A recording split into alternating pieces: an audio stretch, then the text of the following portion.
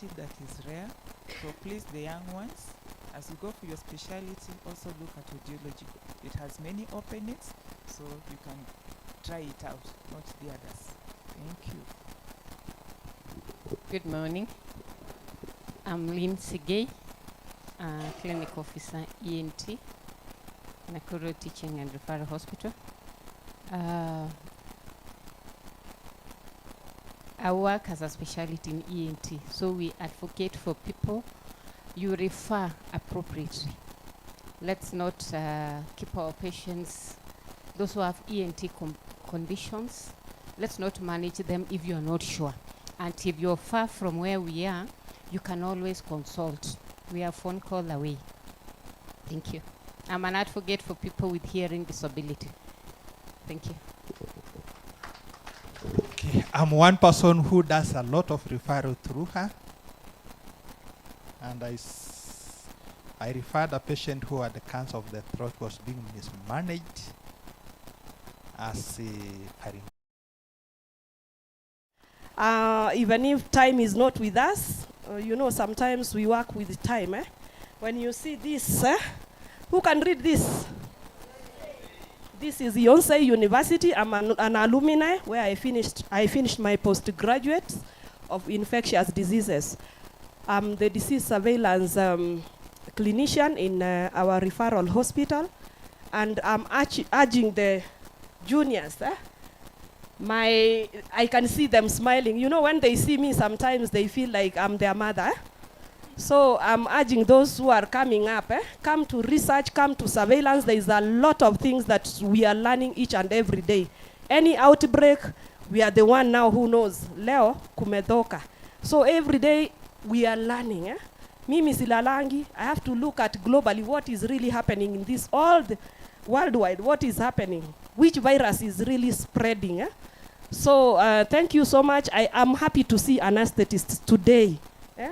It's rare to see anesthetists in this forum. Wow, they are in that kitchen all the time. They are with that knife. Just, I don't know. But thank you so much for those who have attended, and I'm encouraging those who have not attended. Kindly, we are having another meeting so that we will be having also your own trainings. Musikae tu huko theater, mukae huko ukiretire unaretire ukikumbuka tu only the theater. Sindio? At least when you come together with us, we feel we are one. So we don't feel like we are doctors. We are clinical officers who are proud on the table. Because I speak a lot, elections are coming, or there were elections and nobody applied. What was happening in your WhatsApp groups? Those hidden WhatsApp groups, I saw somebody was screenshotting. Iti wanapinga Kerubo. Tutarudi kwa ground. Thank you. Keribo and the team tutawapatia your airtime, because part of the airtime we want to give you ni ile kaswara yenye tulishika juzi. Ijafikia kwetu, lakini naona Kakamega walifanya kakitu. So good morning, colleagues. My name is Robert Njiriri, clinician oncology, Nakuru County and Referral Hospital.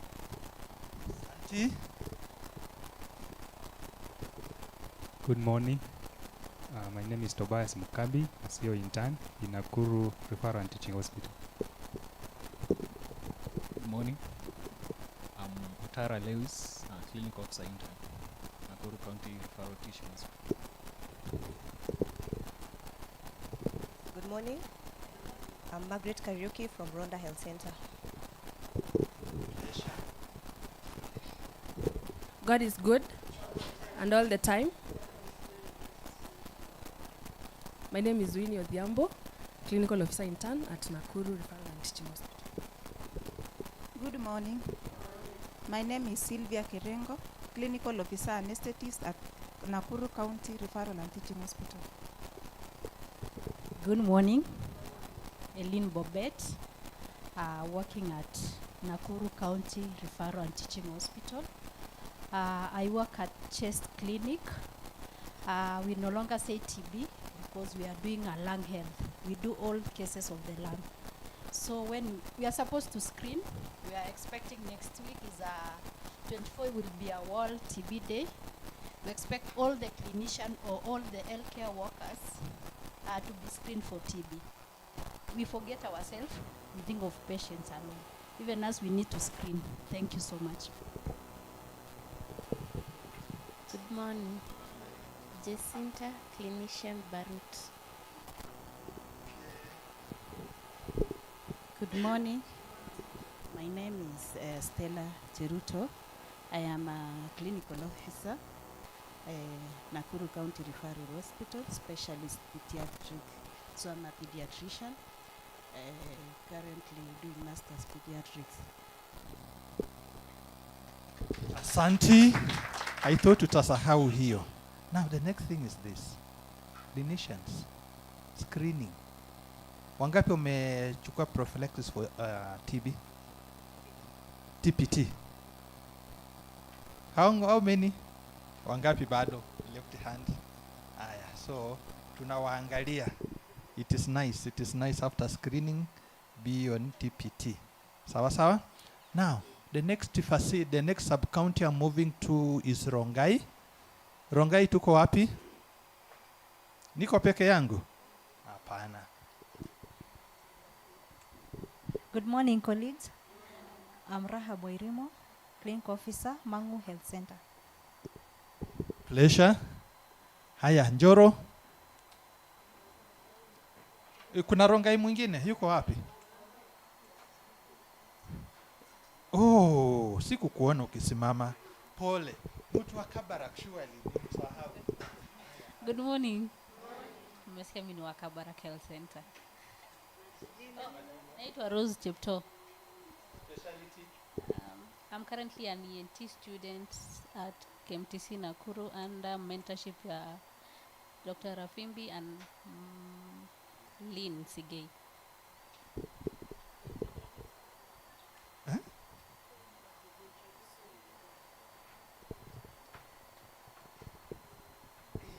So again, yes, lazima nijitambue kama mtu wa Rongai pia. Yeah, tuko na Odeke, I work in Soin as the med soup. Apart from the med soup, she's the NCD coordinator. Is she the PCN coordinator also? So those are things we need to recognize. Asante. Now we move to Njoro. Njoro wako wapi? Njoro Moro.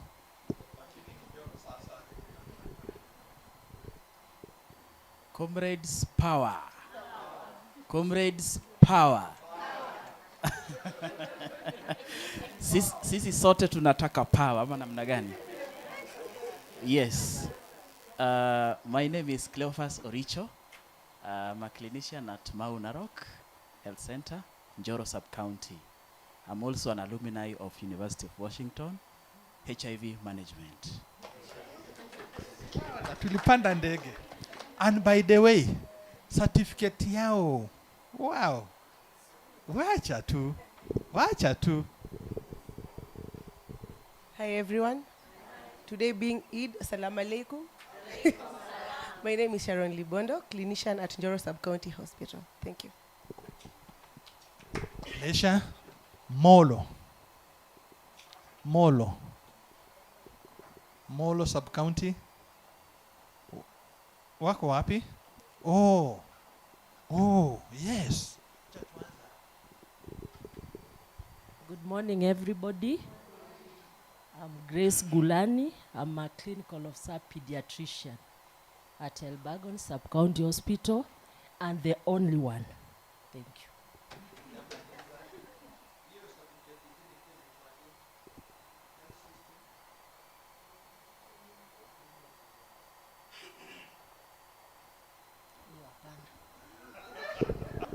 Sawa. Yes, good morning. I'm Shamia Haron, Molo Sub-County Hospital. While you are away, okay, thanks, Shamia. While we were away, I asked for program officers, and she was just from airing issues at TB. So wacha tumpatie nafasi ajiintroduce. Morning, everyone. My name is Roslyn Simiyu. I coordinate TB Lung Health Services in Nakuru North. I was late because I was on the radio 8 today in the morning. You'll just get the information. Okay, pleasure.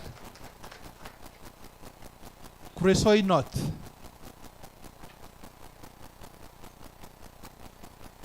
Kuresoi North naita Kuno. Okay, Kuresoi South naita Kuso.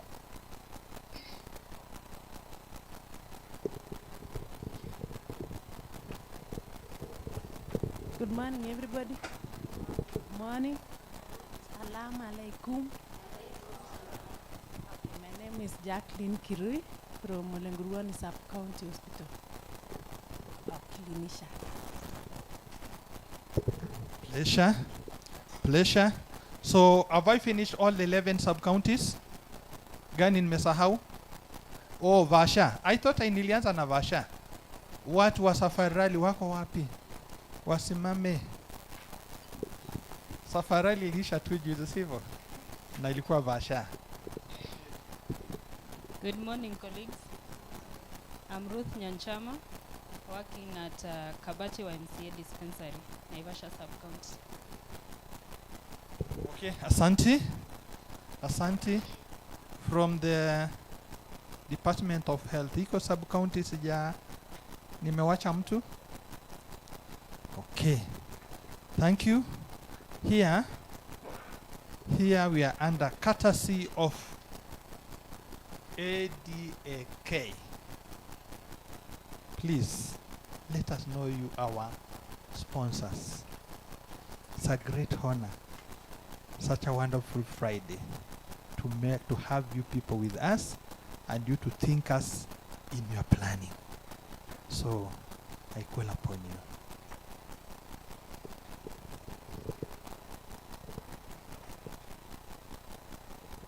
Thank you so much. Good morning. Madaktari, good morning. Najua sisi tunajianga nyinyi ndo madaktari, si ndio? Because you're very close to us. I want to say my name is Damaris Njeri, Anti-Doping Education Officer and also a clean sport educator with ADAC. We are honored also to have you guys today so that we may be able to exchange words, ndio?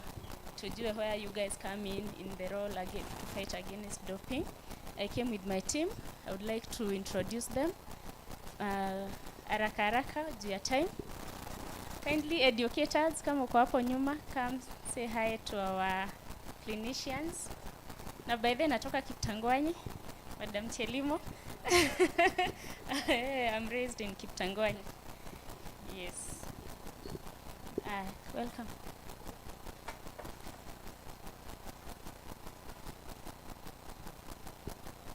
Good morning. Madaktari. Madaktaria. It's a privilege to be in the midst of you. My name is Joyce Kiruki. I'm a clean sport educator. Nilisikia we have an audiologist in the house. Alisema she advocates for the hearing impaired. I also advocate, but for me, I'm also a sign language interpreter to make sure that there's inclusivity in healthcare, ata in anti-doping. Dr. Pamela Kijintroduce, alisema she's an alumni of Oxford Brooks. I'm an alumni. Alisema there's spiritual pains, ndio? So for me, I have traveled spiritually and mentally to London School of Hygiene and Tropical Medicine. So I can boast kidogo about that. I'm looking forward to an interactive session with you guys. Asante. Good morning, everyone. So my name is Vikodi Langat. I work with Athletics Kenya, the Department of Anti-Doping, as an administrative anti-doping assistant. So we work together with ADAC to ensure that the content is being delivered vile inatakikana. So I wish you everything good, an interactive session, na mtoke mkiwa mmejua kitu. Thank you very much. Asanteni. Habari ya asubuhi clinicians. Mko wazima? Wow. I feel very humbled and Very grateful to be among you. You are very special people to us. Mimi naitwa Kiongo Arab Dirangu. Mimi ni mtu wa mlima. Nasikia mtu akisema pale comrades power. Hata sisi hatuwezi kaa bila power. Nimesikia watu wamesoma Washington, sijui Oxford. Hata mimi nimesomea UK. Hata mimi nimesomea UK. Yaani huko KU. Asanteni sana. Looking for a very interactive session with you people. Na tutajifunza mengi. You have very nice leadership, Mr. Odeke. And tutasema mengi baadaye, si ndio? Asante. Thank you. And hata sisi hatukuangi tu hivyo. Today we are privileged, we are very much privileged to have Dr. Jayesh with us. Atatuambia yeye ni nani na anafanya nini na sisi. Thank you, Doctor. Thank you. Very good morning, everyone. Dr. Jayesh Pandit is my name. I come from Mombasa. My wife comes from Eldoret. So we decided Nairobi was a good compromise. So that's where I stay. Today I'm amongst you. I also want to learn. I also want to share something that I have learned and I'm passionate about. And we see how each one of us together, when you say comrade power, and we join hands, how can we join hands to support clean sport in Kenya? Right? This is what I've come for, and I hope it will be as interactive as I like my sessions to be. And let's learn something different, right? We don't just get a Friday, and we don't just get a Friday that God makes a public holiday for all of us, yet we are committed to learning. So let's make this something that we can learn with and make sure that we learn something different and we take back, right? Thank you, and I look forward to interacting. Let's give him a good clap. Simnaona hata sisi hatuko mbaya.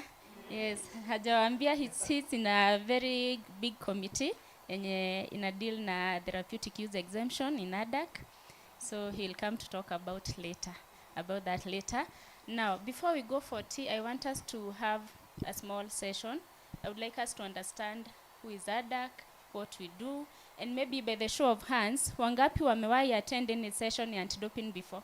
Najua mnaweza kuwa wengi. Msiniangushe. Kumbe hatujafika huku. Hata kwingine hujai attend any session nyingine kwingine. Mnasikia lakini sifa inafika. Wanasema nini?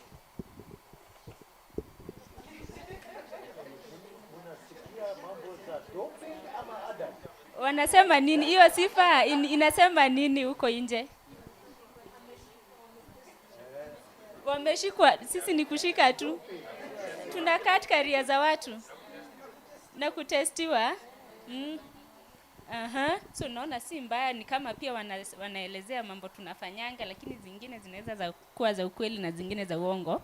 So we are going to clear the air today, and as my educator sets up, I want our chair atusaidie kumalizia intro, then we can start. Well, thank you. One thing, mi niko na kitambulisho ya ADEC. Okay. And one thing I learned before I was given this key holder, that these people have been silent since wote class. Kwa sababu gani? The medicine you prescribe to athletes,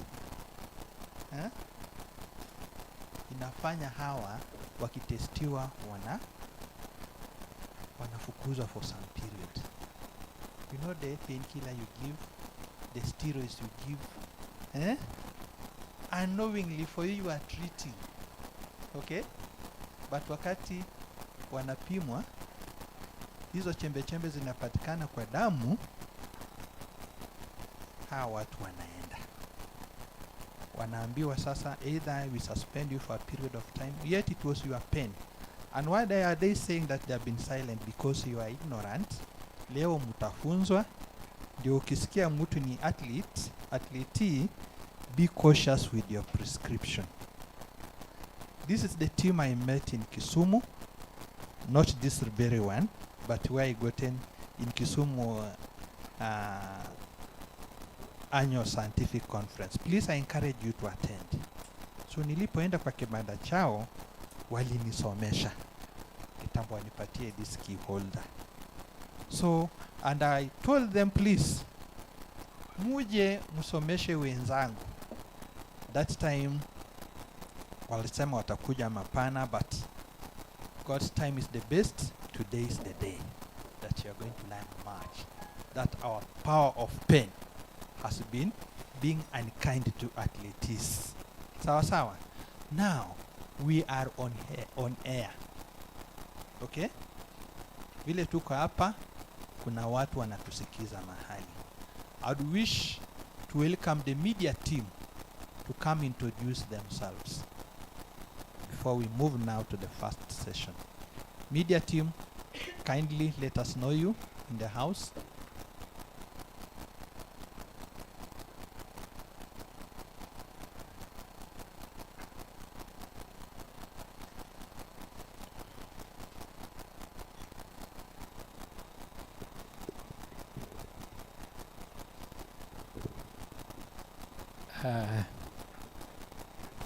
Good morning, everyone.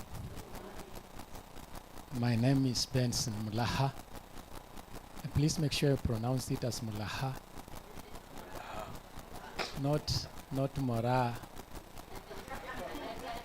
Mora is a kissy lady, and not Moraya, and not Mula. It is Mulaha. I work with Medicwise TV. Medicwise is streaming you people live right now. I left my flyers in the car and it is out with my director. But if you go to YouTube, go to search Medicwise TV, subscribe, log in, and see what we are doing.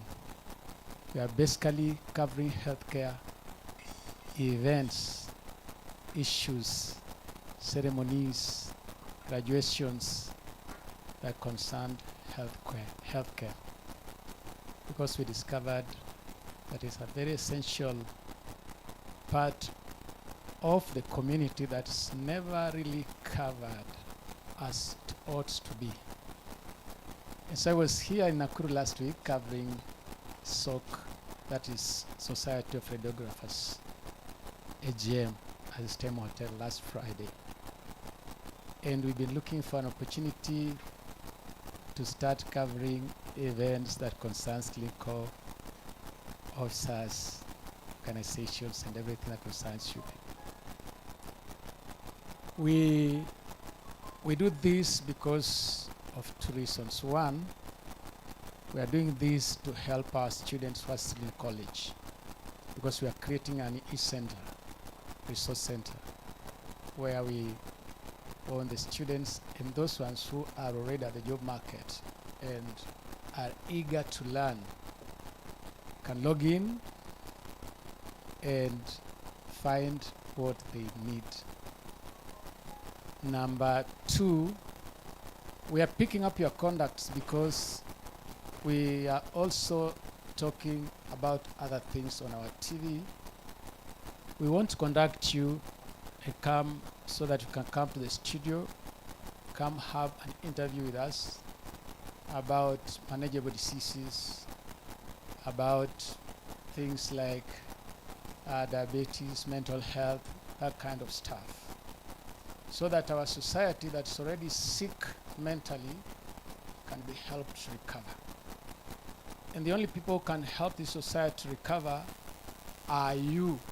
Somebody said that to the common man, the layman, everybody in a white overall at the hospital is a doctor.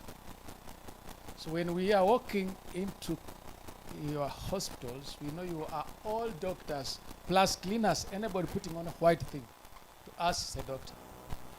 So we are looking forward so that when we are calling you and inviting you to the studio to come and have an expert interview with us, please do not turn us down. And we look forward to working with you and move even further. Number two, When you look at me, I'm putting on two things at the same time. I'm putting on Radmed and I'm putting on Wise Medic. Radmed is our mother. He's the one who has given birth to Medicwise. And he simply specializes in what you are seeing over there. But we have narrowed it down simply to radiology equipment. So if you are looking for ultrasound, if you are looking for X-ray, both mobile and fixed, if you are looking for CT scan and see all that kind of stuff, you know those things better than I do because I'm a lady. Please give us a call. We will provide them where you are. We have installed so many here in Nakuru and Kericho, and we are so looking forward to do the same. I have my crew over there. There are 4. There are 3. My director is still out, but he's coming. He's a radiographer. When he comes, he will introduce himself, or rather, I'll give him a chance to allow him to introduce himself. So, when you have any other event that relates to healthcare, please give us a call. We'll come and cover it, even if you want to strike, even if it is health politics. We want to cover everything health-wise. And when we are doing this, we want you people to have a voice where you can express yourselves. Because the other stations will just outline what has happened, but they will not air out everything that concerns healthcare. This is the reason we are here, so that we can get to know each other, so that moving forward, when you have other events that concerns healthcare, please invite us and we come in. Thank you very much. Yes. Thank you, makofi kwake. Did you know one thing? One day I was given airtime in one of the radios for 30 minutes. It was paid 30,000. The lady was just come from airing TB issues. If you see her, you will not be able to cough it out. So, ukipata a good partner who will partner with you at a zero cost. So you can appreciate. Like now the partner who has made us to sit here. You don't know how much is going into this hotel. Sawa? So the saying goes, a friend in need is indeed. So I appreciate you. Let us have now impact of knowledge before we go for break. Please come and take over.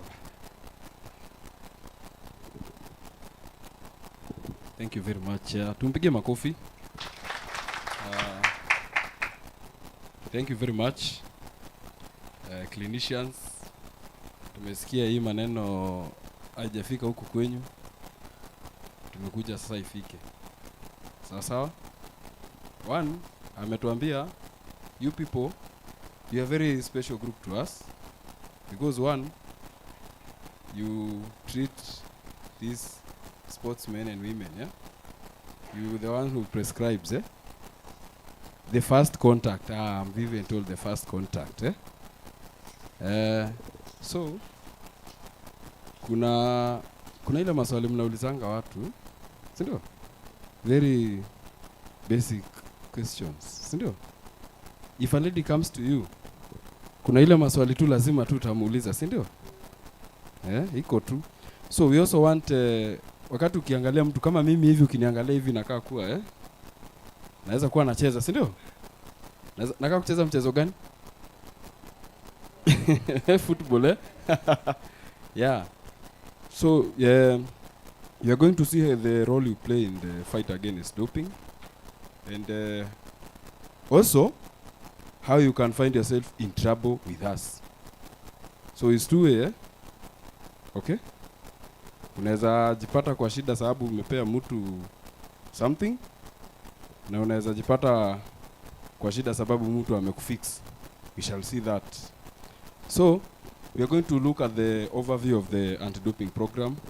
The fight against doping started way back around 1960-61 after the death of a Danish cyclist during the Rome Olympics.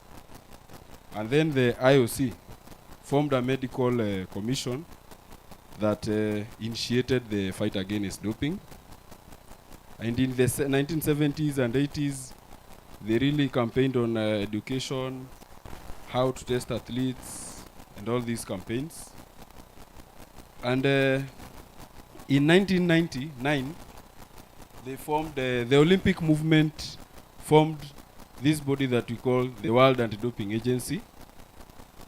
In 1999, they are the international independent body that promotes clean sports all over the globe.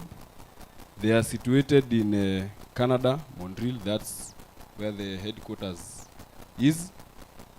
They coordinate all over the globe, and we are they are the custodian of the World Anti-Doping Code. You clinicians, muko affiliated to which international body? Who? Who is the World Health Organization? So na sisi kama ADAC tuko affiliated to WADA, World Anti-Doping Agency. World Anti-Doping Agency. So from WADA, it has various documents. We have the code, and it is supported by various international standards that we normally use. Na nyinyi mko na standards, SOPs. So what sisi, like for now, we are carrying out education and sensitization, and we have a standard that guides us or guides how we carry out our education. We also have the list. There are quite a number of them. We are going to give you this booklet, you see them.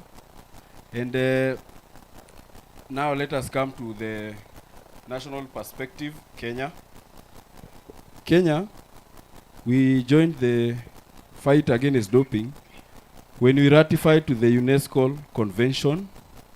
The UNESCO Convention against the fight against doping was established in 2005, and governments ratified to this, and they form legal entities that fight doping in their country, in their own jurisdictions.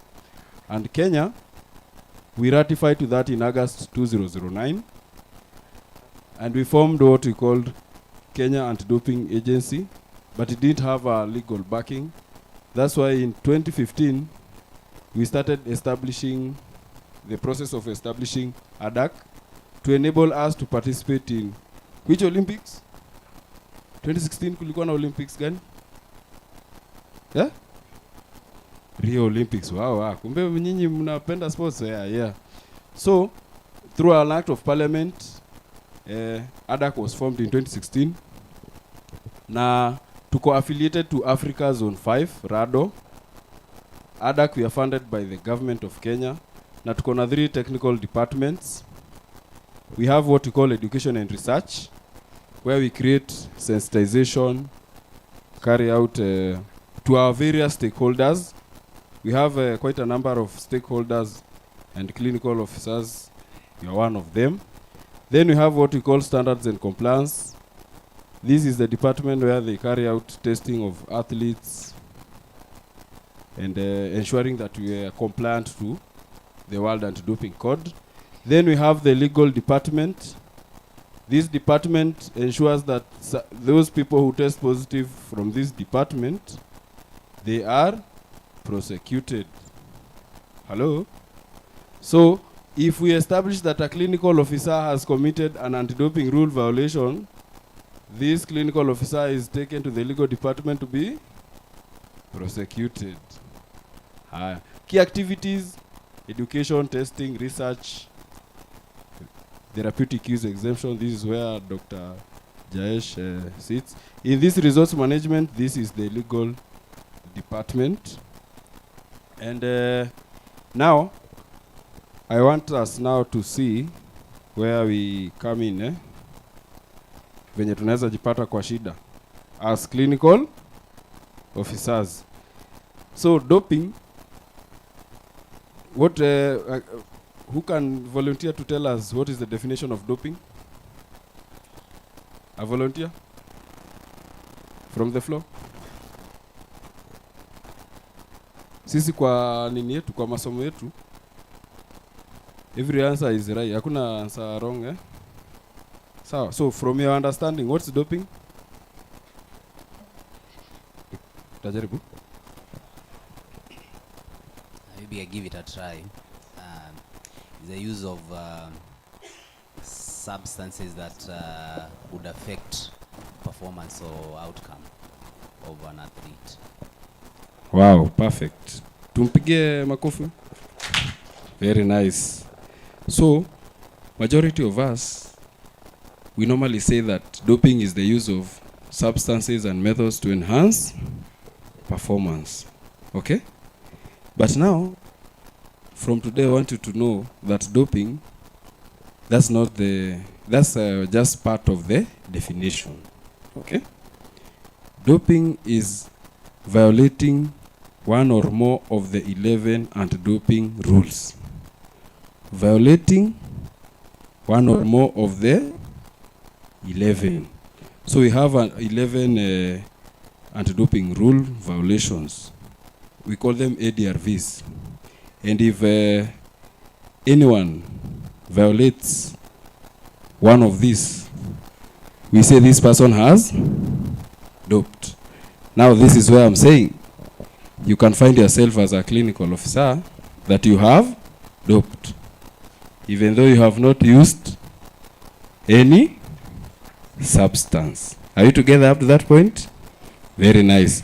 The first one, we call it tampering or attempted tampering. Tampering or attempted tampering. Now, you as a clinical officer, someone comes to you, anakuambia, tafadhali daktari, mimi nataka unisainie hapa that nilikuwa mgonjwa na nikakuja hapa kwa hiyo hospitali ukanitibu sababu nataka kuenda kuomba sick leave. Sindio? Na sina kuchotea kidogo. Sindio, kumbe mnajua hii mambo inafanyika, eh? Okay, very nice. So, I am an athlete. Nimetest positive. Na watu anti-doping wananitafu. Sasa mimi nimeenda nikajitetea huko nikasema, mimi bana nilikuwa mgonjwa, nilienda hiyo hospitali na nikaona huyu daktari na akanitibu na hii dawa. Haya. Sasa mimi ninapeleka pale. Sasa wale watu, umeona kuna department inaitwa Standards and Compliance, nimeonyesha. Those guys, they carry out what we call investigations and intelligence gathering. Okay? Now, hospitali ulisema Madam Tabitha, hospitali yako ni gani? Gilgil sub county. So mimi nasema nilienda Gilgil sub county. Na unajua vile nilikuja kwako nikakupea kitu, si tulifanya ile ya back door huku nyuma, si ndio? Haya. What is the first thing mtu anafanya akienda kwa hospitali? Kuna registration pale, sijui kuna mahali ulienda triad nini. There is all that. Si ndio? Hii yenye uliniandikia tulifanya hivyo. Yeah? Hakuna kitu kama hiyo tulifanya. But wewe umenisainia that you have umenitibu. Si ndio? So number 1, hiyo ni mambo ya uongo. Sababu hakuna records. Ama siku hizi mnatibu watu online. Yeah? Na AI. No. Utapata umesaidia mtu ameforge, then tukikuja to find out najipata na makosa ya tampering. Hello? Ama unajipata mtu anakuja anakuambia niaje? Nisaidie dawa fulani. Na nyinyi mnajua vizuri there are some medications huwezi pata bila prescription. So unauliza huyu mtu, how come you want? So wewe anakuambia atakuchotea. Wewe utaangalia but if the ripple effect ikienda ipatikane huko mbele, inakuja inakupata. Haya. The next one tunaita possession of a prohibited substance or method. Lakini tunasemanga without a valid justification. Nyinyi ni medics, so you can be having these things. But tunakuja kwako kwa nyumba through investigations, tunapata umestock these prohibited substances in bulk. Tukijaribu kufuatilia unafanya nini nazo, hauna a valid justification. Our only justification that what you are doing is trafficking. When you plug, wewe athletes wanakujanga kwako, wewe ushajua una stock, and these guys by the way they come with good money. Their money is very enticing. Anakuja anakuambia wewe nitafutie clomid, nitafutie naitwaje, dawa pressure inaitangwa aje, furosemide, those you know the furosemide, those nisaidie na growth hormone, no shots ipo. Nyinyi mnazi tunatafuta ya nini? Unajua hujui, naenda kupea pesa mzuri, kumbe yeye akona mission. Na ndio hiyo sasa. So wewe unajipata na unapata hii inaweza kuwa very good venture. Hii mambo ya kusema solidarity forever hii unaweza supplement income na hii ni muhadhara. Administration hii nayo pia nyinyi ndio mnadunga, si ndio? Mimi nakuja nakwambia nidungie hii dawa. Mimi sijui kujidunga. Unashangaa, huyu mtu hauna prescription that unafaa udungie hii, hauonyeshi any condition, how come? Mimi nakwambia ndakulipa, wewe ni dunge. Na ndakupatia kaki. Wewe kama clinical officer unaona hii ni njia ambayo naongeza kitu kwa mfu. Huyu mtu akienda akitest positive anaulizwa, anasema nakuja nasema mimi nidungiwa na huyu. Wewe unajipata kwa makosa. Kuna ingine complicity or attempted complicity. Hii ni kujaribu kuficha mtu. Tunafanya investigation. Tunajua for sure wewe ndio umekuwa ukifanya hii, ama una aiding, abetting. Complicity ni makosa, unaweza jipata kwa shida. Then kuna hii tunaitanga discouraging or retaliating against reporting to authority. Unajua mtu ni alienda akaniseti, unalipiza sasa tukiestablish hii, ama unajua mtu anajua wewe ndio umekuwa ukidope athletes, kwa hiyo hospitali yenu ndio plug hapa, ndio substances zinatoka, lakini nijaribu kusikia umetusema utakiona kwa Anti-Doping Act. There is this section 42 article 4. It is very very clear, na ningetaka muishike vizuri sana. Okay? A medical practitioner, pharmacist, veterinary surgeon, dentist, nurse, physiotherapist, anyone, clinical officer. Sasa hapa nataka ujiandike hapa, clinical officer who number 1 prescribes, dispenses prohibited substances or methods to an athlete with the intent of doping. Second one, unlawfully administers prohibited substances or methods to an athlete. The third, acquires, stocks, or is found in unlawful possession of prohibited substances. And the fourth, aids, abets in any way or in any way encourages the unlawful use of prohibited substances in sport. Ukipatikana na any of these, this is what is going to happen to you. A fine of not less than 3 million. Nyinyi ni watu mko na pesa.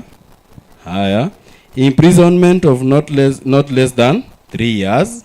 Ama upewe zote mbi. Alafu your professional license inakuwa for not less than, license ikienda kazi inakwi. And I want you to give you some real life scenarios ambazo zime happen. Okay? Ya kwanza ni hii There was an athlete, a prominent athlete, hata mnamjua. Who is the fastest man in Kenya? Manyala Sasa that guy alienda kwa a medical practitioner like yourself. Hello? Akamwambia mimi nakimbianga na kuna some substances ambazo hazifai kupatikana kwa sababu mimi napimangwa regularly every now and then. Jamaa akamwambia ni sawa. Okay? Then yeye kwa bahati mbaya ama kwa bahati mzuri akamudunga a substance that contains a prohibited substance. Lakini unasikia alikuwa amemwambia this Omanyala alipoitwa sasa akasema mimi si hata yule daktari nilimwambia mimi nakimbianga. Lakini sijui alienda aje kunidunga this substance. Okay? Daktari venye aliulizwa akasema yenyewe ni ukweli, mimi aliniambia anakimbianga. Lakini mimi nilimdunga tu. So Omanyala, because of that, as in the negligence was on whose side? The doctor. Sindio? Alipewa 14 months to ensure that substance inatoka out of the system. Coach alikuwa amemwambia lakini coach hakuwa amefuatilia. Akapewa 2 years. Daktari license yake ilikuwa revoked for 6 months because of that negligence. So mnaona venye pia sisi shida inaweza tupata. So it's good we be careful. Yeah, very cautious. Ukiona mtu ako fishi, of course nyinyi ni watu mnajua kusoma mtu. Psychologically nitakuona tu hivi wewe mbona unataka hii si ndio? Why are you able to identify a genuine person and someone mwenye anajaribu. Si ndio? Yeah. Tukue let's be cautious because you athlete support personnel. An athlete support personnel is someone who is working with an athlete or helping the athlete to participate ama to prepare for a competition. Okay? And you are very important people sababu athletes are also human beings.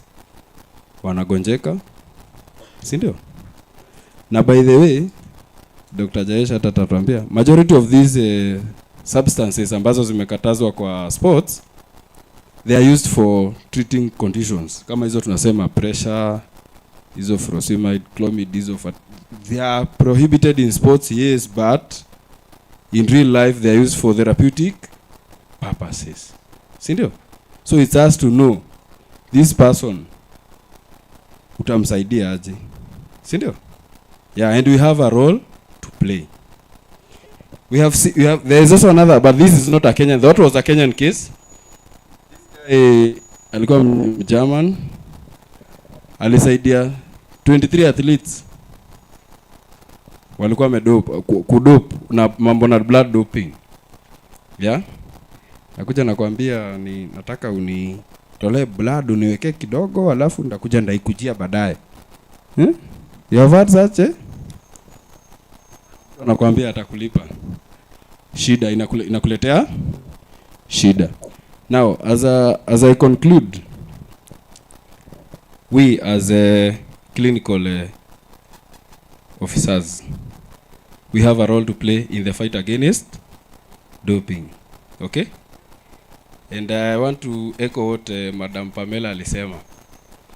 Madam Pamela alisema, let's add life to the days of our.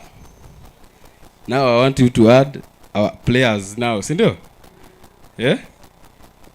Sababu, when these guys are caught, penalties zenye wanapewa si rahisi. Unasikia mtu anabaniwa 4 years, 8 years. Okay? Na mchezaji akishatolewa kwa sport for a short duration of time, kurudi na kwanga ngumu. Vijana wengine chipukizi wanakuja, huwezi shikana na ile pace yao. So let's be vigilant in our work. I know you can do this. Okay, let us all make sure we are not caught on the other side of the law. Sindio? Asanteni sana. At least now you know how you come in the fight against doping and how important you are to us, isn't it? Thank you very much. Nawashukuru sana. Thank you. Let's appreciate him better, even though amewanzia na threats. Sindio? But that is the truth. And to also echo what he's saying, we have a recent case of imagine a 19-year-old guy called Aman Malik. He was caught in Iten. Alikuwa amestock. Na I think he comes from India. Alikuwa amestock hizo vitu kwa nini yake, kwa nyumba yake, ana prescribe, ana administer. And funny enough, he used to attend our sessions. Yes, anakuja na anauliza maswali sana. Tulano ndo ajue kumbe mnapitia hapa, kwa hivyo mimi naweza pita wapi? So it is that serious. Lucky enough we were able to get him and tukamwambia tunampeleka tu mahali. And then even ndo alishikwa akakuwa prosecuted huko JKIA and he's now in jail he'll be there for 3 years. So it is that serious. What we are calling out for, you guys come, help us protect our athletes. So sometimes they might be looking for medication, yes, but kumbe anakuja kwako ndo muelekeze, lakini kama hauna hiyo information, unaona unaweza kosa kumuelekeza vizuri. Na akikuja venye mwalimu alisema, akikuambia okay, ukimwangalia venye tunaulizanga ladies, muulize na wewe ni mchezaji. So we are going to add that statement kwa ile mnaulizanga, uko na allergy yoyote? Muulize wewe, kuna uwezekano wewe ni mchezaji? Si ndio? And we also protect their careers. We are here to make sure that hawapatikani kwa makosa without kama they didn't intend to do that. Si ndio? Sawa. We can now break for tea. So we are going to break for tea. It is 11:15. How many minutes can we take? Let Madam Tabitha guide us. Okay, hello. Everyone for atujaweka time lakini although thank you for coming and to save time we need to move a little bit fast because we have colleagues from Olenguruoni, Molo, and then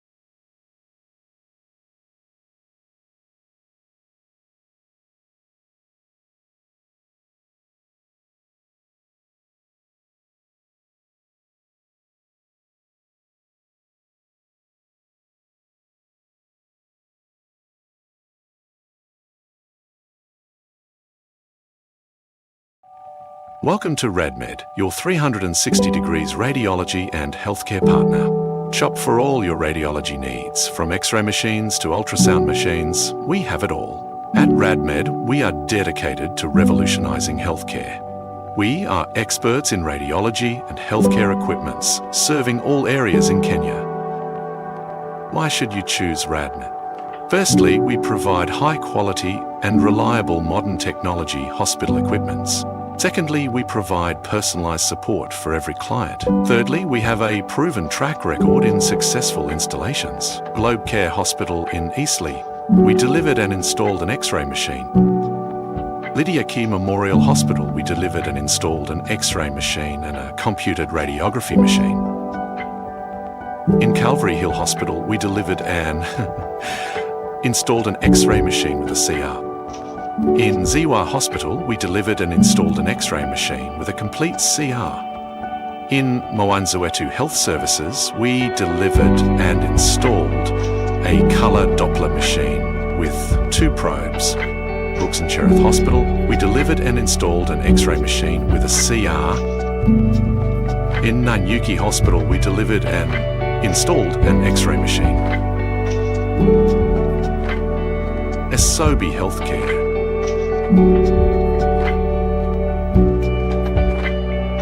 Malkia Wings Hospital.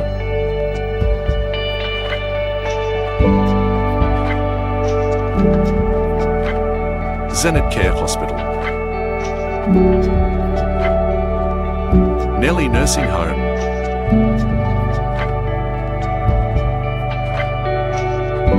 Pro Care Cottage Hospital.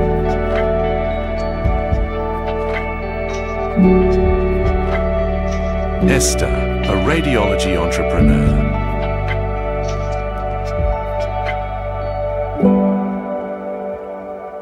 Itak Hospital. Peter, a radiology entrepreneur. Mugamo Medical Centre.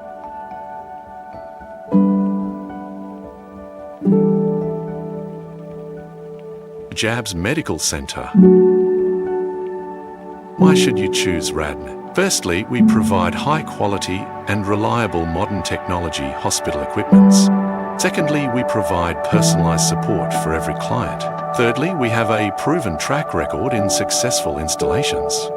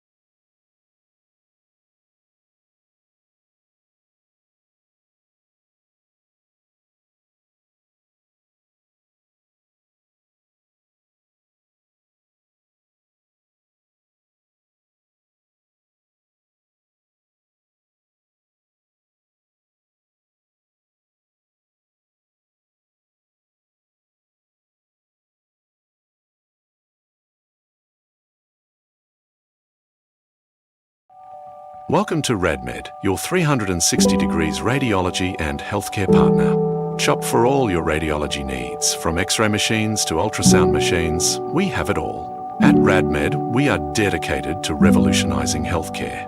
We are experts in radiology and healthcare equipments, serving all areas in Kenya. Why should you choose RadMed? Firstly, we provide high quality and reliable modern technology hospital equipments. Secondly, we provide personalised support for every client. Thirdly, we have a proven track record in successful installations. Globe Care Hospital in Eastleigh, we delivered and installed an X-ray machine.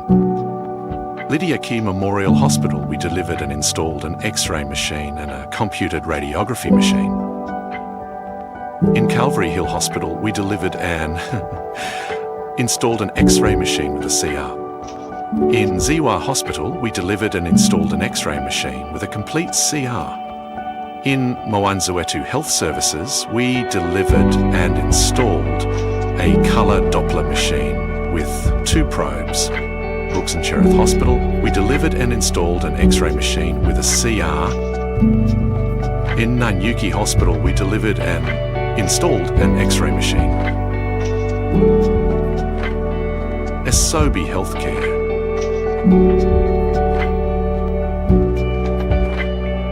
Malkia Wings Hospital.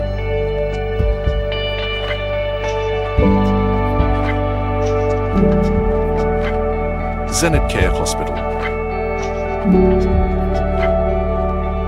Nelly Nursing Home.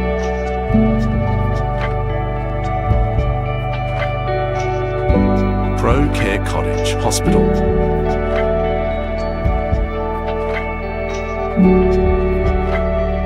Esther, a radiology entrepreneur.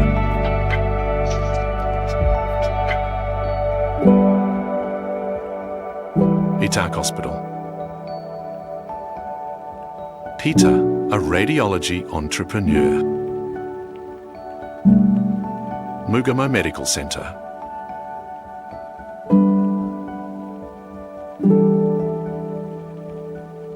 Jabs Medical Centre.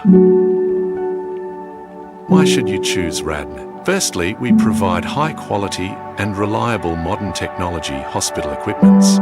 Secondly, we provide personalised support for every client. Thirdly, we have a proven track record in successful installations.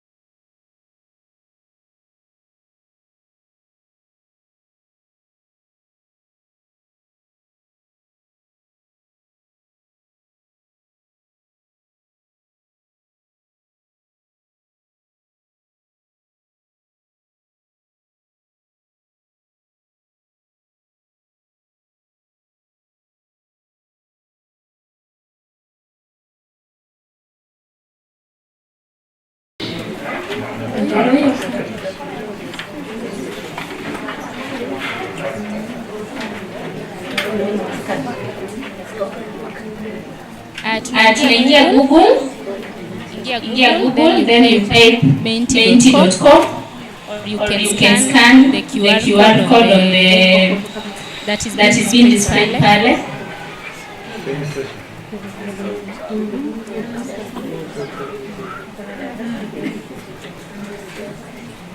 Menti.com, then ikipitisha code, this is the code that we put.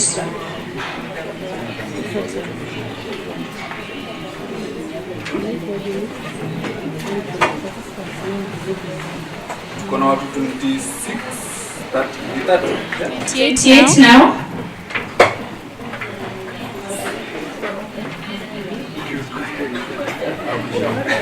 Scan the QR code or go to Google, type menti.com. Kama inakuitisha code, the code is here, it's been displayed here. 83 30 89 77. Ikifika mahali unaonyesha arrow ya green or something, inakwambia you are set. Yes, you are set. You want to do a little quiz.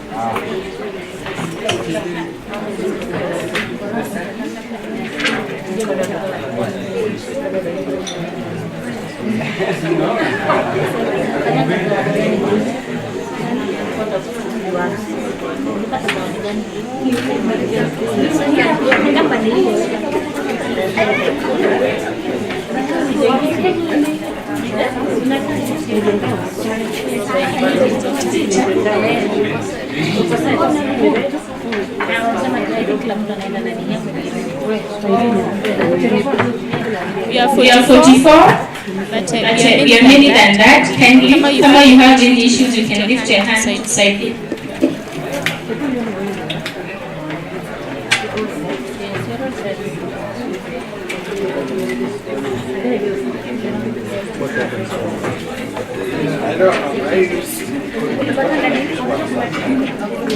Set your favorite name, your nickname. Face that QR code. Hapo chini ile kwenye kuna challenge utasoma menti. Hapo chini utasoma menti. Nataka tufike 6 tuanze. Hapo chini 54.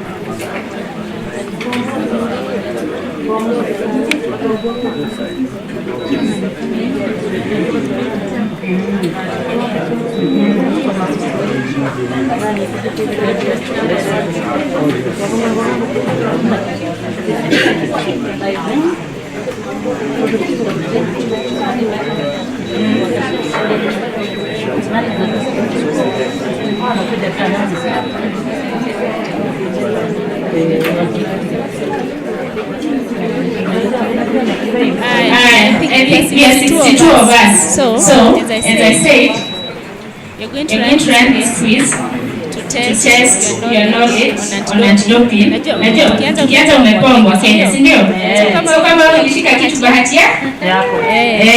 Secret about this, the faster you answer the questions, the more points. Ni sawa?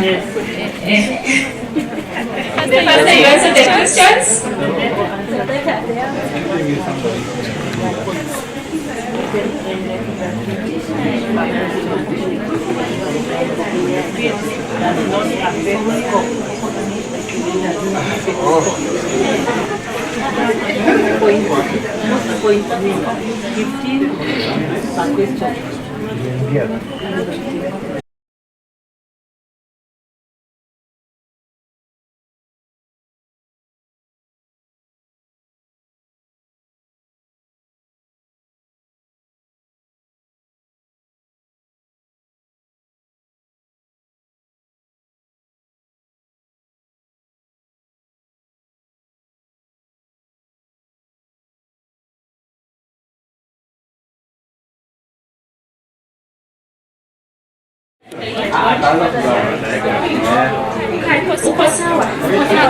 Nakwambia all set you already.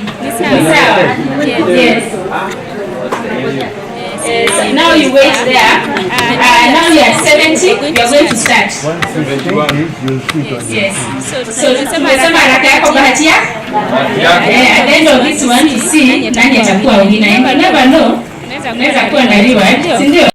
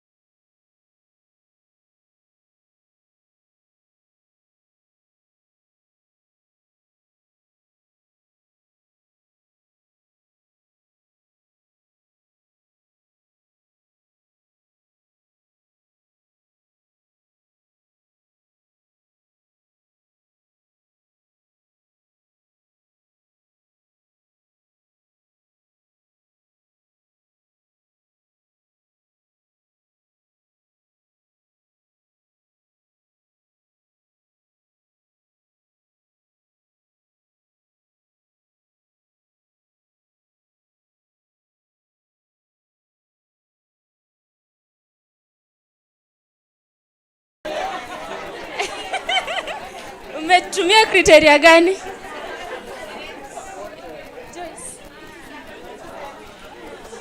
Aya. Wengine wamesema carrot si fruit. Ni vegetable. Aya, sawa. Next question, get ready.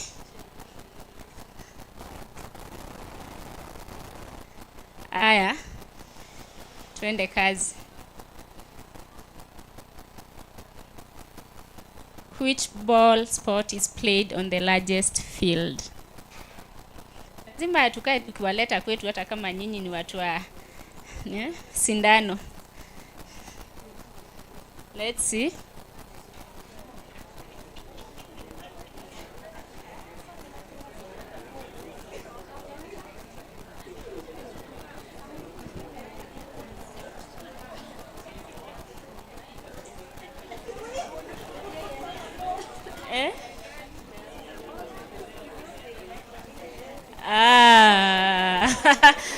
Soccer, rugby. Kumbe only 11 people wako aware on what is happening on the sports field. Hawa tutafungua server, tutawachukua wakuwe wetu. Hawa 11. Aya, sawa. Get ready for the next one.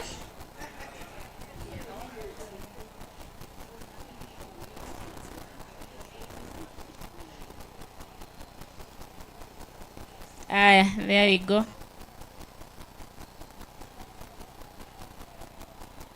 Which of these substances is always prohibited in sports?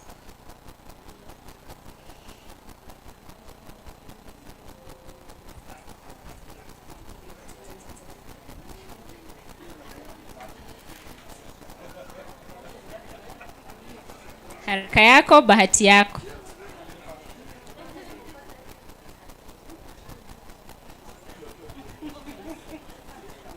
always prohibited in sports?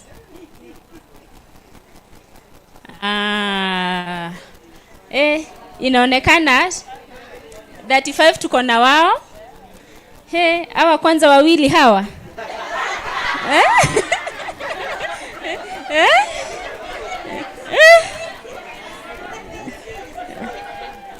We are here to learn, tutajua, si ndio? By the end of the day tutakuwa tumewelcome hao wengine in our gospel.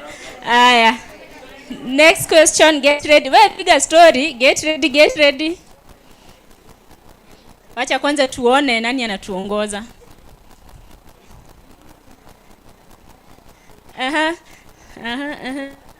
Clinician was the fastest. Sasa ni nani amejiita clinician? Clinician, wacha tukuone kwa mkono ndo. Unajua inaweza geuka tukisonga mbele. Wacha tukuone. Utakuwa na chance ulishinda at once. Clinician. Huyu ni ghost nini?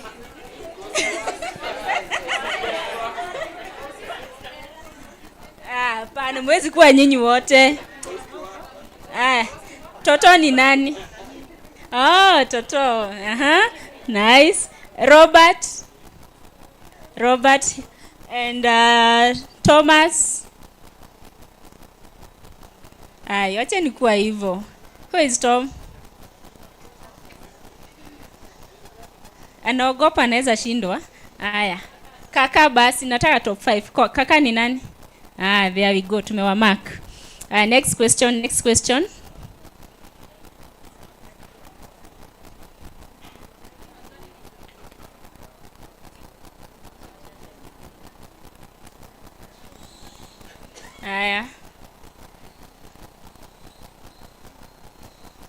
Which organization maintains the World Anti-Doping Code? Mwali. Naona mlikuwa attentive.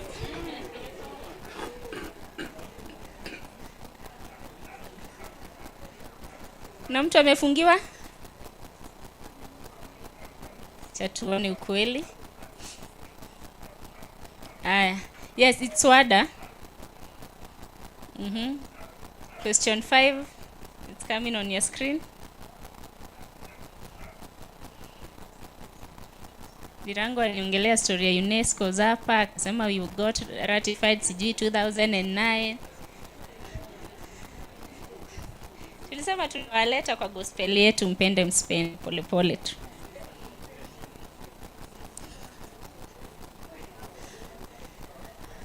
A good number wamejua. Yes, it's 92 countries.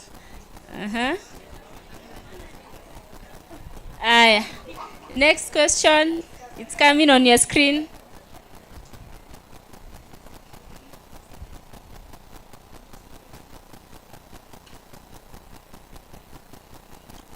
What does acronym WADA stand for?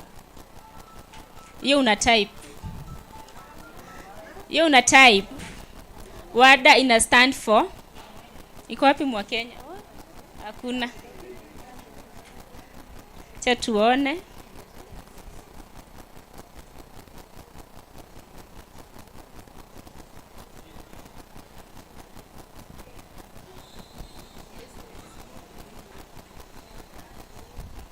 Kama ulikuwa una take notes, overview, unaweza bahatika. Hapa tuna mark mpaka spelling.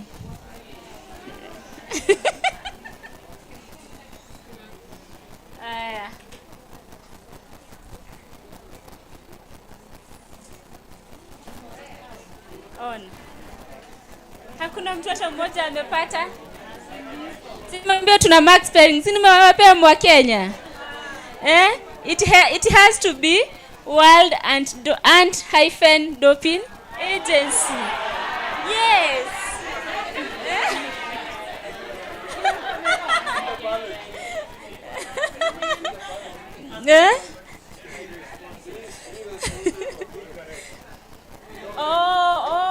Niko na shida ya macho, daktari wa macho hapa by the 3 people. Ndo yule huko nyuma. Okay, good. The next one. Acha tuone kama clinician bado anaongoza. Clinician acha tukujue. Na bado toto na shine. Roba ameshuka kidogo. JP ni nani? Oh, Dr. Jayesh. Aya, okay, let's go.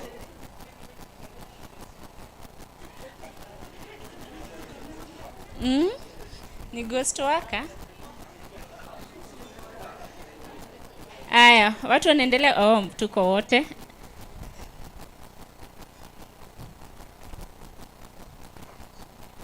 Which of these actions constitutes to non-analytical anti-doping rule violation?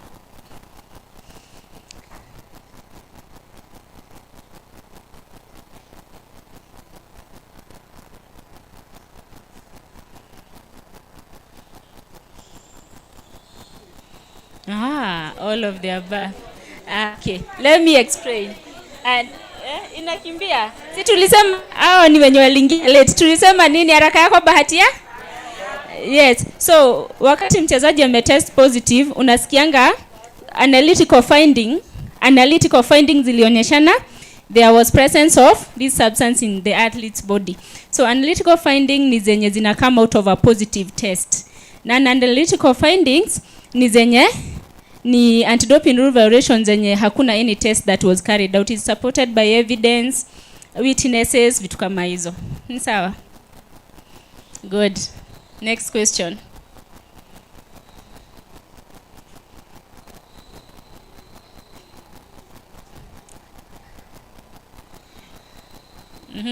An athlete can be sanctioned even if they never test positive for a prohibited substance.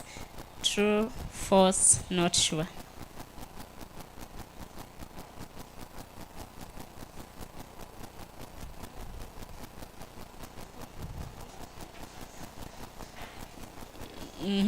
A good number said yes, it's true.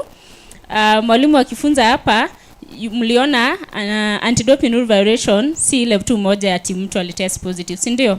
If they violate any of the 11 rules, kwetu amedope. Si ndio? Kupatikana nazo, kuuza, kutoroka, kukataa kutestiwa, hizo zote ni anti-doping rule violations.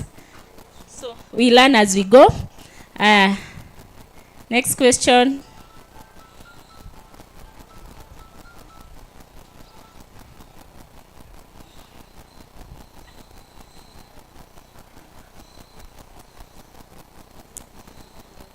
Which of the following is not one of the 3 criteria for adding a substance to the WADA prohibited list? Sasa hapa hamna Mwakenya.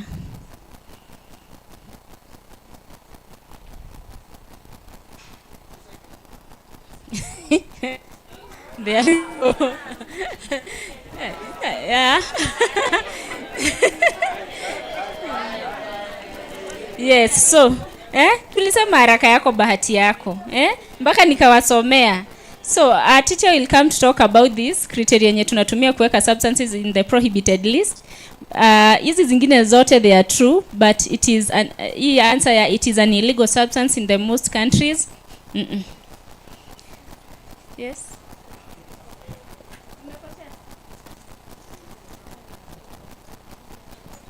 Nani amesema amepotea? Rudi tu kwa hiyo page.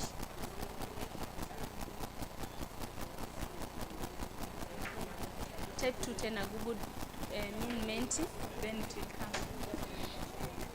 Aya, we continue. Is it true that all food supplements are safe for athletes' use?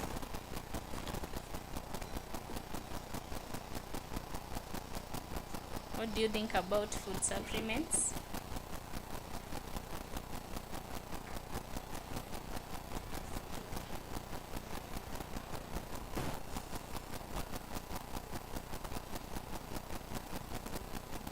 Sinaona extend time mpaka mnagoja sasa results.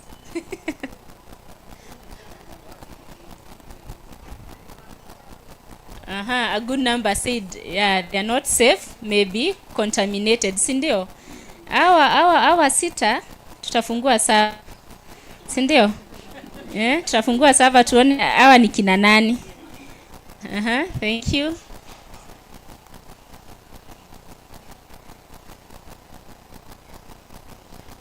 Get ready.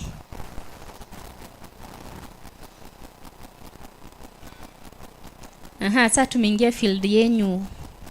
Beta blockers are prohibited at all times in which of these sports? Dawa unajua ni gani? Sasa tuambie imekataliwa kwa mchezo upi?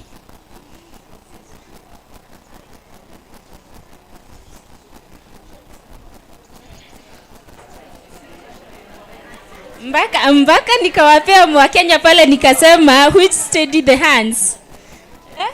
Alafu mtu akaweka football. Anacheza futa na miguu na mikono.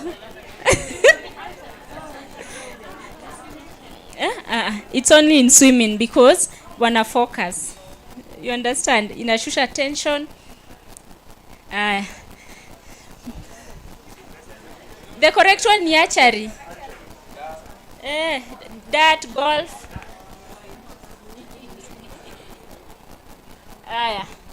Get ready for the next. Na tuko karibu kuona kama bado clinician ndo wako juu. Najua nataka kugeuzia. Aseme ilikuwa ya wote. Wewe ulikuwa msimamo wa sisi wote.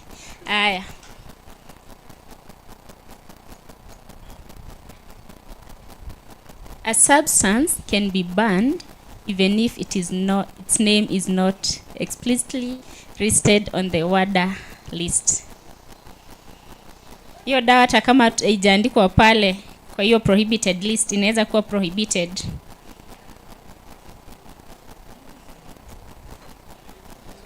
Yes. Si lazima itajwe pale. Kuna vitu zinaitwa non-approved substances. Mwalimu atakuja kutuelezea hiyo category and they fall under that. Ni ngumu? Ni ngumu ndio. In the next session tutaelezewa zaidi, si ndio? Haya. Ni mwecheche. Haya. Which prohibited list category is banned in competition only?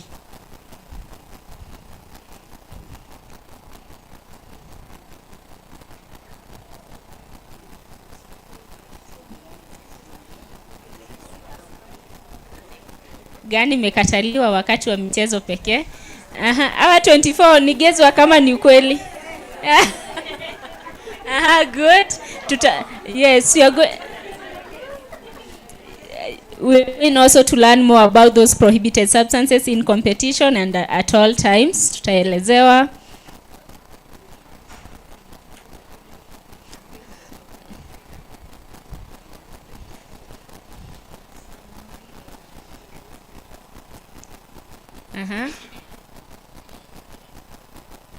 The wildly popular weight loss drug Ozempic is currently on the 2026 prohibited list. Ozempic inaitangwa semaglutide ama ni gani?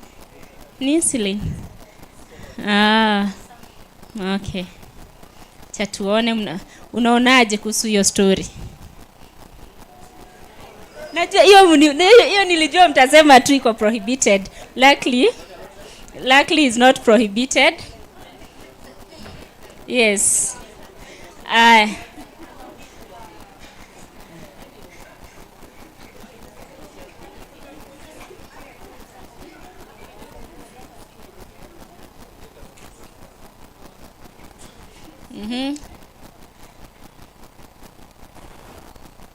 Which of these is a prohibited method sport? Which of these is a prohibited method in sports?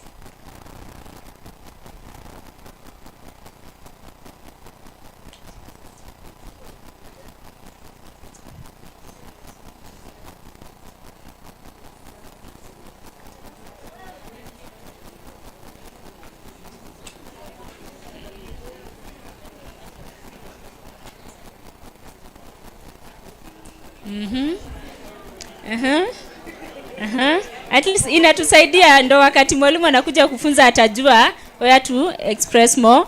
Yes, now carbon monoxide, rebreathing of carbon monoxide imeongezewa this year in the prohibited list. Mwalimu atatuelezea wachezaji wetu wanaitumia aje. Ni sawa? Haya. Inazidi kuwa mbaya. Haya.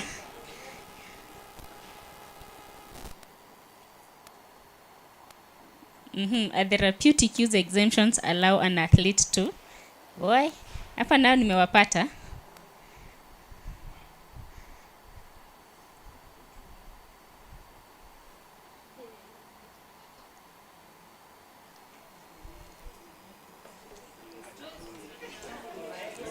Aya, mko na idea? Si mbaya sana. Ama si mbaya sana, lakini juu staki clinician endelee kushinda. I want to stop it here. Then I welcome Dr. Jayesh atuambie something and then we are going to continue. Ni sawa? Ndio pia niwapee Mwakenya ya huko mwisho. Nisiwafinye sana. Aya. Welcome daktari. Usi close the tab. I mean, yes. Hiyo tab unaweza iacha tu ikirun kama zingine, then tutaendelea. Tupigie mwalimu makofi. Aya, sawa sawa. So we want to welcome Daktari so that he can take us through the next session. Thank you so much. So we wished each other good morning. Now it is good afternoon. It's already afternoon. Good. Okay, so I will be talking about this last question that we just saw, therapeutic use exemption, and it's a joint presentation with one of my other colleagues. So next slide. Yeah, just a usual disclaimer. I want us to pause and take a break and reflect on what we do on a daily basis. Okay? We wake up, we go to our place of work, and what is our intention? What are we out there as clinical officers to do? Is there anyone who wakes up to say that today I'm going to go and harm my patients? So everyone wants to do good for the patients, right? So we've got our patients, we want to do good, we get to diagnose them, what is ailing them, and we give them a prescription, we give them the dawa that they need, right? We are all healthcare professionals. But has anyone ever thought, and we touched that in the morning when chairperson was introducing ADAC, where we discussed the fact that there is that same medicine, the same medicine that you and I are using to prescribe, to dispense, to administer, can cause harm to an athlete who is going out there to represent the country. Has anyone, before you came here, did you ever think of that? And let's be honest, right? Did we ever think that that prescription of mine can actually cause somebody to lose a gold medal? No, we didn't think of it. The point is that prescription of yours or that treatment that you gave is so important. And what we were discussing over break, the sad thing is, it will not say, you know, Jayesh Pandit loses gold. No one knows Jayesh Pandit out there. The title says Kenyan athlete banned for 3 years, right? Or Kenyan athlete suspended for drug abuse. The sad thing is our country gets tarnished, right? We get a bad name out there. And as much as we have top athletes in our country, we keep getting these reports coming in, day out. Now we are used to hearing this story of our top athletes out there, right? Because they're coming to the newspaper as headlines. There are so many of us who forget our local athletes who are at the back of the newspaper. They're still in the newspaper, but that headline is now a smaller headline at the back, that somebody who was doing a sport local or a national level sport got this problem. That same prescription that you and I are using every day is causing this problem out there. So reflect on that. What can somebody tell me who plays sport over here? How many of us play sport? For fun. For fun. Any sport. Even walking is a sport. Huh? How many of us like walking? Right? How many of us like running? We don't like running. How many of us do volleyball, basketball, swimming? What else? What else? Nakuru has so many areas to trek around. Are you and I athletes? We are athletes. Then what's the difference between you, I, and Kipchoge? Huh? Okay, he's trained and he has a career in that sport.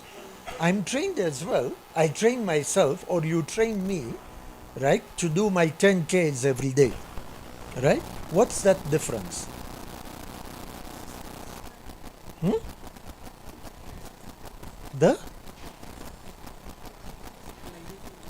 The level of practice. No, we are looking at that basic level.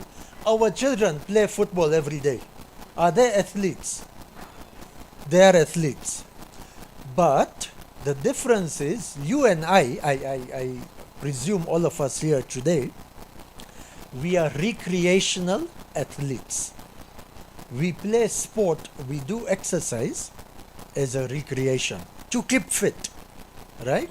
To keep us going, right? Yes, we walk from A to B to get our stuff. It's part of athleticism.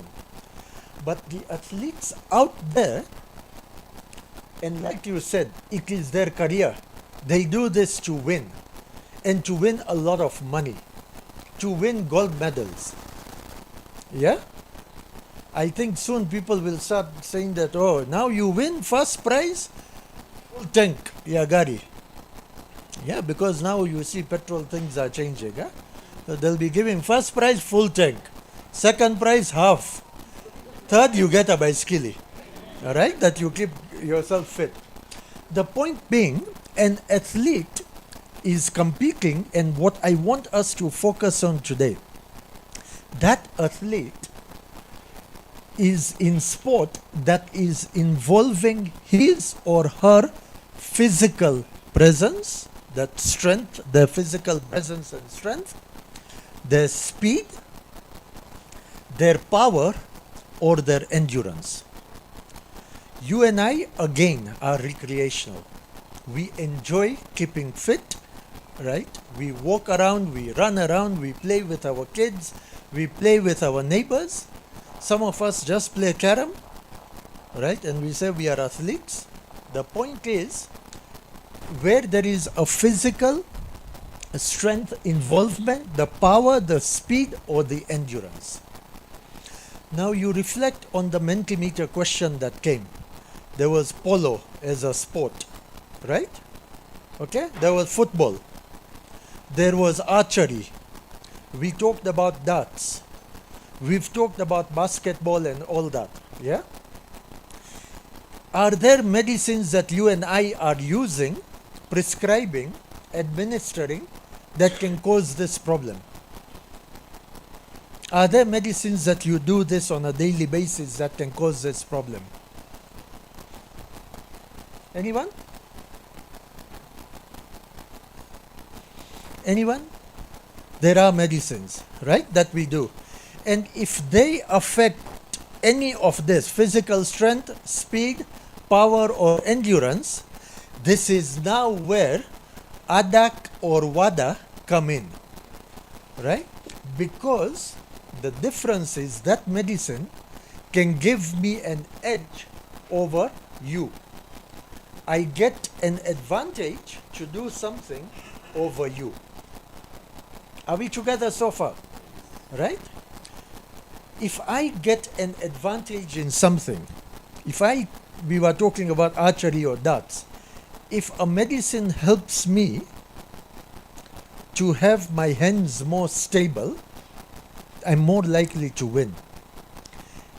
And you and I are in that same sport competing. Is that fair on you? If I am getting that advantage and you are not, is it fair sport? And we heard in the morning, this is what ADAC is all about. They want fair, clean sport. Whoever is competing, let's compete together in a fair manner. Are we together? Are we understanding this? Yeah? So, recap, we are all professionals, healthcare professionals.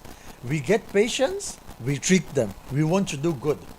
But now we are realizing today, kweli, kuna madawa that I will prescribe or administer or dispense that can actually tarnish the name of our country, yeah, and make us out there in a negative manner. Why? Because there was a medicine, that same medicine that you prescribed or administered is now giving somebody an advantage over another person in that sport. Are we together? But do athletes fall ill or not? They do fall ill. Now, is this not a dilemma? Do I treat them or I don't? You treat them and then they go and have headlines in the newspaper. See, it's better not treat them.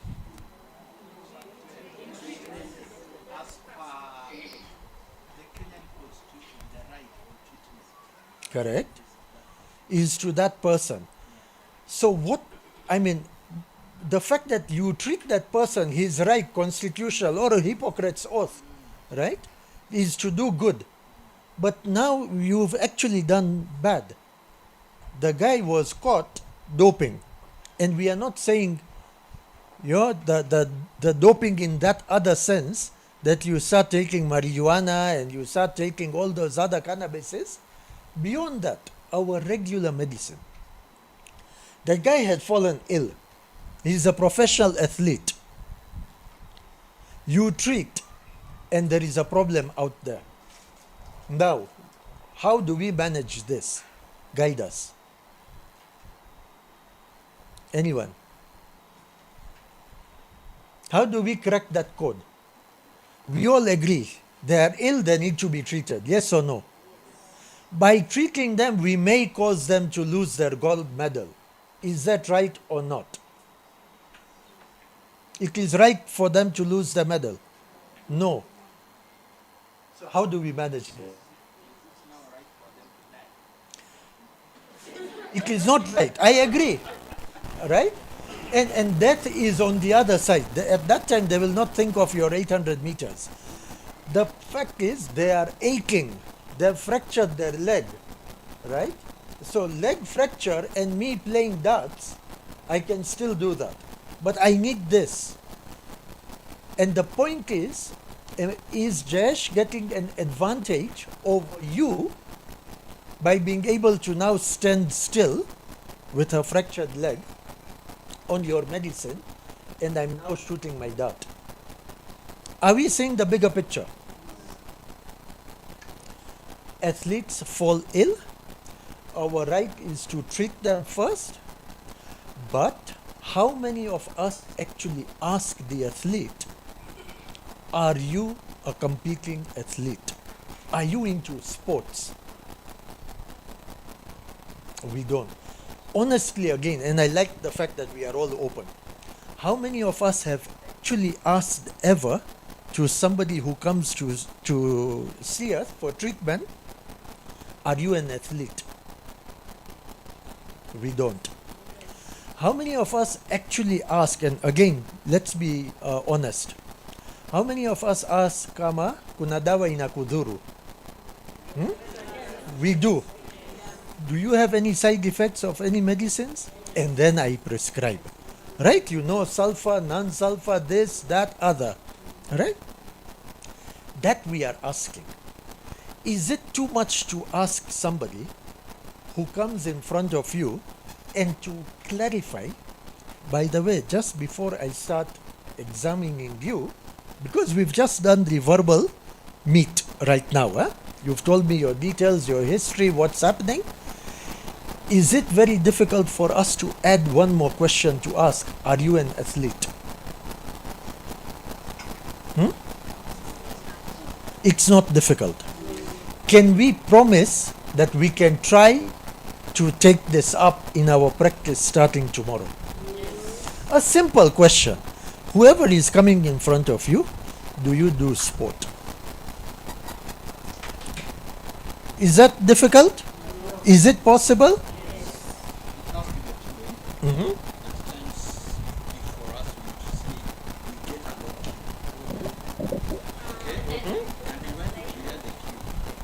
Actually, I'm giving you a scenario where I was. It is the athlete who informed me I am an athlete. Correct. Okay? Such that if that person is let that person come out of it. I am a competing athlete, kindly that drug I'm not supposed to use. If the athlete knows, if he knows, do you expect that athlete to know the prohibited list when you say big names, right? Even if I say para-acetophenol, para-acetofen, what is that? Do you expect your patient to say that? But it is actually paracetamol. Correct.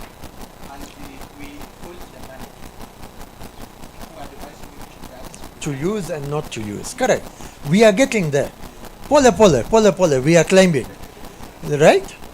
Is it possible for your athlete to come and tell you always that chlorpheniramine maleate I can't use?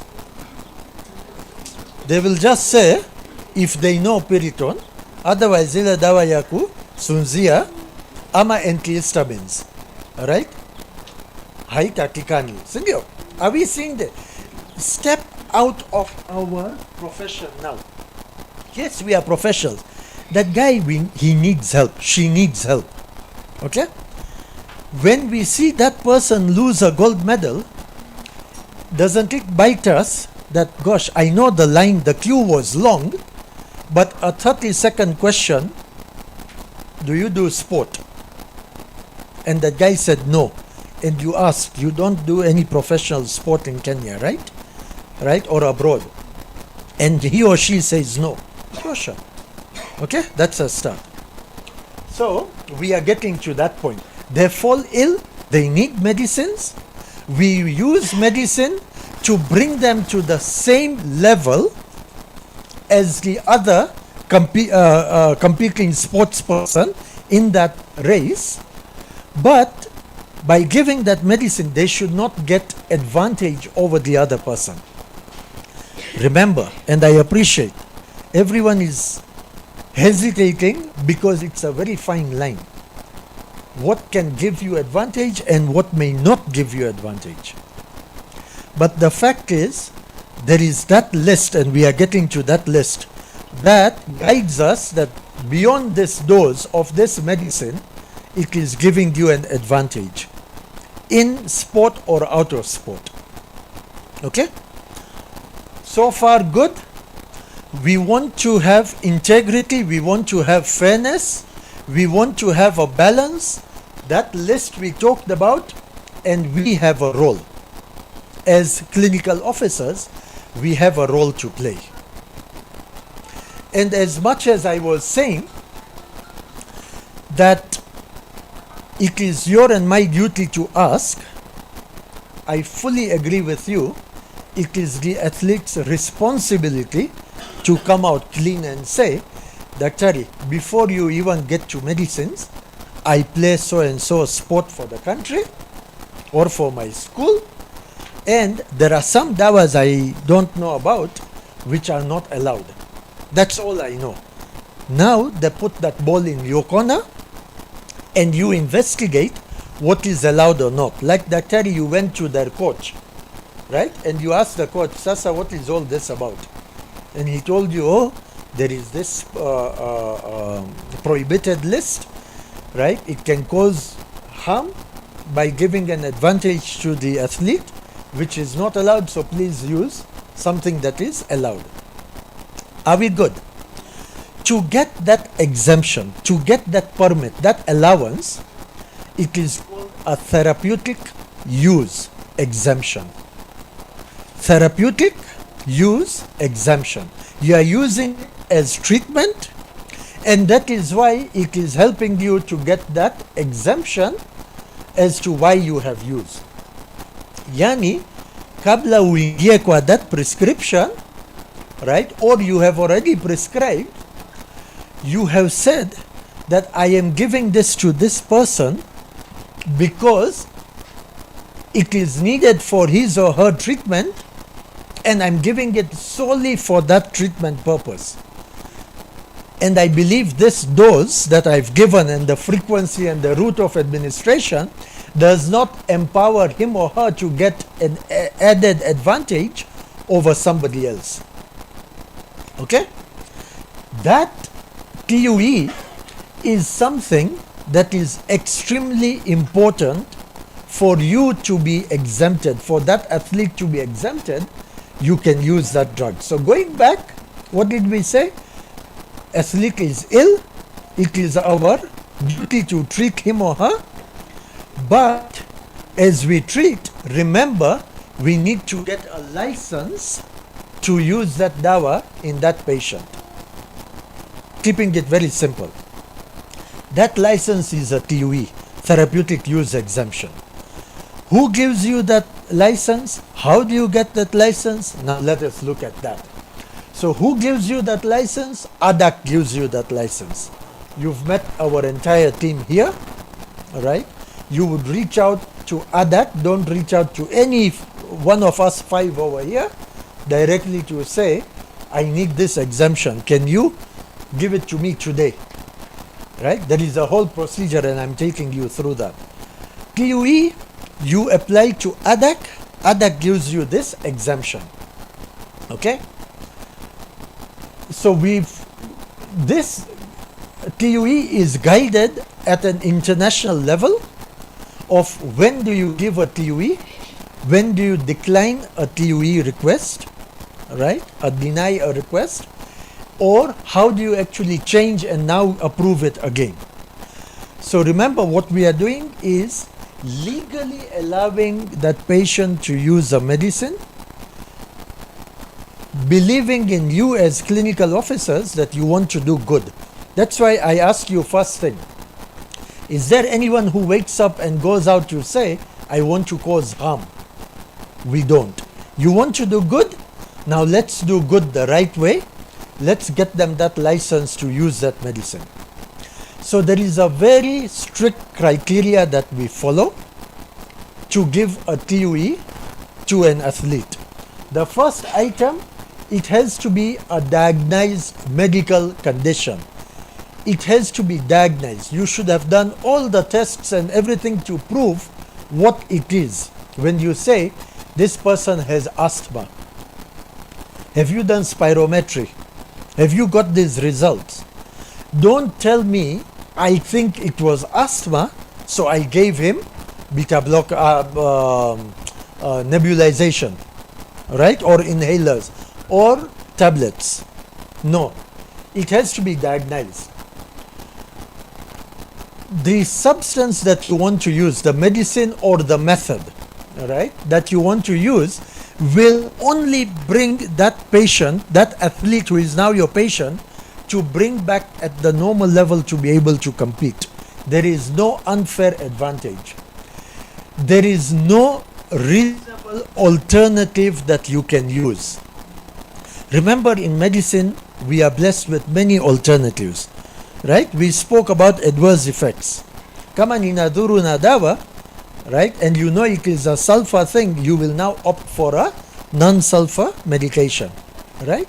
Or you know this dawa causes rashes on me, right? Or affects my kidneys or liver or anything, you will give me an alternative medicine. So that medicine that you want to give, which is prohibited, you are still giving because there is nothing better in to give to that person. And if you don't have, you should refer. If you know somebody has a safer option, to provide. Why I'm giving this example, you and I are in our county hospital, okay? We are in our hospital, and your hospital formulary is not exhaustive, or as often as possible, many dawas are not available, right? So you are restricting your treatment to what you have, and it is on the prohibited list. That is a failure from your and my side, because we could have still referred that patient out or prescribed that you go and get this outside kwa sababu sisi hatuna. Okay? And then the last item, you should not be using this for any other purpose before, that oh, guy's just been taking steroids here as and when he wanted, right? Without making 1, 2, and 3. You only take it for your medical condition. Are we together so far? This is the basis of your diagnosis for your athlete. And when you prescribe, you keep this in mind and then you prescribe. Okay? Very, very important criteria. And I'm stressing on this because when your TUE request comes to ADAC, all these are cross-checked. Is this a diagnosed medical condition? You have proof for this? Are you using it at that dose? Is there no other alternative that is available? All these points are cross-checked by us. Okay? The athlete applies for the TUE. You don't apply. The athlete applies. But you as the professional, the healthcare professional, gives everything that he or she requires. And we'll get into that. But they apply for this. It is checked by us, by ADAC. It is checked by ADAC as to what is needed. And then what I stressed, ultimately it is the athlete's responsibility. They might, and we see this quite often, they might take your prescription which is clean, but then they still go to that pharmacist out there, right, and get something else. And now the prescription was yours, but the dispensing was somebody else's, and there is a mistake there, and that guy lost his gold medal. People will come back to you. So you need to be very clear in your prescription what you have guided, right? What needs to be taken. Or the treatment that you gave has to be very clear. So ultimately it is the athlete, he looks after his list, and as you apply, remember also you can apply retroactively, right? Backdated. So I am an athlete, I'm in front of you, I'm about to go for my race, but here right now I get a heart attack. Will you treat me before my sport, or will you ask for an application? You treat me, right? Your focus is always that patient, the good of that patient. Do what is good for that patient.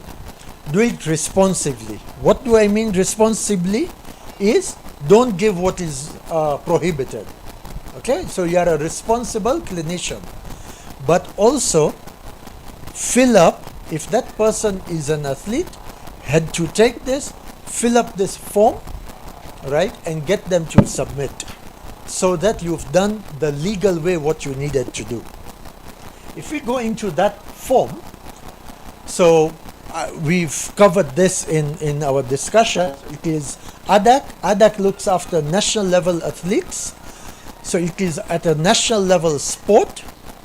If that same person, now if Eliud Kipchoge comes to you saying, I'm not well, you don't say, of course, I don't treat you, you will treat. But Kipchoge comes at an international level sport. For Kipchoge, ADAC may or may not, ADAC's QE may or may not suffice. Generally, ADAC's QE suffices for national level. Some international organizations do accept these others, right? Like anti-doping organizations, QEs, they can take. Others don't. If they don't, that same Eliud Kipchoge has to go and get an exemption at the international level. Again, it is his responsibility. Yours is to do the right treatment responsibly. Okay? So when we have that, ADAC has a committee that sits, they evaluate this application, and they grant or deny. Right? Remember, we also want to help that patient to do better, the way that you have done. But if it is abuse or it is to gain unfair advantage, that is not what ADAC subscribes to. ADAC, again, when you read the name ADAC, remember clean sport. Right? If you forget anything else, just remember ADAC is equal to clean sport. So whenever you have a question, you are unsure, a line of treatment or method. We talked about methods here. Remember, it is not just dawa. There are methods people use to get advantage. And there were a couple of questions around methods. You read about carbon monoxide, right? How many of us know there are athletes who want to dope, who want to mess around with the system and risk their own career? They actually sit in a room with carbon monoxide to prep themselves up so that their breathing boosts and gets the oxygen coming the natural way. Right? I'm putting it in a very layman manner. But people abuse. That's a method that is not allowed. Right? There are athletes who will go and do dialysis to flush out what they've taken, to hide so that they don't get caught. They are doing this. And you will ask ADAC, they have caught these people. Either whilst doing it, because there is I think we'll be talking on that.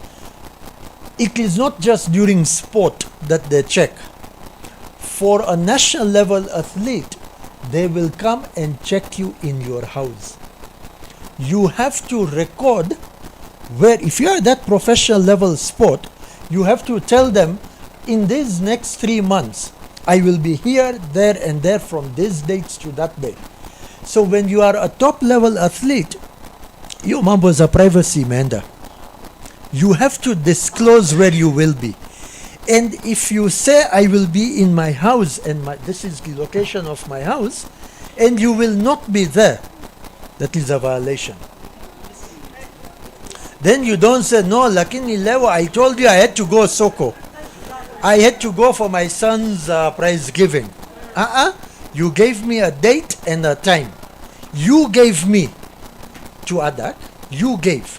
You as the athlete. Athlete, you gave. Now you are not keeping your share of your promise. ADAC does not lock you up all day, every day. No. But there are days that they will ask and times. And you can even give them time for 11:45 at night. Right? And they may come and they may not come. But you have committed. And if they come and you are not there, apa kuna shida? Right? And if they come and you are there and you don't let them into your house or office, wherever you are, apa kuna shida? It is a very regulated industry, because remember what we said, these guys are athletes doing it as a career. How much you struggle to be a CEO, you know, right? And your parents know. Your family knows what sacrifice they went through kulipia school fees. Right? It was not easy. So sport is not easy at all. We want it to be clean sport. Are we together so far, guys? Huh? Are we understanding where we are coming from? So it is so important that we recognize somebody is an athlete, apply for a TUE. That's the link, or you can write to the committee. If you have any questions, we have responsible managers at ADAC. They will respond to all your queries. Right? Very transparent, very official. Right?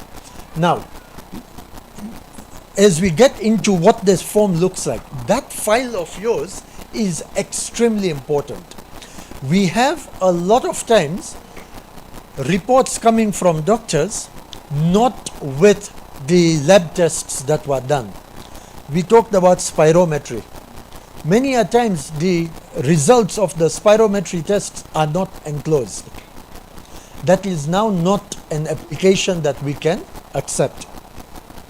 Whatever is required, whether you did blood tests, urinalysis, you did your UECs, you did anything else for that athlete, the report is extremely important.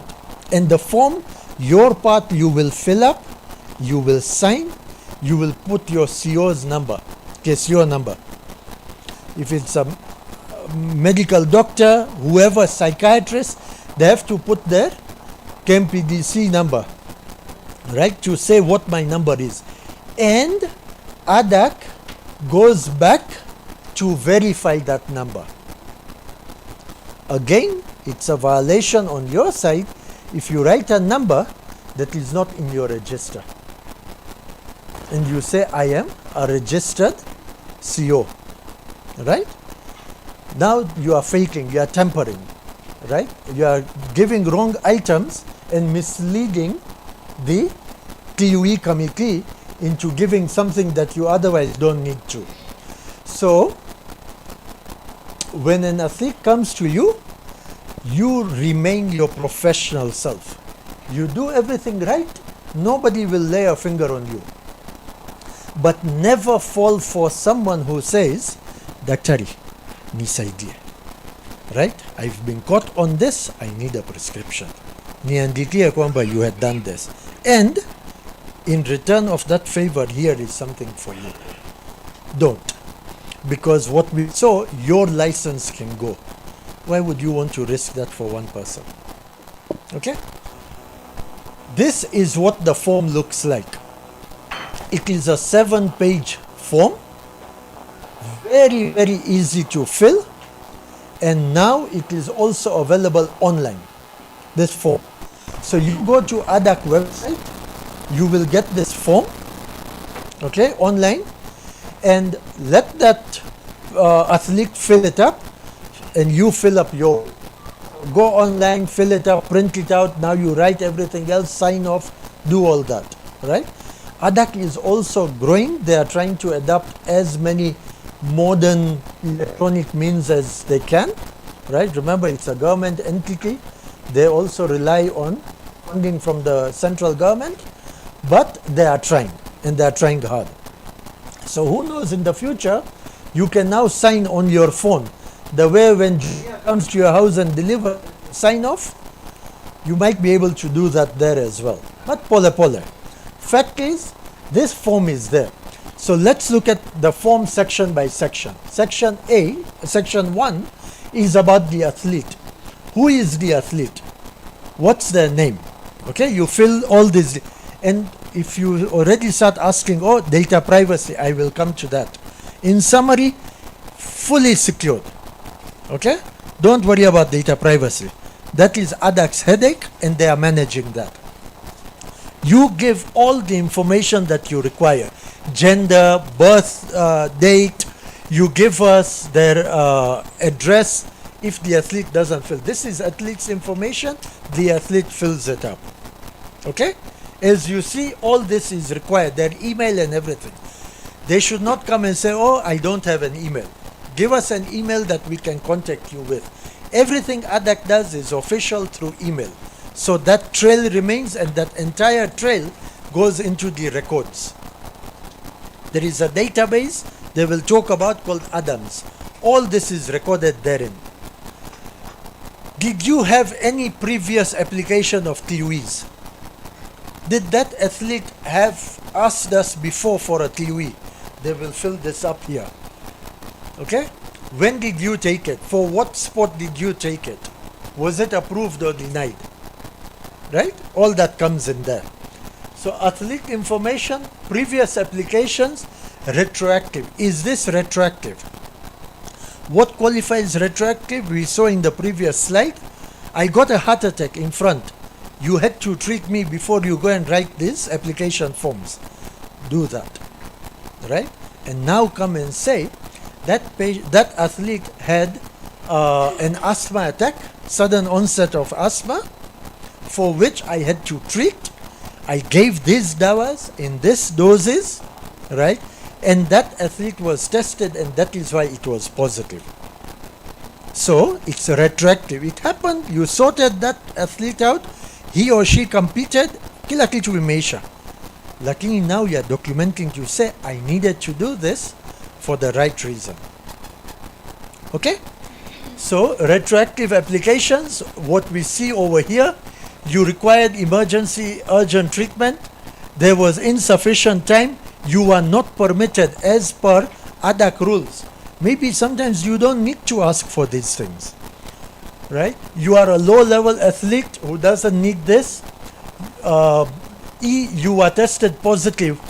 There is something, and in the prohibited list we'll come to that. There are items, there are medicines that are disallowed, not allowed all through, right? Throughout, whether you are in competition right now or not allowed. There are medicines that are not allowed only during competition. Competition is today. Today I'm running that activity. And that starts 11:59 at night, goes on till the time I do my competition. When that competition ends, and if you are tested, after the testing period, the competition is still including the testing period. So when you are tested at that time, was it allowed or not? Is this dawa allowed or not? And we'll get to that. And then there are others that you are not allowed during the competition, okay, because it can give you an advantage over somebody else.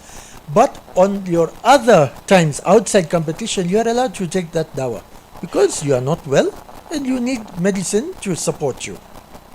So that is what comes in there, and you will fill this up, right, over here. Are we together so far? It's a very important form.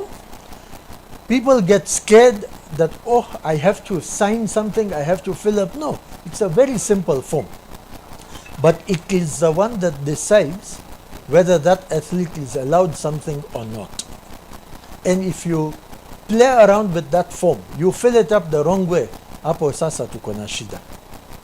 And we have a 21-day period to apply, but if you give insufficient data, the clock does not start. So they will write back to you or call back and say, you've given everything, but this is missing. These tests are missing, or you did not sign. You didn't give us your registration number. So the clock does not start 21 days. And when everything has been applied for, the clock starts 21 days and ADAC will give you a response. If they don't, you can go back and tell ADAC, what's your problem? You are not living up to your own commitment in your charter of 21 days to give me back the feedback. So here comes now your bit. What is the medical information? And very clearly, please attach relevant medical documentation.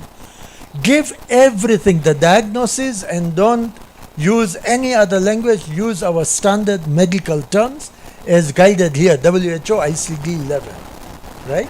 Use the right medical terms so we know exactly what you meant, what was happening to that athlete who came to you as a patient. What were the medicines, dose, route, frequency, and duration? Very important. I know all of you have wonderful handwriting that you compete with each other. That can you read mine? Because I can't read yours. Right? If you fill it up by hand, it has to be very clearly written.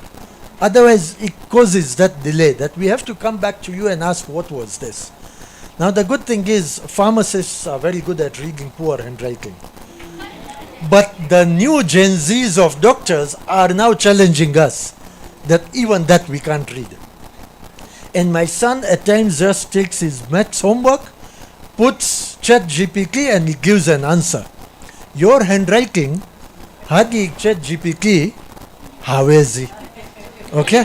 Hawezi. So, fill it up in capital letters, be very clear, use your official signature and document this. Small things, but they matter a lot. Remember, again, I keep driving this point in. You and I want to do good for that athlete. We really want that athlete to perform, to win. Let us not be the reason to bring him or her down. Okay? This is what we want to do.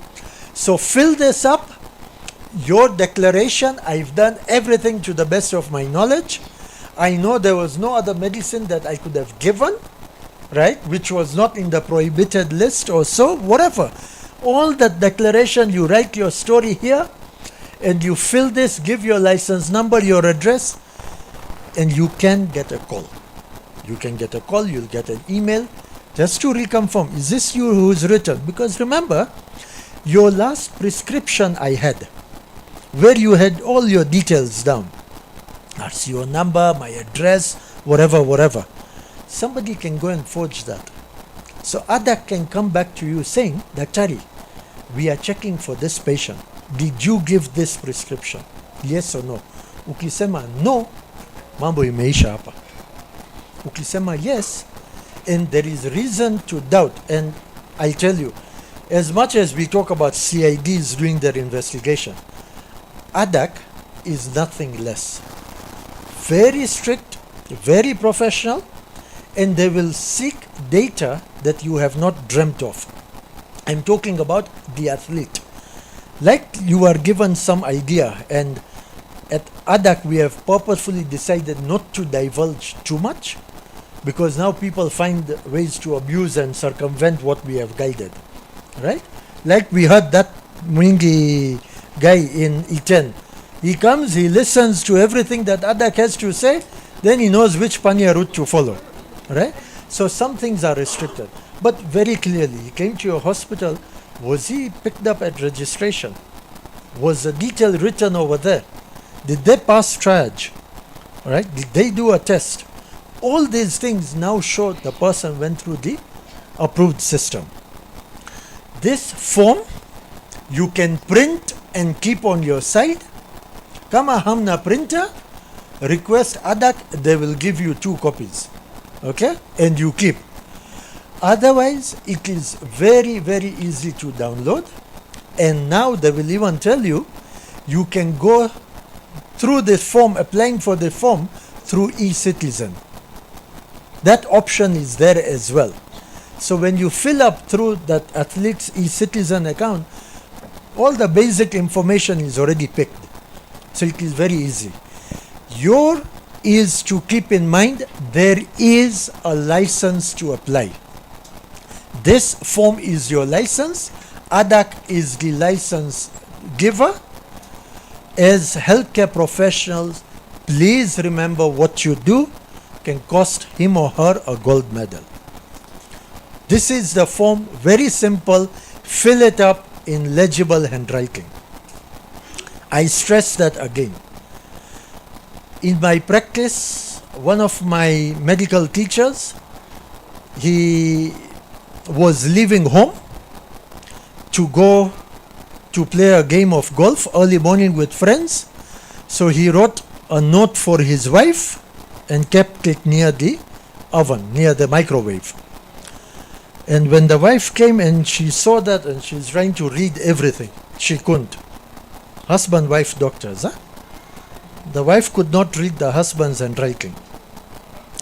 The wife took that written note to the pharmacy next door. The guy is so bad. Hi, sweetie. Sorry, I am leaving. I'm going to play golf with my friends. I'll see you in the evening. Right? You try and be very clear in your handwriting. That will help people. right? Then you don't need anyone else to look at your notes. Very clear. Now, ultimately, we've always said it is the responsibility of the athlete. Let that athlete not come and say, Daktari ndio ameni angusha, right? No. If you've done your bit the right way, they sign that I take my responsibility, that everything in the form is correct from my side. And then they will apply, it will be reviewed. Within 21 days, they will get their feedback. Are we together so far? Guys, extremely important. Let me drive this in. It is not as important for pharmacists, it's important to know the background, but clinical officers, you play an important role. And you told me in the morning, you are the first line of treatment, right? We need to support our people. Clean sport. Okay?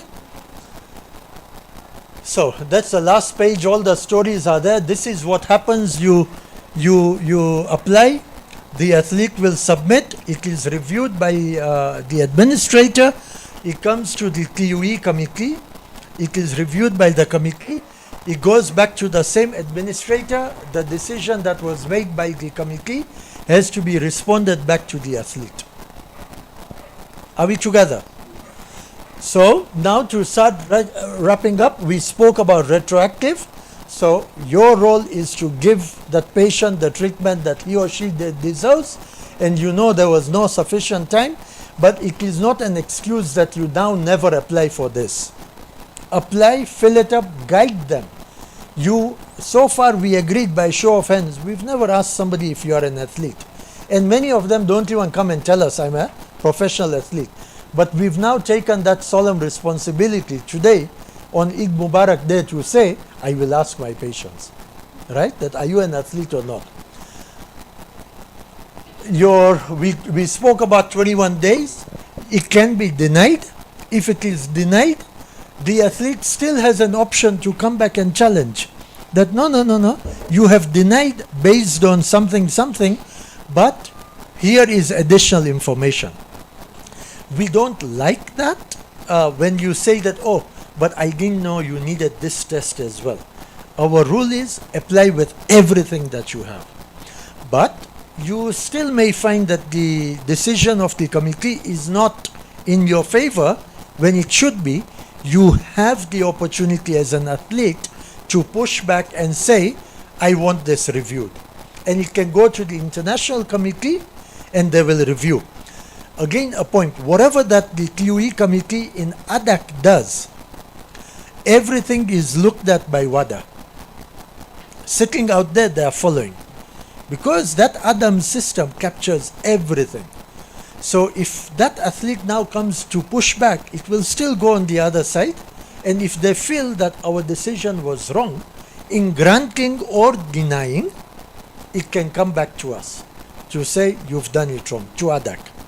Right? But so far, we've only had positive feedback from them.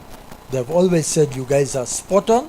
All your decisions are based on facts received, and we agree. Right? We agree to grant a TUE or to deny a TUE. So, TUEs, are they renewable? Remember, health conditions last for some period of time or for the entire period of life. So, yes, they are renewable. So whatever that you have given today, in a year's time or so, you may have to renew, or after that period of treatment, you might have to come back and apply again to say, now we want another TUE, because you might change the dose, right? Or you might have changed the route of administration. Something was required IM at one point of time for a period of time, and now you are going onto tablets, all right? Now that's a fresh TUE that you apply. It is very particular. That's why that form that I showed you, you have to fill up everything. So it is renewed on that basis. Of course, when you say things like insulin, you might have to take 25 units at night, and then some other day after your sugars have been tested, your RBS shows that maybe 15 is good enough today, right? Or 20. That monitoring, that allowance is there. We also understand, right? That this is a human being that we are working with. But the dosage should not be, and modern science has picked up everything, that an athlete, he or her of this age, this is what your tests would show. If you are picked up with any value higher or lower, hapo kuna shida. Confidentiality we talked about, right? So don't worry about confidentiality, all that is covered.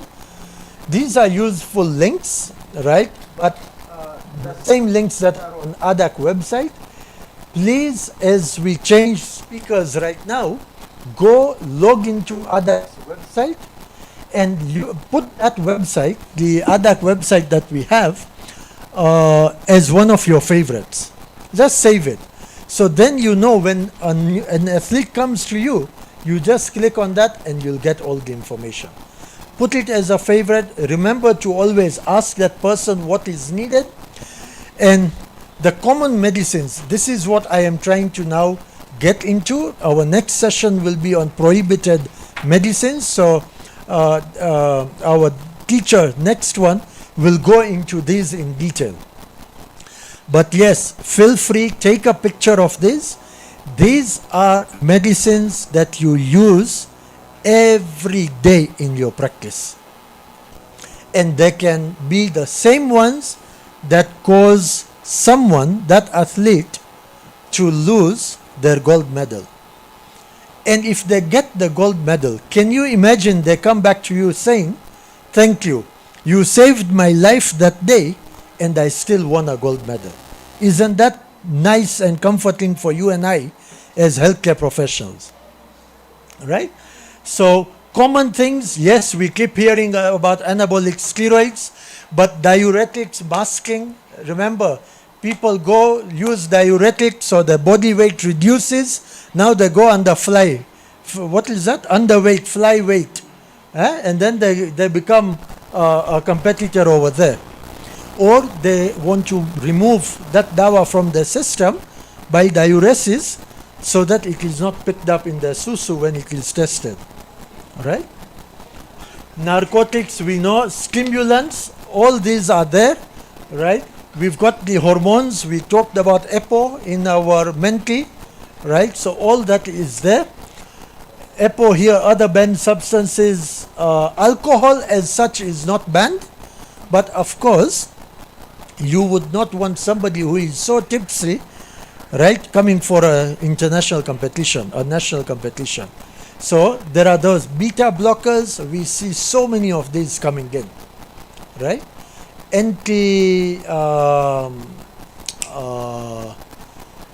Antihistamines, we get antihypertensives, cardiac, so beta blockers commonly, diuretics, very, very common, right? And sometimes you can clearly see, there are people still using theophylline tablets, right? And you know there are much safer items out there with your inhalers, and they work. Yeah, and you can justify and say that no, it can't work in my patient, I need theophylline. Now give us a real justification why it doesn't work, right? Then it might be accepted, but generally all those are rejected. So take a picture of this slide, very important, and this slide as well. Okay, as we move to the next teacher, you will see how all this falls in place and connect with what I was saying, whether it is in the sport, out of the sport, right? Is it in competition, out of competition? These are where all these items come. Are we together so far? Right? So with that, all I wanted to say, you want to go back? Okay. Go back and people in front duck your heads.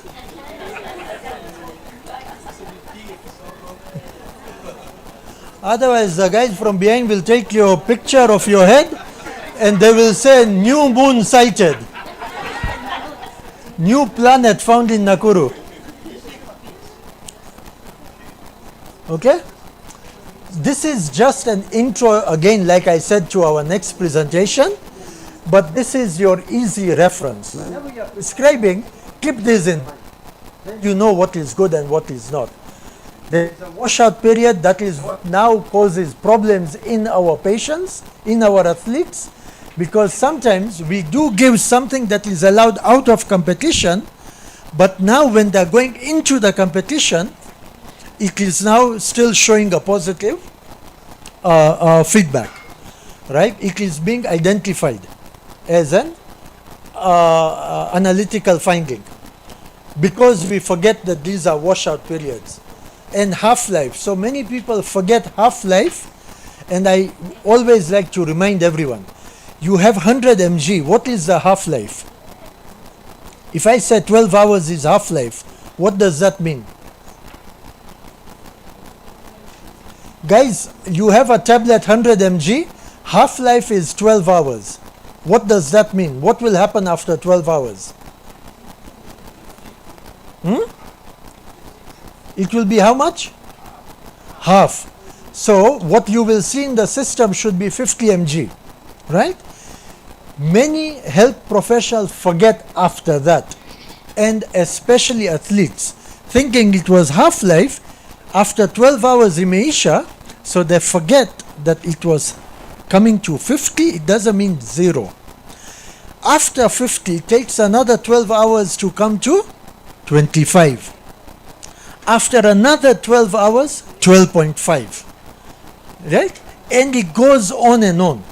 So, where people think half-life, and I will not be picked up in my sport, mutashikwa na adak. Adak is competent enough to pick all these things up. So they will see, and when they find it in sport or out of sport, and it is not allowed, apo, that athlete ameanguka. Right? So yeah, important things in summary as we wind up. I want to remind all of us, we are professionals, we have a role to play. It is a role that is important, right? Apart from what we do daily, it is our responsibility to our athletes. We all want them to win gold, right? Let us be that reason to help them in a genuine manner, right? Not to abuse dawa so that they get it. Your role, as much, this is now a training of trainers that ADAC has provided. You are the ambassadors of ADAC out there. ADAC has given you this opportunity to learn. You will educate your athlete as you got educated yourself. As you got educated yourself, you now share this knowledge in your annual conferences, right? Pick this up, learn something, share with someone. In your CPDs that CEOs have, bring us these topics, right? And ADAC will also come and speak where invited, or they will give you material like this that you can now share. Training of trainers, right? Our role is management of our medicines. We counsel them, our athletes. We have to be compliant to anti-doping rules. Let us not be abusing them. And again, if there is one takeaway message today, remember ADAC is equal to clean sport. Okay? ADAC means clean sport. ADAC does not want mambo za chini chini. That's all I want you to take away with it. And yes, you and I have to work with ADAC to bring this up. It's important. Let's do the right thing for our athletes. So with that, I again refer you to ADAC's website. You will see this in the introduction. Our vision is to become a world-class anti-doping agency protecting clean athletes. Clean athletes and promoting fair play. Asanteni sana. Thank you. Asante sana daktari. Tungependa kuku appreciate for that in-depth knowledge which these people are not even taught in classroom. Okay? And this time I need a Gen Z to appreciate. Ama nyini melinio? Ni gani? Ni nani? The vote imeenda kwa Keith. Ni huyu? Aya, sawa. Karibu. Wewe. Huyu ni mama wa Gen Z. Gen Z, please. Faster. Time is not on our side. Okay, come. Yeah, no, it's fine.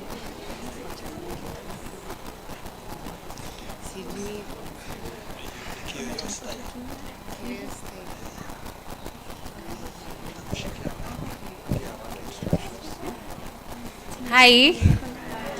Okay, tusimame.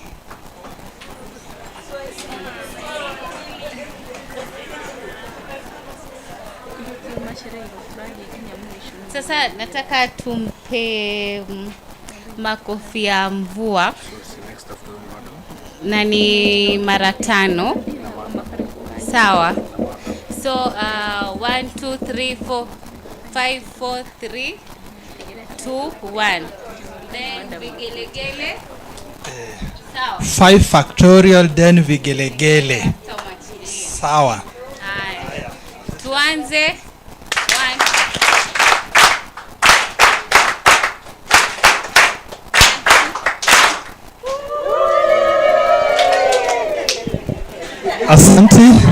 Asante.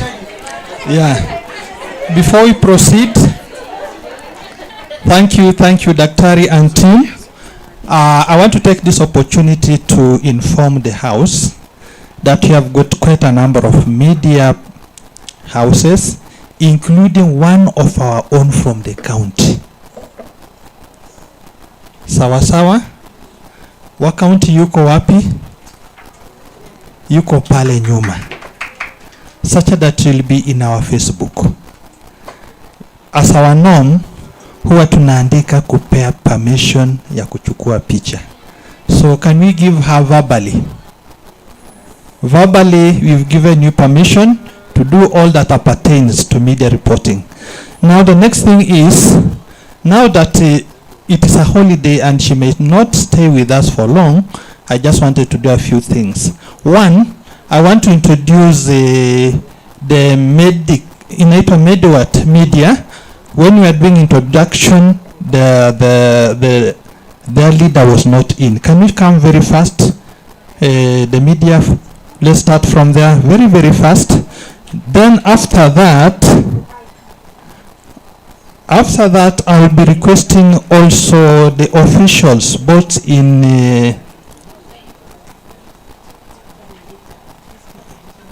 just a minute. Just a photo ya sisi.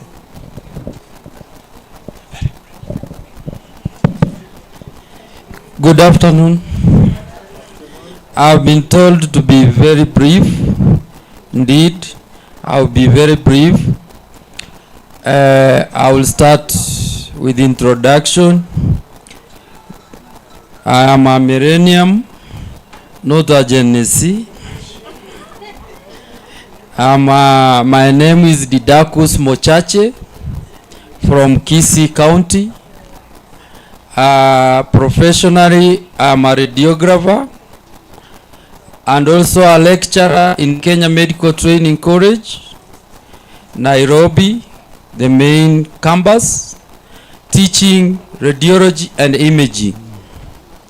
So for purposes of today here, we are here to partner with you on media and equipment. So we have a company called RadMed. In RadMed we sell medical equipment with a particular focus on radiology equipment, X-ray and ultrasound.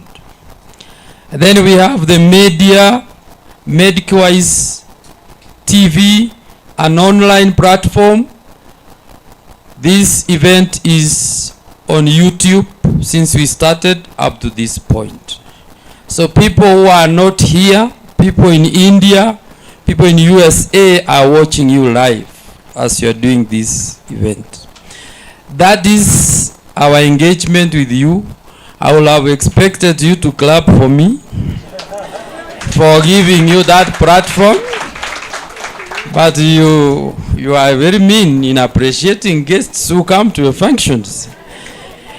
So on your desk we have put a small paper of Medicwise TV. Please, in supporting us, the only thing you can do is to click the subscription button. Please, that is the only favor we can ask from you as a member in this group. Thank you for the organizers of this kind of workshop. I've learned a lot about anti-doping, and I can't say thank you much enough for what I've learned for today. And I look forward to partnering with you readers. Madam Tapita, I was introduced to you by a friend and I came to meet you today. So it has come to pass that we are now partners. So I am also an author. I write books. Behind there is a desk. I've written books here and there about success and those things. So if you also want to support and buy a book, there is a desk behind there. Without much ado, simunipigie makofi.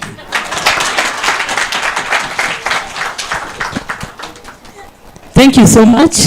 Mr. Mbugwa, karibu, kuna viti huku mbele. Our retirees are coming and we are grateful. Karibuni sana. We want to be very brief. We don't want to take their time.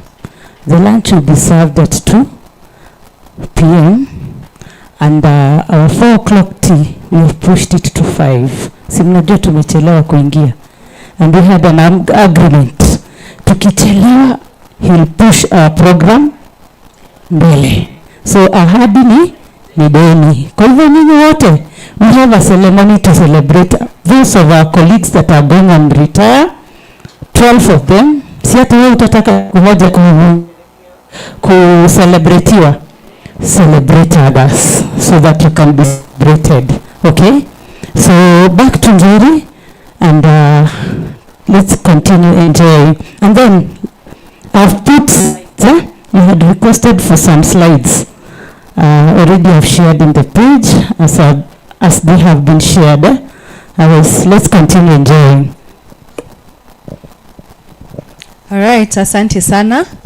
And now we want to get to the prohibited list. Daktari ameweza kutueleza about the prohibited substances, ndio? Now, all these substances are found in the prohibited list. And this list is revised annually every year by the World Anti-Doping Agency. Sawa sawa. Kwa ile Mentimeter, mkiuliza what is the abbreviation of WADA? Sasa this one is by WADA, the World Anti-Doping Agency. And when we look at these guys over here, the first lady, does she look familiar? From Kuresoi South? Ah, her name is? Yes, and she's a world record holder. This other guy, he's a national, or rather he was a national athlete, named Teddy Osok. Both these athletes, they share something in common. Who can try? They share something in common in regards to anti-doping. They have all been banned. Yes. So I'll give you the stories as we continue. So what I want us to reflect on, the definition of health by WHO. What does it state? That health is a state of complete physical, mental, and social well-being, sindio, and not merely the absence of what? Disease or infirmity. Very good. So when we are prescribing these medications, we think about it. How can this drug affect. Maybe physically it's going to help the athlete, right? Because that is our intention, sindio? But what is the effect to the mental and the social well-being of these athletes, sindio? Kama mfuko yake iko sawa, sio mental na social well-being haitakuwa mzuri, sindio?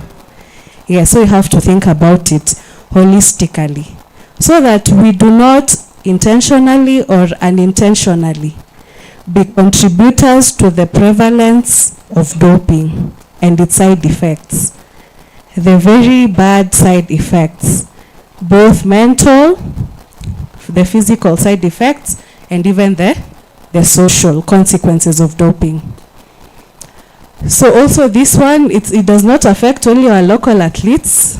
This guy over here, he took a cough syrup ya mtoto wake. Sasa tunaambianga athletes hata wakiwa nyumbani waangalie zile madawa ambazo the family, kuna kwa na the family cabinets. Hata saizi najua tumetembea na tudawa kwa passes, kwa two bags, ndio? Yes. So now back to the prohibited list. It is a single list. It is used across all countries and all sports. I've said it is revised annually. So as a clinician, it comes to effect on January 1st of the new year.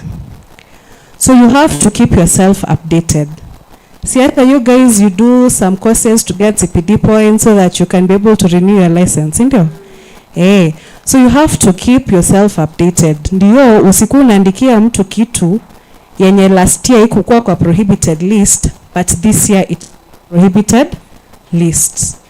So when you Google the prohibited list, but we will share it with the contact person who's been Madam Tabitha, so that we can all get it maybe on WhatsApp, the current prohibited list. But you can Google it with the year that you're in. Kasa hizi una Google 27 prohibited lists. For next year, 2027, prohibited list by WADA. So these substances, what is the criteria for them to be placed in the prohibited lists? The first one, it has the potential to enhance performance. The second one, it has actual or potential to risk the health of the athletes. The third one, it violates the spirit of sports. Nice spirit of sports, it is about fairness and integrity in sports. So if a substance meets 2 out of the 3 criteria, that is why it is placed in the prohibited lists. So in the prohibited list, you will meet these 3 terms. There's the specified substances. These are substances that can be justifiably used for therapeutic purposes. Non-specified, hii tukipata athlete ametest positive akona steroid kwa mwili, kwa sample yake, it cannot be explained that he was trying to treat a specific condition. It does not have a therapeutic explanation. We have substances of abuse. These are socially used substances for recreation, for hizi ni zile zinatumika kwa community. They're not used for doping purposes, but they are abused in the general social contexts. And the example, cocaine, heroin, weed. So in the prohibited list, there are these three categories, prohibited at all times. The way Dr. Jesh said, there are substances that should not be found in the body of an athlete at all times, when they're in competition and when they're not in competition. There are those that are prohibited in competition. Who can remember the definition that he mentioned for the in competition period? Can you remember? Yes, he said it starts 11:59 of the day before till the end of the competition, or till the end of the sample collection process. If he was submitting a sample, till that end of the process. So your sample, when it's collected, after analysis, those that are prohibited in competition should not be found in the sample. We also have prohibited in particular sport. He mentioned about beta blockers. Because of time, I won't repeat. So those that are prohibited at all times. Ile ya kwanza, non-approved substances. Unaona picha nini hapo? Picha ya ng'ombe, si ndio? So these are substances that are not permitted for human use, that governments do not permit. Hazijakubalishwa anywhere in the world to be used for therapeutic purposes. Example, we have the veterinary drugs, we have designer drugs, drugs that are still in clinical trials. They've not been approved anywhere to be used. Okay. Ile story of the 2 Kenyan athletes. So you saw the footballer Ted Osok. So for him, he was banned because he tested positive for a steroid that is used for horses. Yeye alikuwa anataka kuguruma kaa farasi kwa uwanja. And then upon investigation, he said that it is his doctor who administered that. However, after investigations, there was no proof of liability on the side of the doctor. So that is why you guys have to be very careful. Kwa sababu unaweza ingizwa ngori, mtu hata kubali kufa peke yake, unaweza rushwa kwa hiyo mix pia. So that is why when daktari was saying, you have to ask. You're asking, are you an athlete? It doesn't take much time, si ndio? Hata kama kuna kiurefu, it might help you out somewhere, si ndio? We have anabolic agents. These are testosterone derivatives and steroids. So they're used so that they can build muscle mass, so that they can have more strength. And these ones sana ni wale watu wa rugby, football, those ones who want to bulk up, they abuse that. We have peptide hormones, growth factors, related substances, and mimetics. They alter the biological mechanism. For example, here we have EPO. It increases erythropoiesis.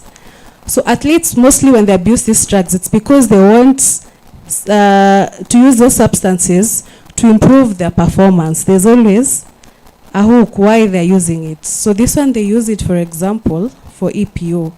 When they increase erythropoiesis, the red blood cell mass in the body increases. Then there's more oxygen delivery. So for athletes who maybe they are cycling or they're running, it will improve their endurance. Wanamaliza 42K, kani full marathon, hawaanguki pale kwa finish line. Wanataka kuendelea. Yes. So we have beta-2 agonists. This one, for example, we have salbutamol. Mostly they're used by athletes maybe experiencing asthma, bronchitis. So they're used to for bronchodilation. But they can also be abused as a mild anabolic substance, steroids. We have hormone and metabolic modulators. So they affect, they also affect the biological mechanism in regards to the hormones. For example, Daktari had mentioned if someone wants to counter the negative effects. Let us say someone has taken an anabolic agent. Someone has taken testosterone. Si kila mtu hapa akona testosterone. Mimi niko na testosterone kweli? Niko nayo. Na kila mtu hapa akona estrogen kwa mwili? Hata wanaume? Everyone has, si ndio? So if someone takes exogenous testosterone and already they have testosterone, for example, if it is a man, what happens to the excess testosterone? It is converted to what? It's converted to estrogen. So one of the effects, for example, the man might start developing breasts. So that to counter that side effect, they take hormone and metabolic modulators. So inasaidia kuficha the negative effects of the steroids that they're using. So this one, it violates the spirit of sport, na mask the use of steroids, and there are also health effects to the use.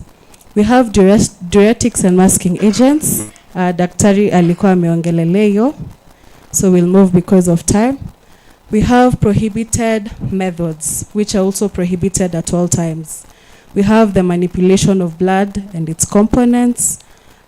It had been mentioned before. We have non-diagnostic carbon monoxide rebreathing use. For athletes, and asana for those in endurance sports like athletics and cycling, they can use this for maybe diagnostic purposes if they want to measure the hemoglobin levels or mass in the body, so that they can be advised, maybe they go training to high altitude areas to improve and so on. However, it can be abused, which now is the one that is prohibited. When they breathe in carbon monoxide, it has a higher affinity than oxygen, sindio? So what does the body sense? Body ta sense nini?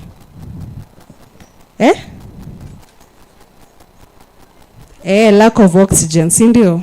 So it will induce production of more red blood cells.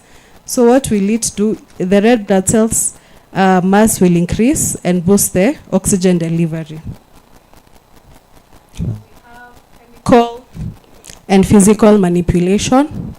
This one can happen, for example, if someone wants to substitute a urine sample. Mtu ametupia mkojo, lakini si kama mkojo. This one, for example, we have Russia. Are you aware that Russia is banned? Cannot compete internationally in sports. So though Russia was government-sponsored doping, so they would swap the samples. So unaenda kutest sample, but the composition, it's not for urine because the athletes were doping. Sawa. Or also in the medical or clinical perspective, administration of any IV more than 100 ml within 12 hours. That one is prohibited. Because an athlete anaweza kwambia doc ni idunge insulin, ongeza mawe, weka mawe. Simona yeye kuweka mawe. So that they can dilute whatever they've been using. It will be detected. Itakuwa below the detectable thresholds.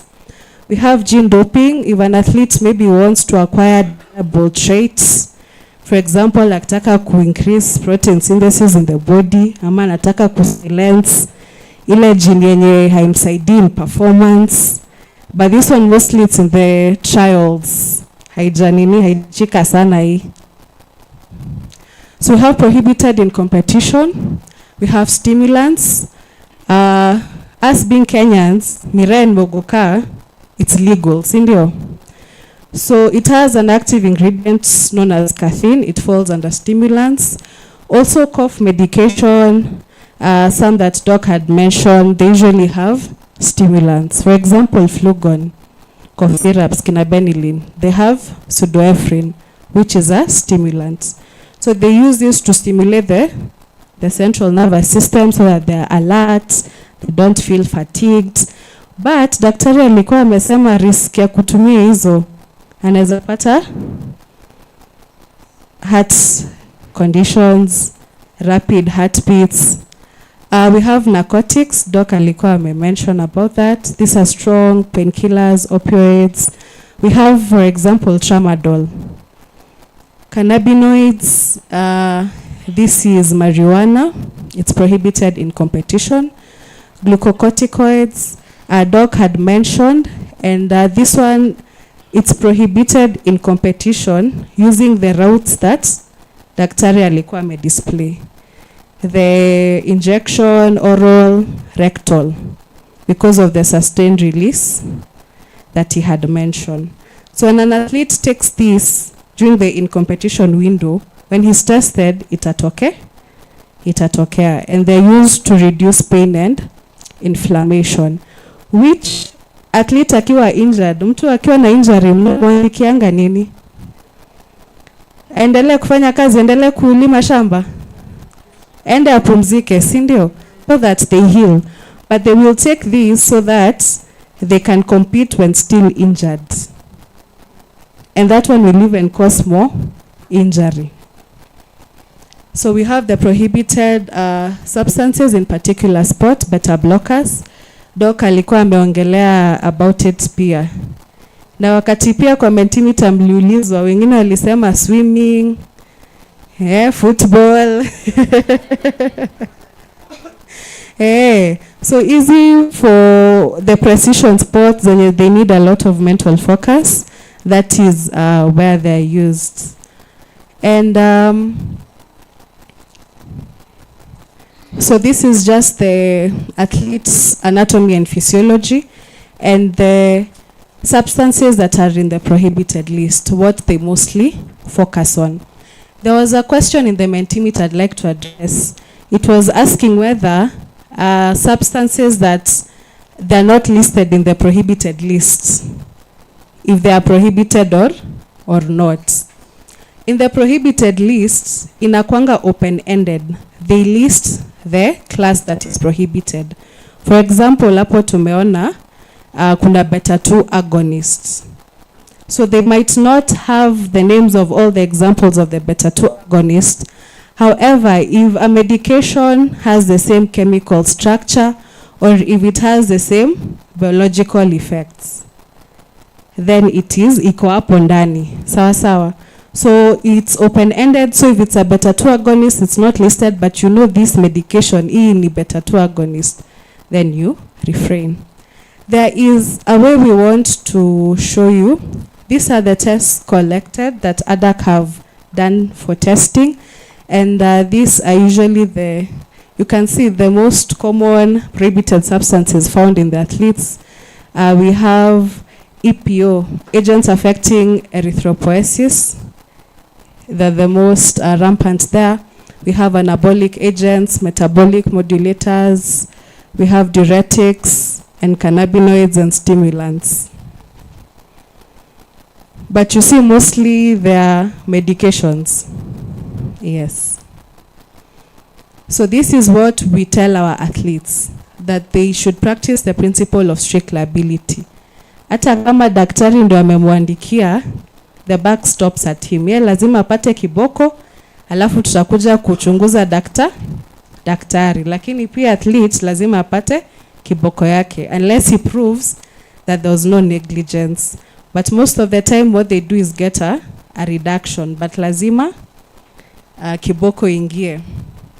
So now, madaktari, can you tell me, is this prohibited or not, based on what we have learned?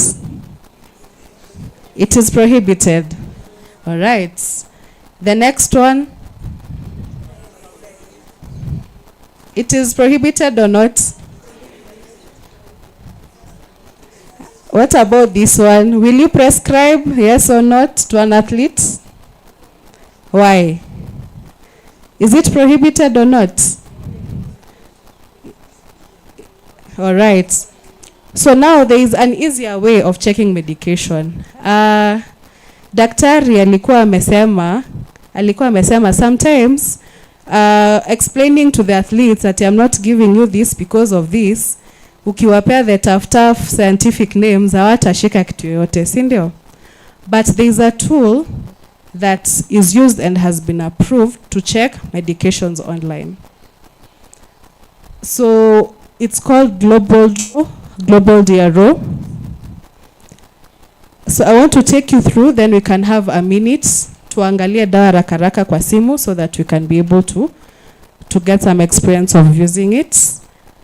So we tell our athletes to Google Global DRO, even our medics. They can choose the UK flag. Then user type, unaona hapa iko na athlete, coach, pharmacist, medical professional, parent, sports administrator, and others.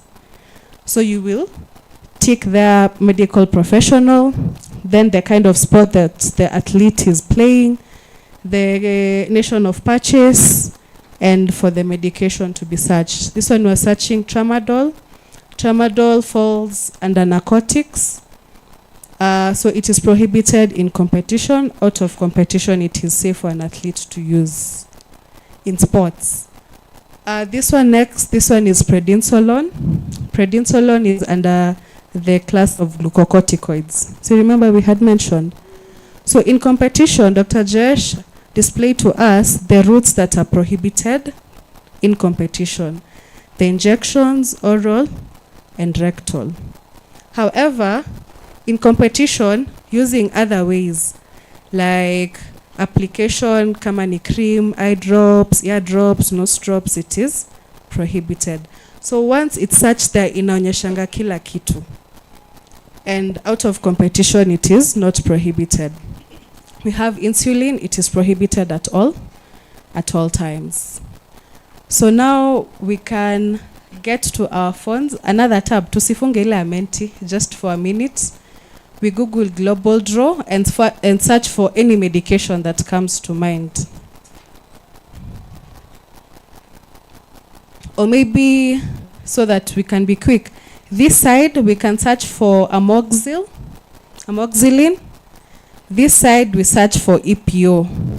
So mtu yote mwenye atapata results wa kwanza anaweza tu explainia what results they have found. Global DRO, it is here. Global DRO.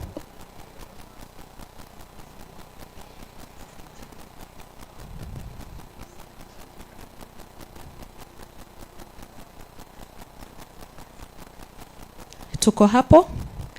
Then we go for next. We choose the flag for UK.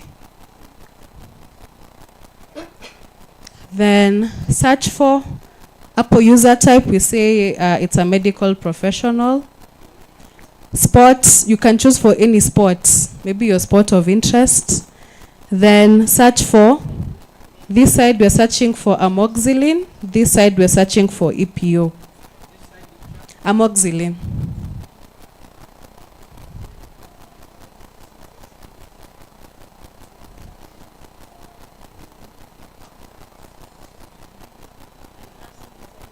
EPO. EPO. Oh, sorry.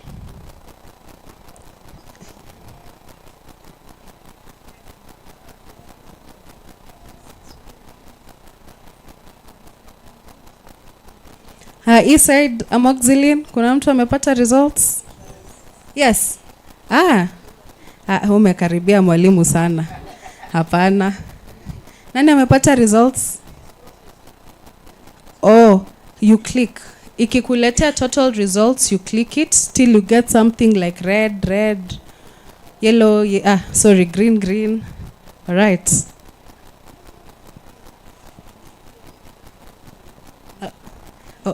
Kindly stand so that you can tell us the results. Nimepata EPO. It is prohibited in competition and out of competition. Thank you. So for EPO, it is prohibited in competition and out of competition, meaning it is prohibited at all times. Amoxicillin. He said kumbe ama meamka.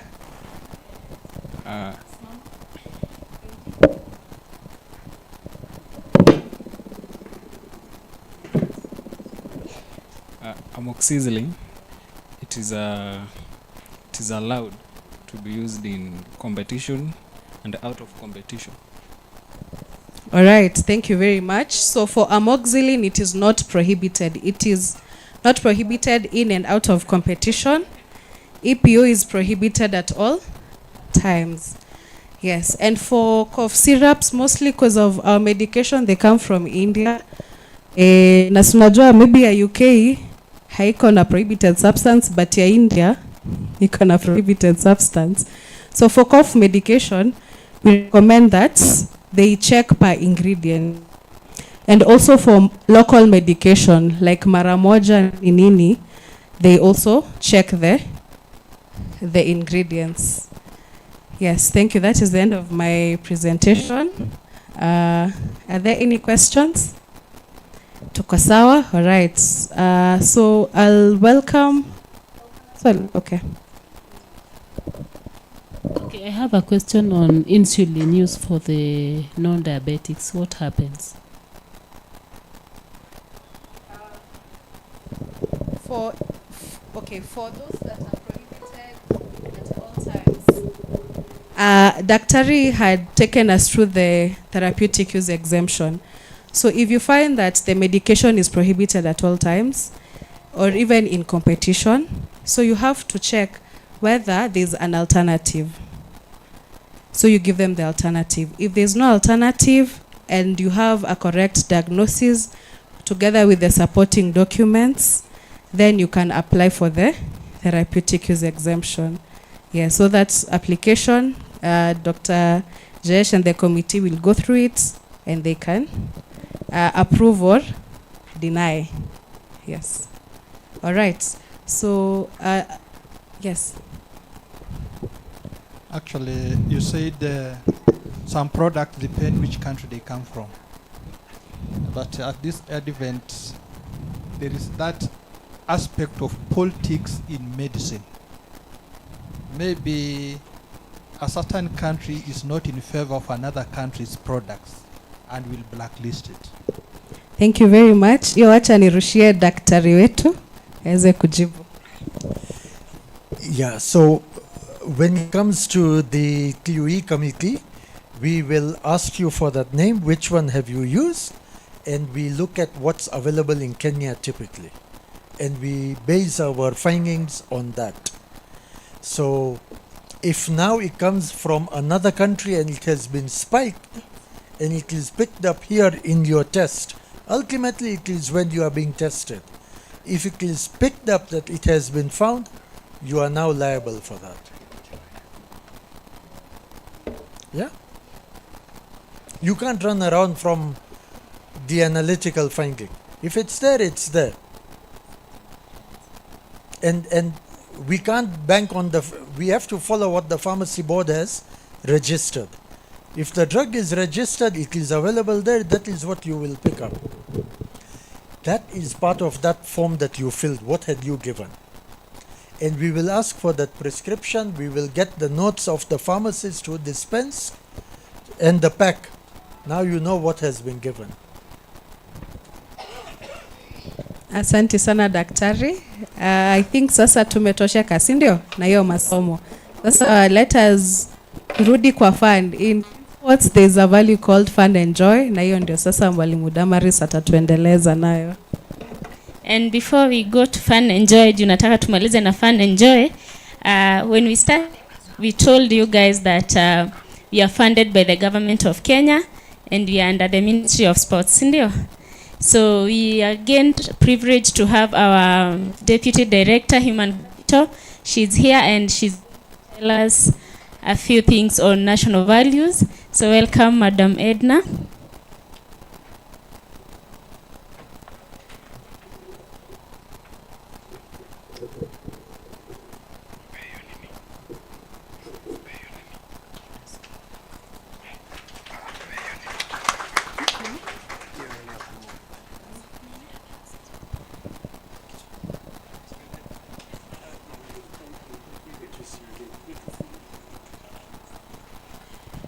Wow. Good afternoon, colleagues. My name is Edna Koitie, Deputy Director. As I've been introduced, HR and Administration. I really want to thank each one of you for finding time to be with us. Receive greetings from our acting CEO, Madam Penina, and also the board where you are here. Receive their greetings and blessings, and happy Eid to our brothers and sisters, our Muslim brothers and sisters. Standing here, Dr. Jayesh, thank you very much. We appreciate your contribution as a committee towards the fight against doping and promoting clean sports. I'm here to stand between, I've been given a few minutes, I'm standing between you and lunch, so I'll not take lots of time. How many of us work for government? Mkono you? All of you, yeah? You work for public service. One of the, and I'm hoping you're also in the PC, performance contracting. So one of the requirements under the PC is to promote national values and principles of governance as MDAs and government institutions. So ADAC is also under the PC. We are required by the PC Secretariat to ensure that not only do we educate our staff, we also are required to educate our stakeholders. And you are indeed a very key stakeholders in the work we do. Having sat at the back there and just had previous speakers and just know various things, every day is a learning day, especially for us who are in corporate division. So I'll take us through a very slight small presentation on national values. I know by now, having worked with government, you know what a national value is and principles of governance. A national value is the beliefs we stand in. You as Kenyans, way back in 2010, we sat and said some of the national values we want to put in the constitution so that we are governed by them. So you all know all of them. There are 17 of them. I'll just remind ourselves. I'm not taking you through. I'm sure you have interacted with this before. You are the people who put it in the constitution. So there are 17 of them. Oops, I've switched off. Oh Lord, I belong to the other generation. Daktari, that's this one. Thank you. Unaona uzuri ya kuwa na majenzi karibu. Yeah, wanakuonyesha some of these things even in the house. Yeah, so that's the background of our Constitution 2010 that provided for these values, and you're the people who put it there. You said under Article 4.2 that you wanted Kenya be a democratic state that funded on national values and principles of governance as referred to in Article 10. Article 10 indeed outlines the 17 national values and the principles of governance, and in specific Article 10.1, where we said, we now saying these national values and principles of governance does not only speak to us as state officers or public service officers, it also speaks to us as Kenyans, as members of our society, and also people belonging to various communities. So we don't just take this as a Bible for us only. Everybody in Kenya is governed by these national values as we indicated in Article 10.1. Article 10.2 now highlights the respective 17 national values, and we can see from the photos, I don't want to take lots of time. You can see we've demonstrated even in the photos. We are talking about equality, we are talking about public participation, we are talking about helping one another to achieve a specific goal in the society. Patriotism is one of them. We are aware, being in a sports industry, that when our athletes, for which you contribute to ensure that we promote clean sport, when they win outside there, within and without, we are so happy, because indeed we are at that point we are one Kenyan, despite our differences and our political divide. So we are so happy to promote patriotism. Even in the country now, we support our government, the government of the day. You know that, despite our divine political aspirations. National unity, yes, that is one of the national values. We remain united. Despite the very challenges we go through as a people, we ensure that we promote national unity, sharing and devolution of power. You all are aware, health is now devolved. It's both at the national and at the county level. The rule of law, we encourage at any given time, let's respect the rule of law. Participation of the people, we all are aware at any given time, even when we have new policies in the office, when we are at home and we have been called by the chief to go contribute to a specific project that wants to be enacted in our area, is the issue of public participation. So yes, we ensure that the people, Kenyan people, are required to participate in some of these processes. Observe human dignity is one of the national value as well. At any given time, you've been in the health sector. You know very well how you promote human dignity, ensure that your patients at any given time.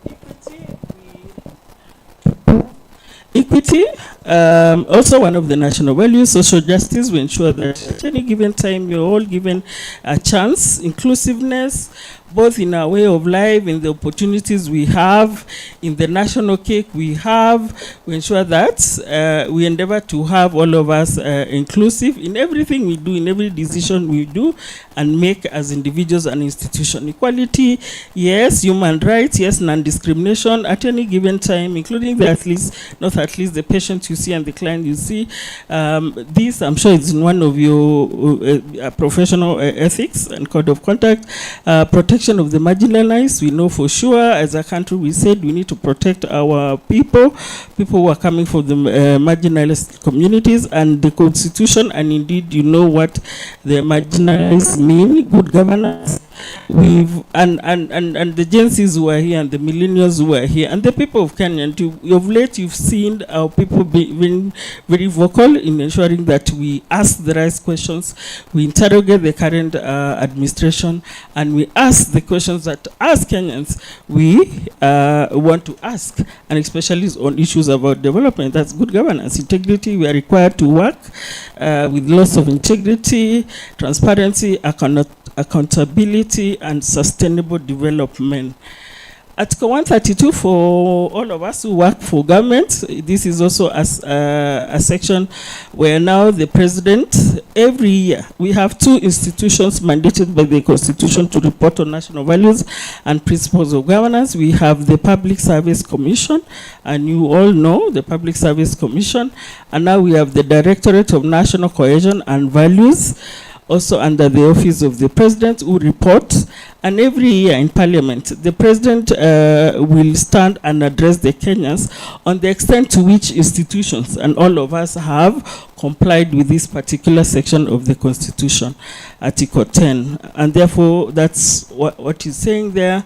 Values and principles of the public service are high standards of professional ethics.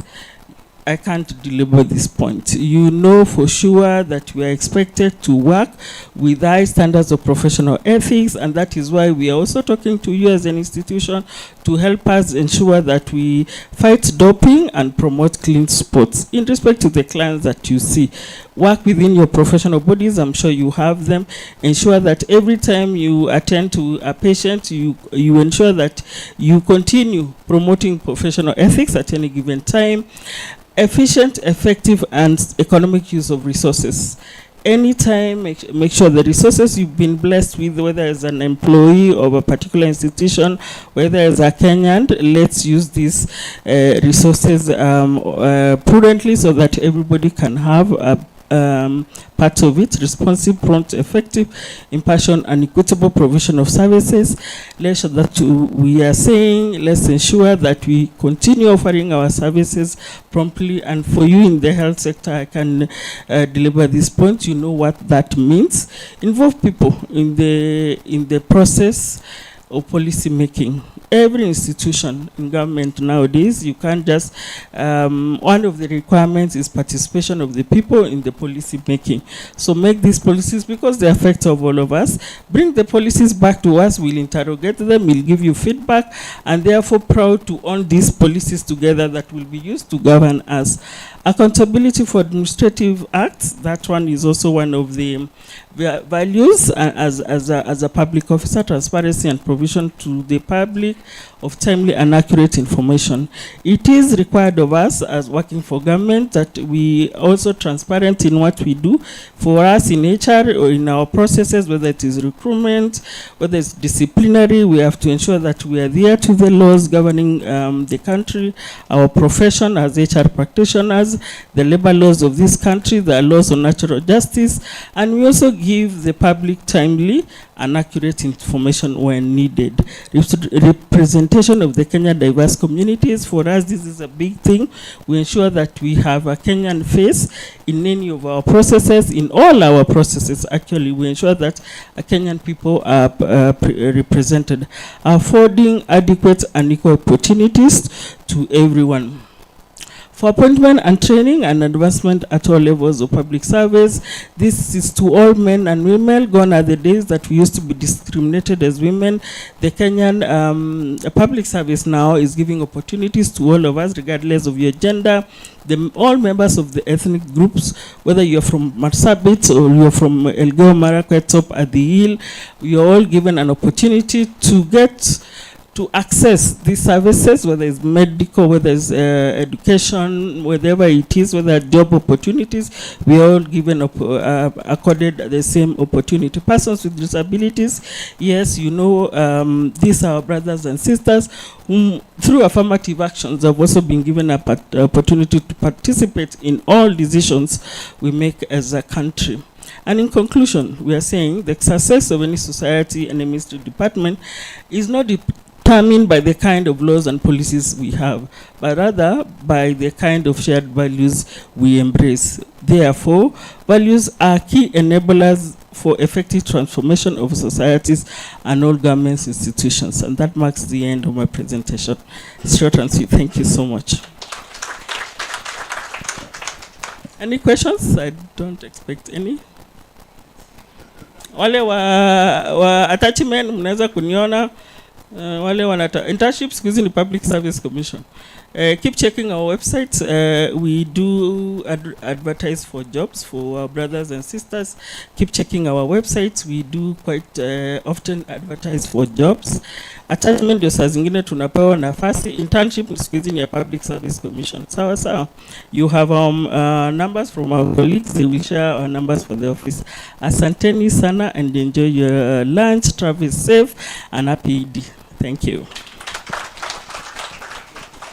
Thank you, Madam Edna. Situmpigie makofi mzuri, at least ametuashua watu wanaweza pata kazi, si ndio? Thank you. Nataka tumalizie na ile menti yetu nione kama mnakumbuka. Tulibakisha maswali kama 5 hivi, si ndio? Menti.com. Ndo tuone kama clinician bado ndo atashikilia number 1. Unasikia madam waka wa round anaweza taka kumuona kando. Menti.com.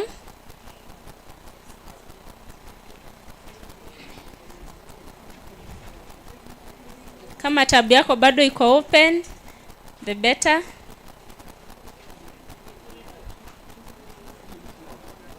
Google. Kuja hapa, simu hapa.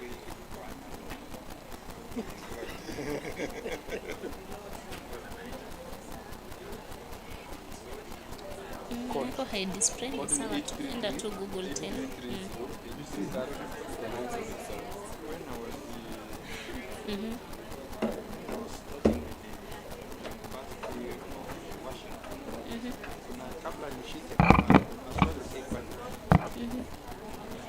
Apps zako zinakuanga hapo.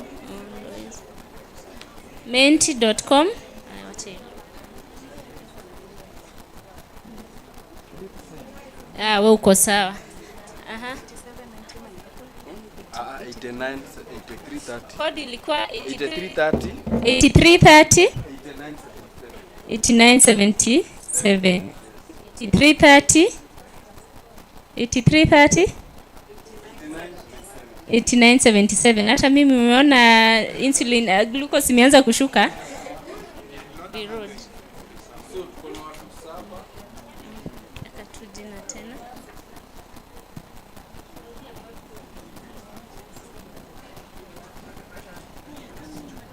Yeah, okay. 8330, 8977. Yeah, sawa. Thank you.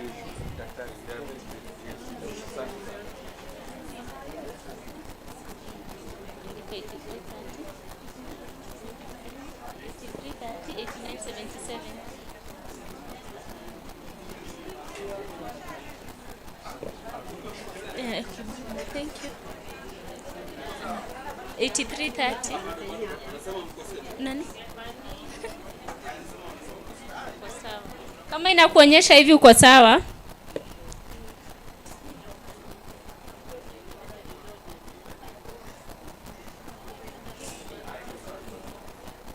Anaona tuko 58.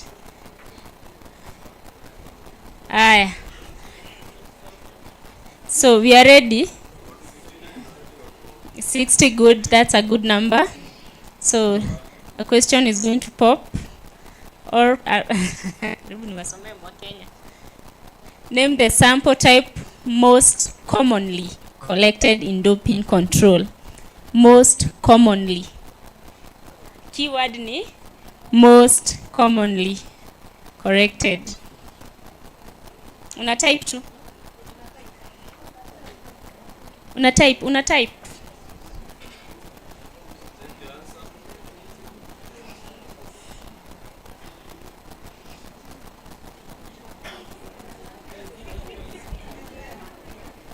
Pay time uandike.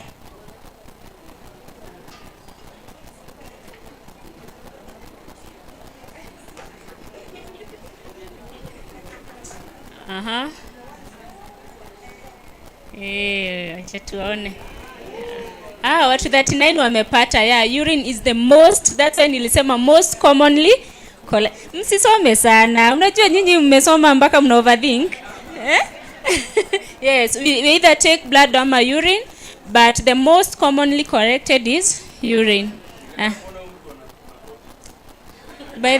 Unajua at the end of the day tutafungua hii kitu. Na mwingine unaona wenye ali overthink akasema wacha niwape zote mbili. Blood and urine. Good. Next question.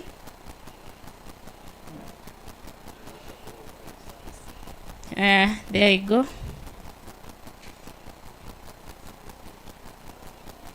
What is the main purpose of athlete Rojkop passport? ABP.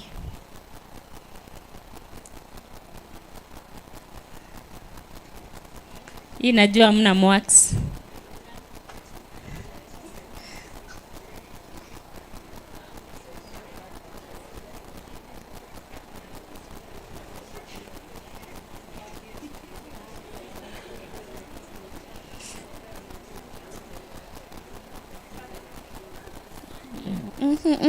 Acha tuone. Mko na content? Watu 27. Yes. So ABP, kuna wakati tunasikianga mchezaji ameishi kushinda, anaendanga event anashinda, analeta medals, ndio? Alafu at some point anaambiwa amekuwa kidope. So ABP inasaidia kudetect effects za doping. We are not able to see the exact substance huyu mchezaji amekuwa amekitumia, but we are able to see the side effect of that substance. For example, kama amekuwa kimicrodose na EPO, they are able to see hemoglobin level kwa mwili wa huyu mchezaji for some time. You understand? That's why we might not get them the first time, the second, but haezi enda sana. Umeelewa? Tunasoma tukiendeleanga, don't worry. Get ready. 67, good number.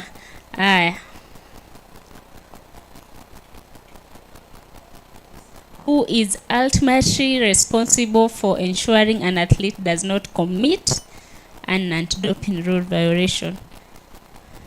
Who is responsible? Ni wewe daktari, ni mimi, ni mchezaji? Who is responsible?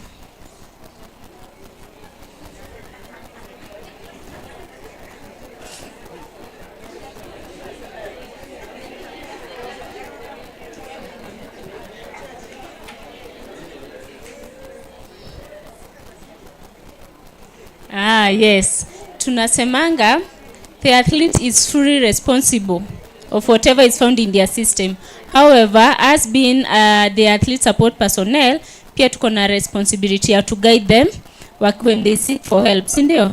Akikuja kwako si utamwambia wewe usini advise venye nitakutibu.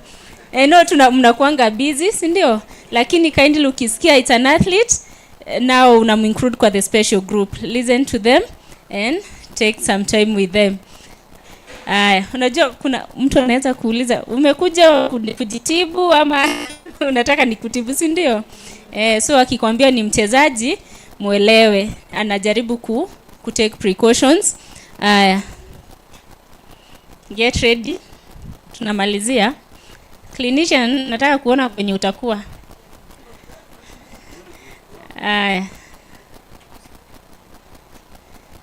Ukipop saizi kimeibiwa, ulikataa kutokea mara ya kwanza. Which of the following is not an anti-doping rule violation? Is not.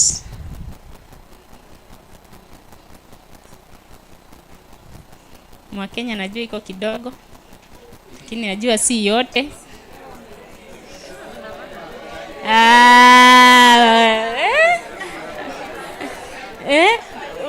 Madam hapa anashangaa nani anaanguka hiyo.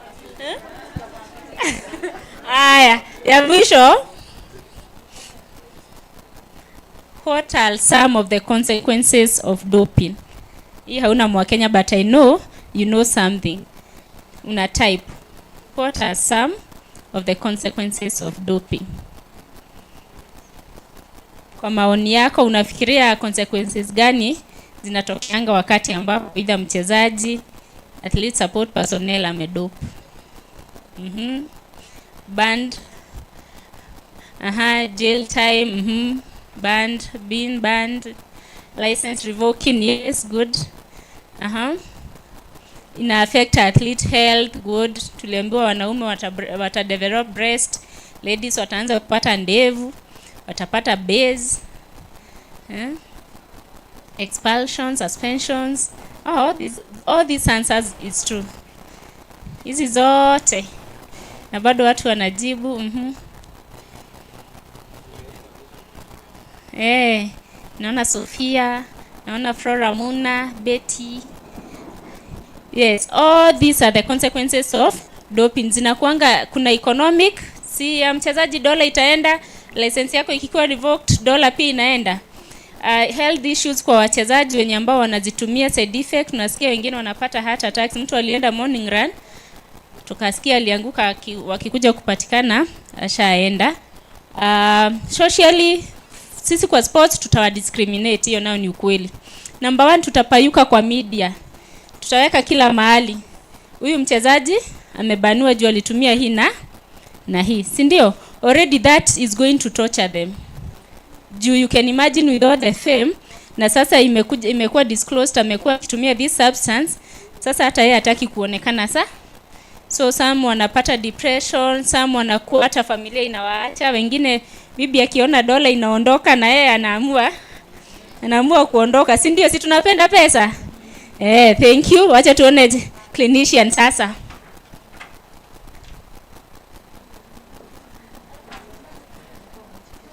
Aya ni 21. Aya niko na haraka. Aya poleni basi.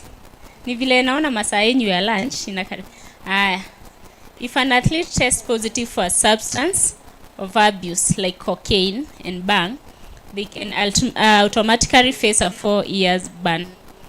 Ati akishikwa na bangi anaenda tu nyumbani miaka 4. True or false?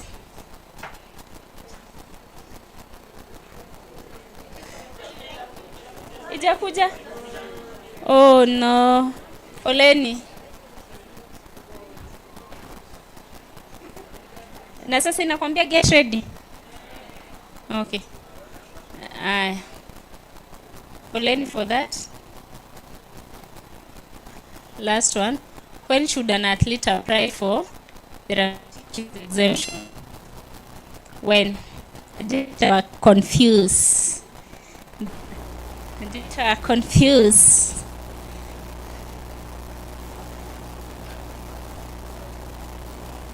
Mchezaji aombe ruhusa ya kutumia ile a good number wamefanya ile mathematics ya Dr. Jayesh. Alisema tu in 21 days, si ndio? So tunawaambianga kama ana attend an event, hiyo process unaona already na take 21 days na anahitaji barua, so they give themselves 30 days. Ndio by the time anaenda the event atakuwa na ile barua. Haya. Clinician. Where are you?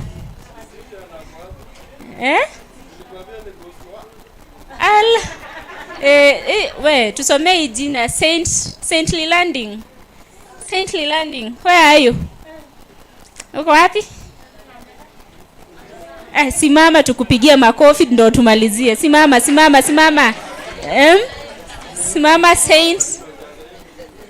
Simama please.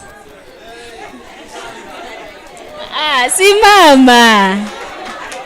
Mwalimu wa makofi ukuje. Number 2. Watu wamesema lazima usimame. Tusimharakishe sana. Thank you. Sisi atupigangi makofi tu hivyo.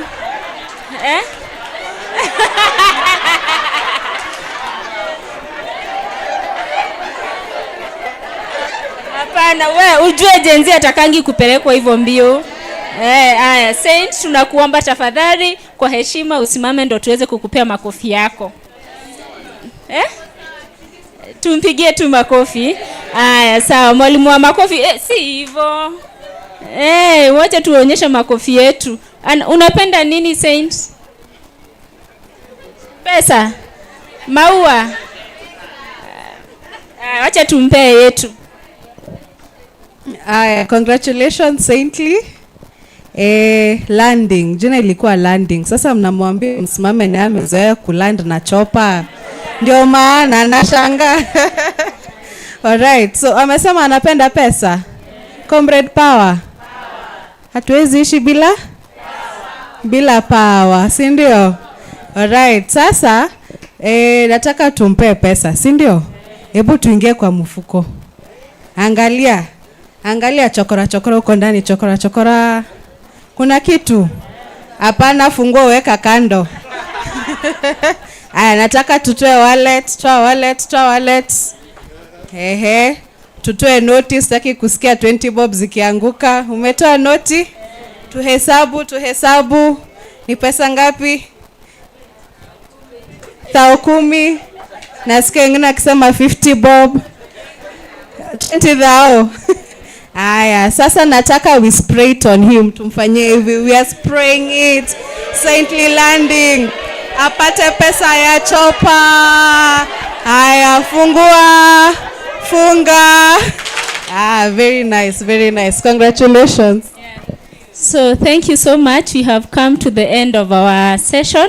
I would want to welcome Madam Tabitha and the next one.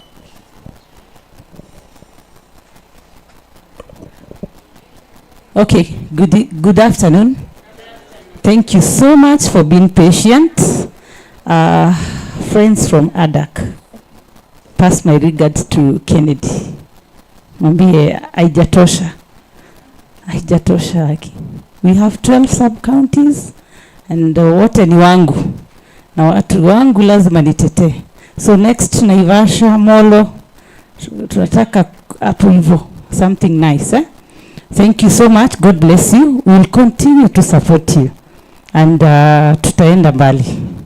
So we pray. And then when we come, our cake is ready.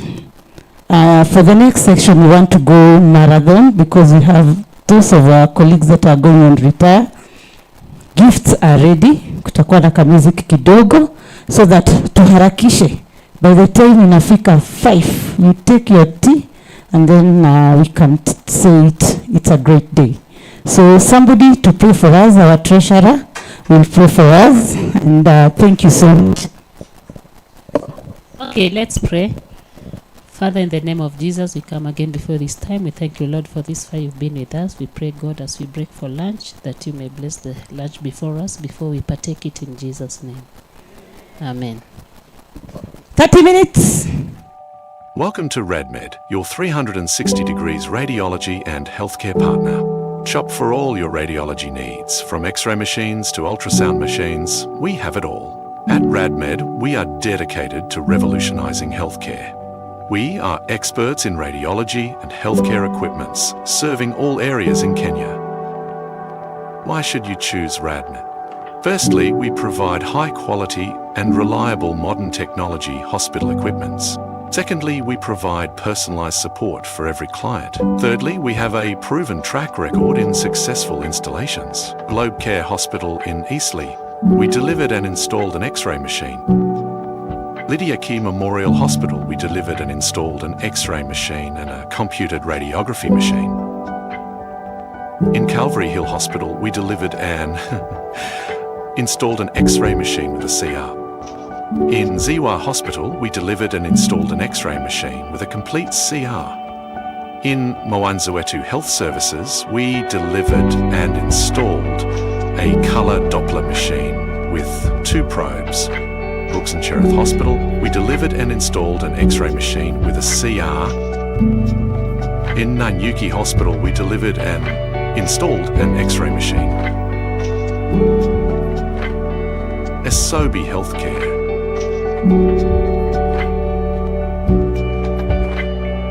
Malkia Wings Hospital.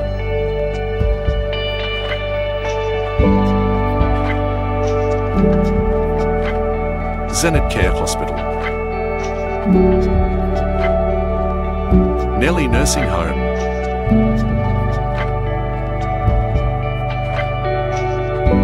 Pro Care Cottage Hospital.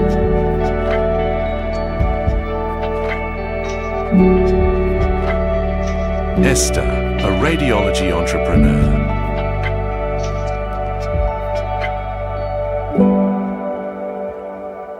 Itak Hospital. Peter, a radiology entrepreneur. Mugamo Medical Centre.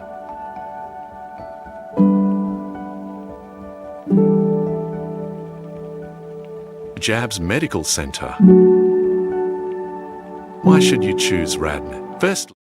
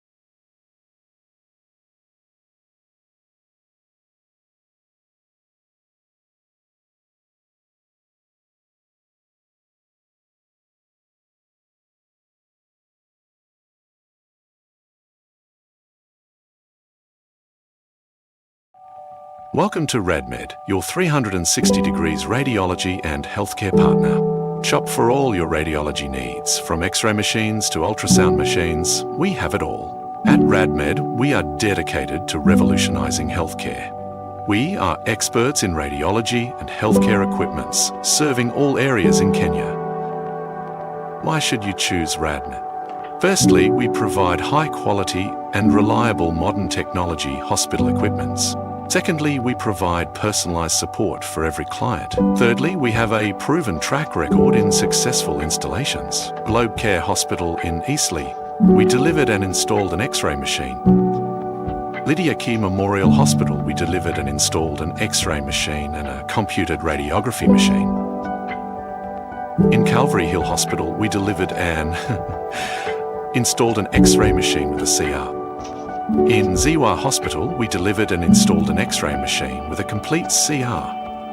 In Mwanzawetu Health Services, we delivered and installed a colour Doppler machine with 2 probes.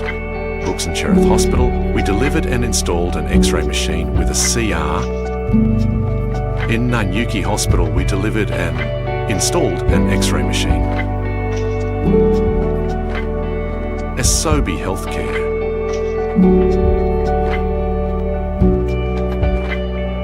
Malkia Wings Hospital.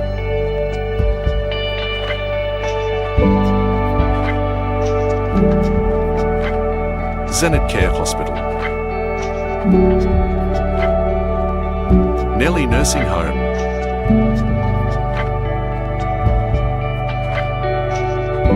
Pro Care Cottage Hospital.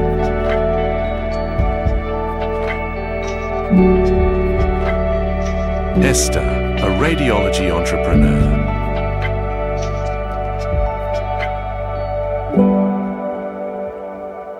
Itak Hospital. Peter, a radiology entrepreneur.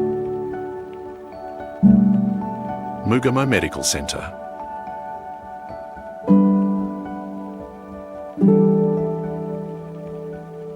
Jabs Medical Centre.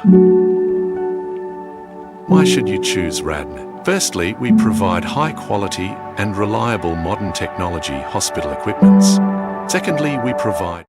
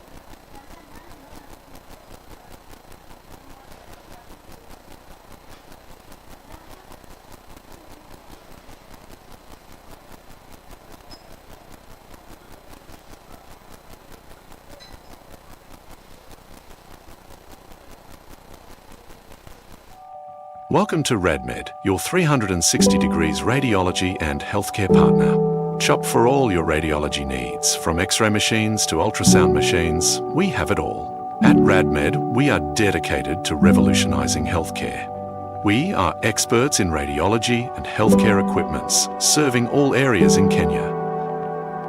Why should you choose RadMed? Firstly, we provide high quality and reliable modern technology hospital equipments. Secondly, we provide personalised support for every client. Thirdly, we have a proven track record in successful installations. Globe Care Hospital in Eastleigh, we delivered and installed an X-ray machine. Lydia Key Memorial Hospital, we delivered and installed an X-ray machine and a computed radiography machine. In Calvary Hill Hospital, we delivered and installed an X-ray machine with a CR. In Ziwa Hospital, we delivered and installed an X-ray machine with a complete CR. In Mwanzawetu Health Services, we delivered and installed a colour Doppler machine with 2 probes. Brooks and Cherith Hospital, we delivered and installed an X-ray machine with a CR. In Nanyuki Hospital, we delivered and installed an X-ray machine. Esobi Healthcare.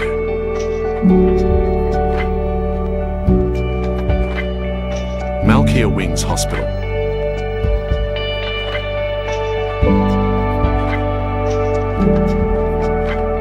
Zenit Care Hospital. Nelly Nursing Home.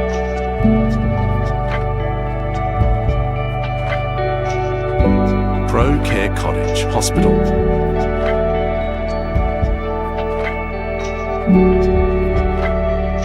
Esther, a radiology entrepreneur.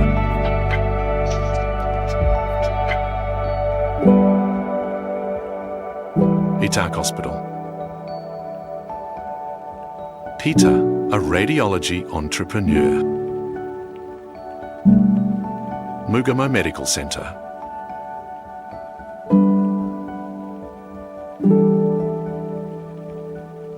Jabs Medical Centre.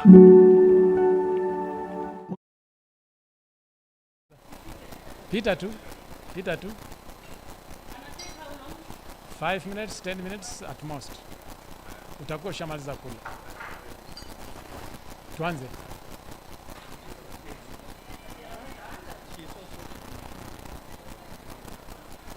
Hello viewers, my name is Benson Mulaha, streaming live from Mborea Hotel in Nakuru. We are here attending Kenya Clinical Officers Association Symposium, and with me in the interview room is the chairman of this association. Let him introduce himself. Good afternoon, viewers. My name is Michael Odeke, Kenya Clinical Officers Association Chair.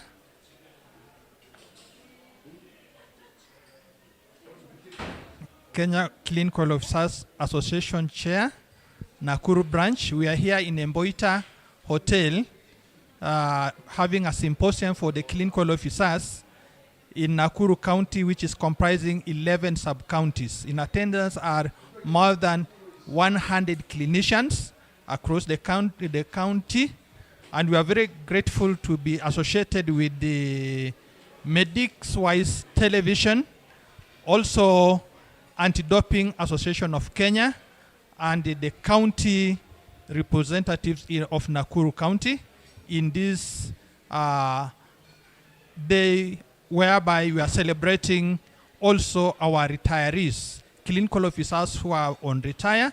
We want to celebrate them for that period they've been with us. Mr. Odeke, when I look at you, you are an elder man, and I'm sure you have served our government in clinical medicine for quite some time. Now, will you tell us the role of clinical officers in Kenyan healthcare? Thank you. I've served currently I'm on my 35th year. I'm about to leave also to exit the system in 3 years to come. Clinical officers are the backbone in a health center, especially now in primary health care. They are the first people you encounter when you come for treatment, and they have to get it right when they take your history and do a diagnosis. After that, they will be filtering 80% of the patients pass through their hands, and 20% they will be referring to another level. You said how many years have you been working? 35 years. 35 years. Yeah. So for 35 years being a clinical officer, how is your day like being a clinical officer for 35 years and again being the chairman of the Kenya Clinical Officers Association? I pride to be a clinician. In all this journey, I've walked all the levels. I began as a dispensary clinician, then became an in charge all this period I've been in administrative to the current, I am the sub-county medical officer of health, what you know as the county sub-county team lead Rongai. Thank you very much, Mr. Odeke. Now tell us, when you organized for this symposium, what was the real objective of it to take place this week and this place? One, we wanted to recognize the tireless efforts our retired clinicians have put into the system, especially in Nakuru County. Two, the anti-doping agency Kenya, there are drugs that we prescribe unknowingly which will be affecting our athletes out there. Yet, for us, we do the treatment as per what it entails, but we didn't know the cretinide things that govern the Athletic Association, World Anti-Doping Agency, athletics in the world. So that is what our clinicians have come today to learn, so that they'll be very cautious when they'll be prescribing medicine to athletes in Kenya. Thank you, Mr. Odeke. But tell me, practicing for 35 years is quite a long time, and I respect that. What are some of merits that you have seen as a clinical officer? The gratitude when my patient comes to tell me, thank you, I gotten well. Some of them we cannot even remember until when they reminded you. I even remember in part of my practice, when I was doing internship in Nakuru Teaching and Referral Hospital, that time known as PGH, somebody gave me a book written by Carson entitled Gifted Hands. After watching what I was doing with the patients for a number of days as they were visiting, and they opted to gift me with that book. And that book is still in my shelf. I felt a lot of gratitude. And also when I was a young clinician, when I was doing a lot of work, they discovered that I had the affinity, I had a passion for the children. And they, other health workers encouraged me to do pediatrics at a higher level. And that is my specialty currently. You're a pediatric? Ah, great. So you love children? Yeah, I love children a lot because one thing, they don't cheat. They tell you exactly whether they are crying, or when you ask them to point where they are sick, they point to the exact point. Unlike adults who might try to cheat you or camouflage their disease. Would you advise your children to become clinical officers? I've tried, but I've decided to go the other way around. One is an engineer. The other one is working with the corporate world. That's great. Finally, let me ask you the final question. You served as a government civil servant all this time. What do you think the government should do to improve healthcare in Kenya? A lot of funding needs to be put in healthcare because there's a lot of processes and a lot of infrastructure needed, and there's a lot of employment with human resource, whereby you see like an establishment of a health center, you need a number of personnel, but because of inadequate funds, you find it is ill staffed. And also currently we are moving into different technologies. You cannot use yesterday's method to practice current method, you'll be obsolete. So you must be versed with the machines that are currently introduced. Just one more. The Minister of Health said the other day, I saw it in the media, that anybody who endorses share payment during working hours on a private clinic, it shall not be paid. Did you see that? That could be misunderstood because whether you're in private or in the government, it is a 24-hour service. You may not predict when your client will come. So SHA should be open 24 hours, whether in private or government institution. Thank you very much. What would be your final parting shot to the people who attended the symposium today? I have loved the knowledge that we've gotten, and we wish to sharpen our knowledge and also the partnership, especially now Medicwise, whom we are encountering for the first time. Same to Anti-Doping Agency Kenya, ADAC, whereby we are meeting them for the first time this time. And we wish to request them to partner with us in subsequent coming symposiums or CMEs. Thank you very much, Mr. Odeke. We are grateful for you to have participated in this interview. We look forward to working with you and interviewing you, and want you to visit our studio for more discussions. Good day, blessings.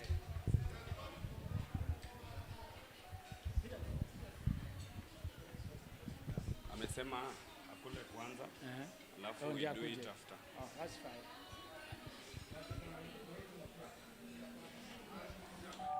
Welcome to RadMed, your 360 degrees radiology and healthcare partner.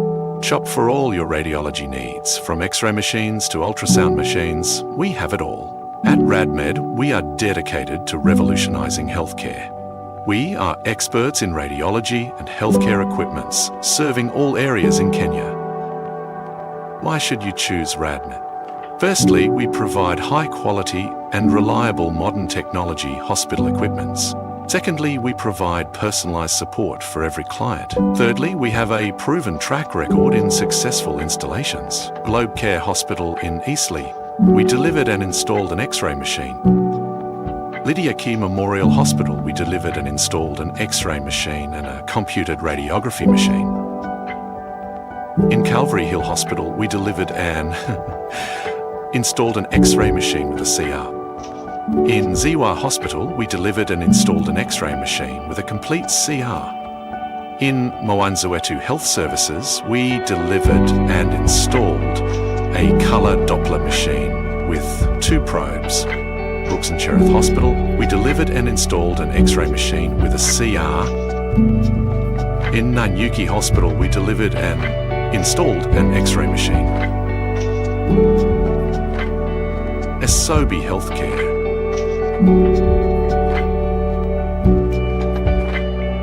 Malkia Wings Hospital.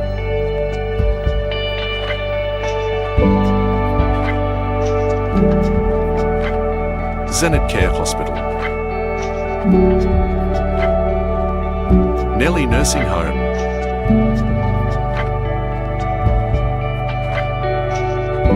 Pro Care Cottage Hospital.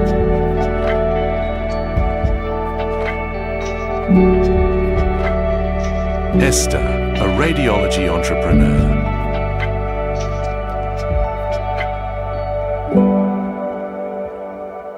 Itak Hospital. Peter, a radiology entrepreneur. Mugamo Medical Center.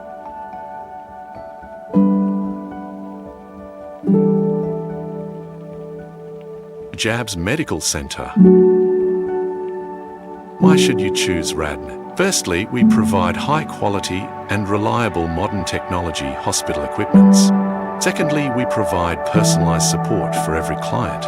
Thirdly, we have a proven track record in successful installations. Welcome to RadMed, your 360 degrees radiology and healthcare partner. Shop for all your radiology needs, from X-ray machines to ultrasound machines, we have it all. At RadMed, we are dedicated to revolutionizing healthcare. We are experts in radiology and healthcare equipments, serving all areas in Kenya. Why should you choose RadMed? Firstly, we provide high quality and reliable modern technology hospital equipments.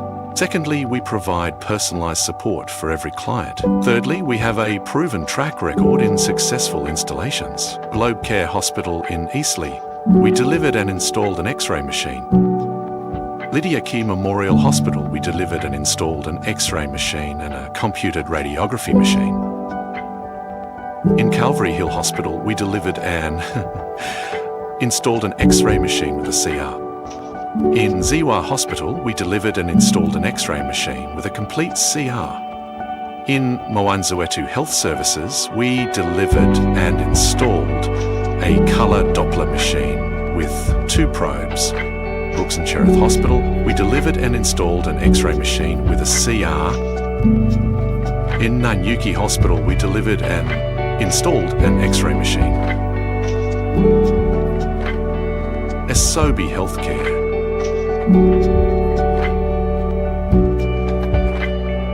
Malkia Wings Hospital.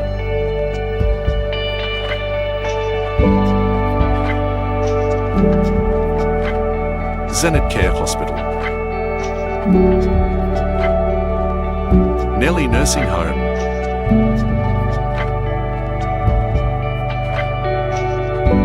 Pro Care Cottage Hospital.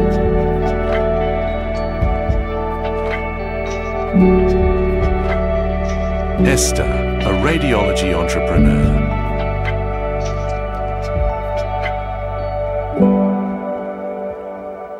Itak Hospital. Peter, a radiology entrepreneur. Mugamo Medical Centre.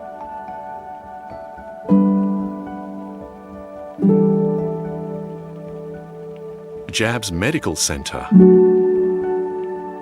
Why should you choose RadNet? Firstly, we provide high quality and reliable modern technology hospital equipments. Secondly, we provide personalized support for every client. Thirdly, we have a proven track record in successful installations. Welcome to RadMed, your 360 degrees radiology and healthcare partner. Shop for all your radiology needs, from X-ray machines to ultrasound machines, we have it all. At RadMed, we are dedicated to revolutionizing healthcare. We are experts in radiology and healthcare equipments, serving all areas in Kenya.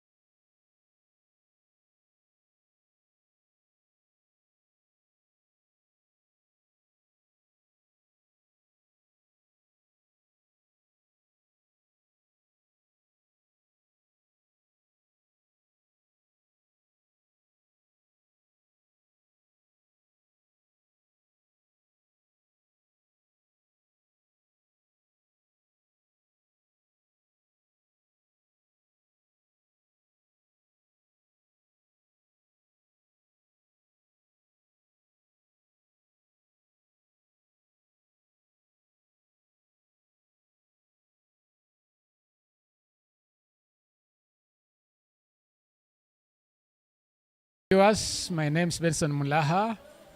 We are broadcasting this live from Emporia Hotel, Nakuru. We have a clinical officer symposium. And with me is one of the attendees of this symposium. We are sponsored by Medicwise. We are sponsored by Radmed Connect Limited. You are 360 radiology partner that deals with medical equipment, especially for radiology. That's X-ray and ultrasound. And with me in the studio is one of the attendees who is going to introduce herself to the audience. Welcome. Okay, my name is Jacqueline Kirui. I'm a clinical officer from Kuresoi South. Welcome, Kirui, to this interview. You are a clinical officer. For how long have you been a clinical officer? 16 years. 16 years. That's quite a good time. So you have the experience. So I want you to tell us what are some of the common health challenges that you have been seeing for the last 16 years? Common health challenges that you've been seeing for the last 16 years. As in ailments, yes, or? Ailments. Okay, in our area, I come from Kuresoi South, which is a cold area. So we have common colds and pneumonia most of the time, and diarrheal diseases. Those are the common ones there.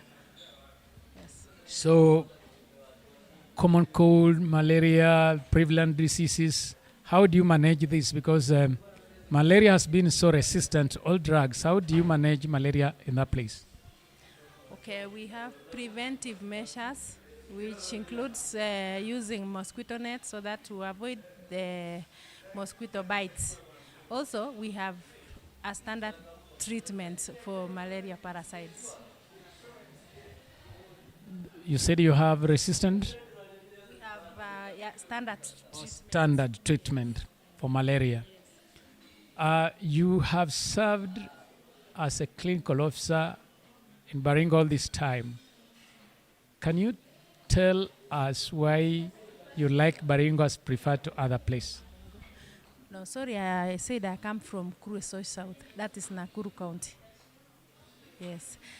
So how have you liked Nakuru? Would you prefer to serve in another place? Yeah, Nakuru is good because the county provides us almost everything we need. It's a county which is vast, but at least the road networks is good. You can travel, you can move from another county, a sub-county to another county, and our governor has done a good job. So what is your experience with the outbreak diseases on public health? Prevalent outbreak diseases. Okay, when we have an outbreak, usually it's something which is scary because we know we are the first people who will encounter. Like the time we had Corona, it was a scary experience, very scary. We all thought we would die, but God willing, we are here. So, typical, how is your typical day like when you wake up in the morning through your patients and to your duties and back to the house? Yeah, when I wake up in the morning, I report at work on time. Then we have machines, the ones we use, we prepare them for the day. Like we prepare medicine and everything that we will use that day. Then we start seeing patients as from 8, and patients are many. We really work hard. So in medical world, I am told, or so I presume, there are so many challenges sometimes in your field of work. I am sure you have had a impact on your life with a patient. Would you like to share that situation? Yes. Okay. In my day-to-day life, I work with a lot of patients, and patients like complaining. There is this one day when a patient complained that they have taken a lot of time at the line and they would like to be assisted. But you know, there are people on the line and all of them are patients. That patients really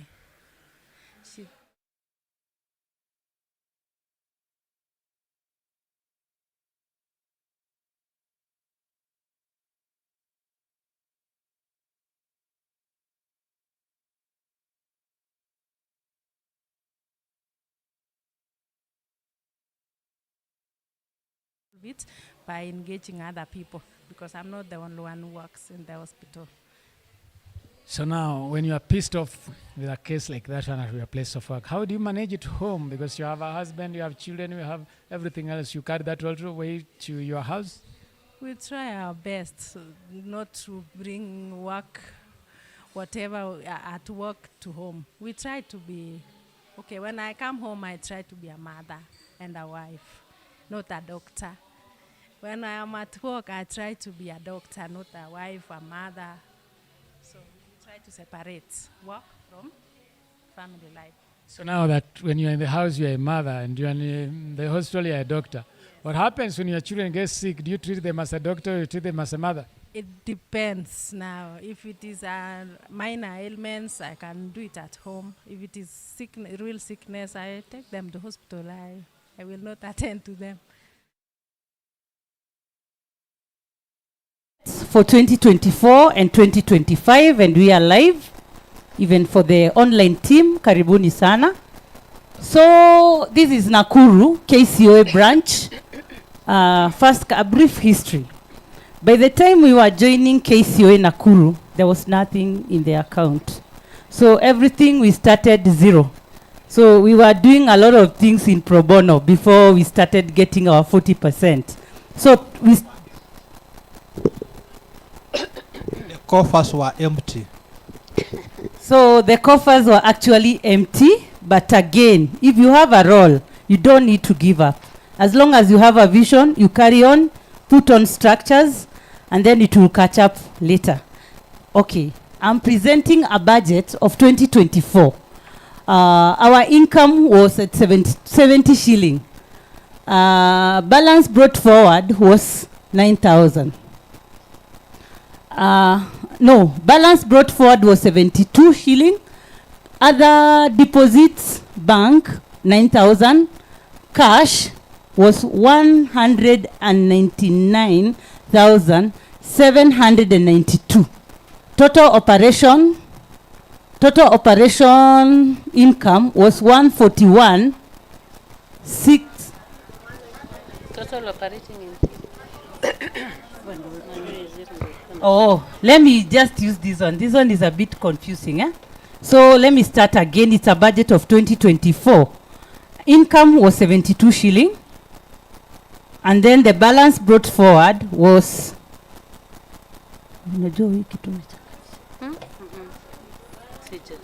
balance brought forward was 72 shillings. Other deposit was 9,000. Cash was 0. Total operation income was 199,792.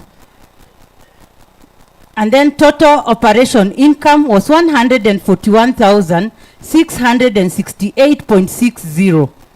2024 expenditure arrears were 141,668.60.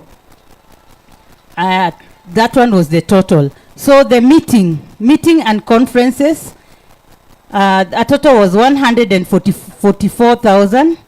Local meetings was 24,000.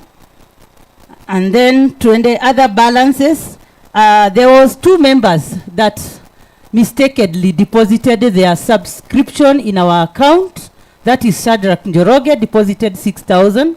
And Nancy Oigera deposited 3,000 to a total of 9,000 that was reverted back to the national office. So a total branch allocation for that year was 177,000.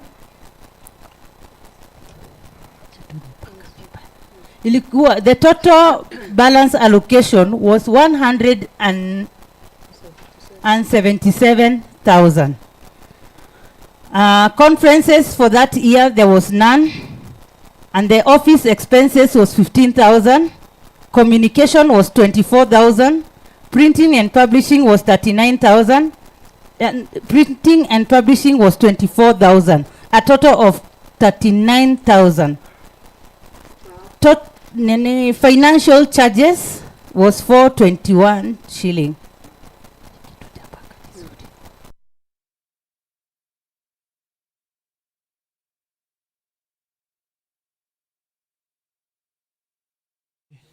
Radiology partner and RadMed.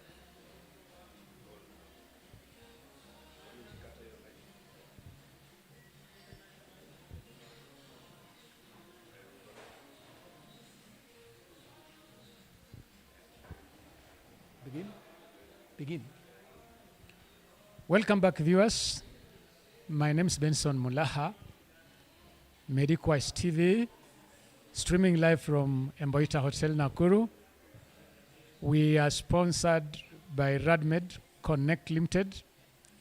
RadMed Connect Limited is a company that deals with radiology equipment. We sell radiology equipment, that's X-ray, ultrasound. And we are here to attend the Clinical Officers Symposium. And with me in the studio is an official for the same, and she's going to introduce herself as we continue. Welcome. Thank you so much. My name is Caroline Kiplagat. I am the Central Rift coordinator. I am a proud clinician. Today we are attending a symposium at Emboita Hotel, Nakuru branch, one of our branches. I coordinate KCOA activities in Baringo, Samburu, Laikipia, and Nakuru branch. I want to take this opportunity to thank our sponsors for today's event. So in KCOA, we are coordinating the activities to enable them grow and work in a secure environment, address their welfare.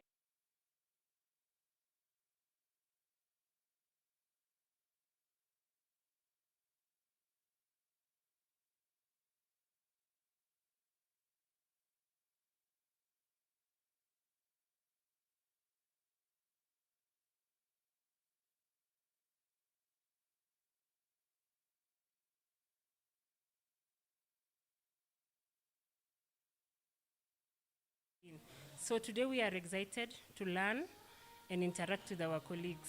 Thank you. You remind me your name? Caroline. Caroline.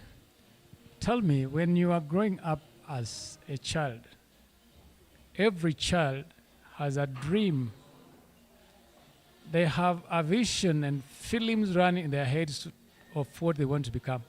Did you ever imagine to become a clinical officer?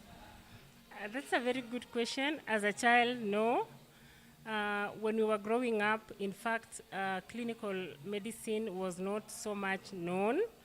And we have options like being a teacher, being a nurse, maybe other professions. But personally, I wanted to work in the bank. I loved money and I wanted to be a banker. But when I completed my studies, I joined KMTC and came to learn about the profession and fell in love with it. So that's how you ended up exchanging money for health.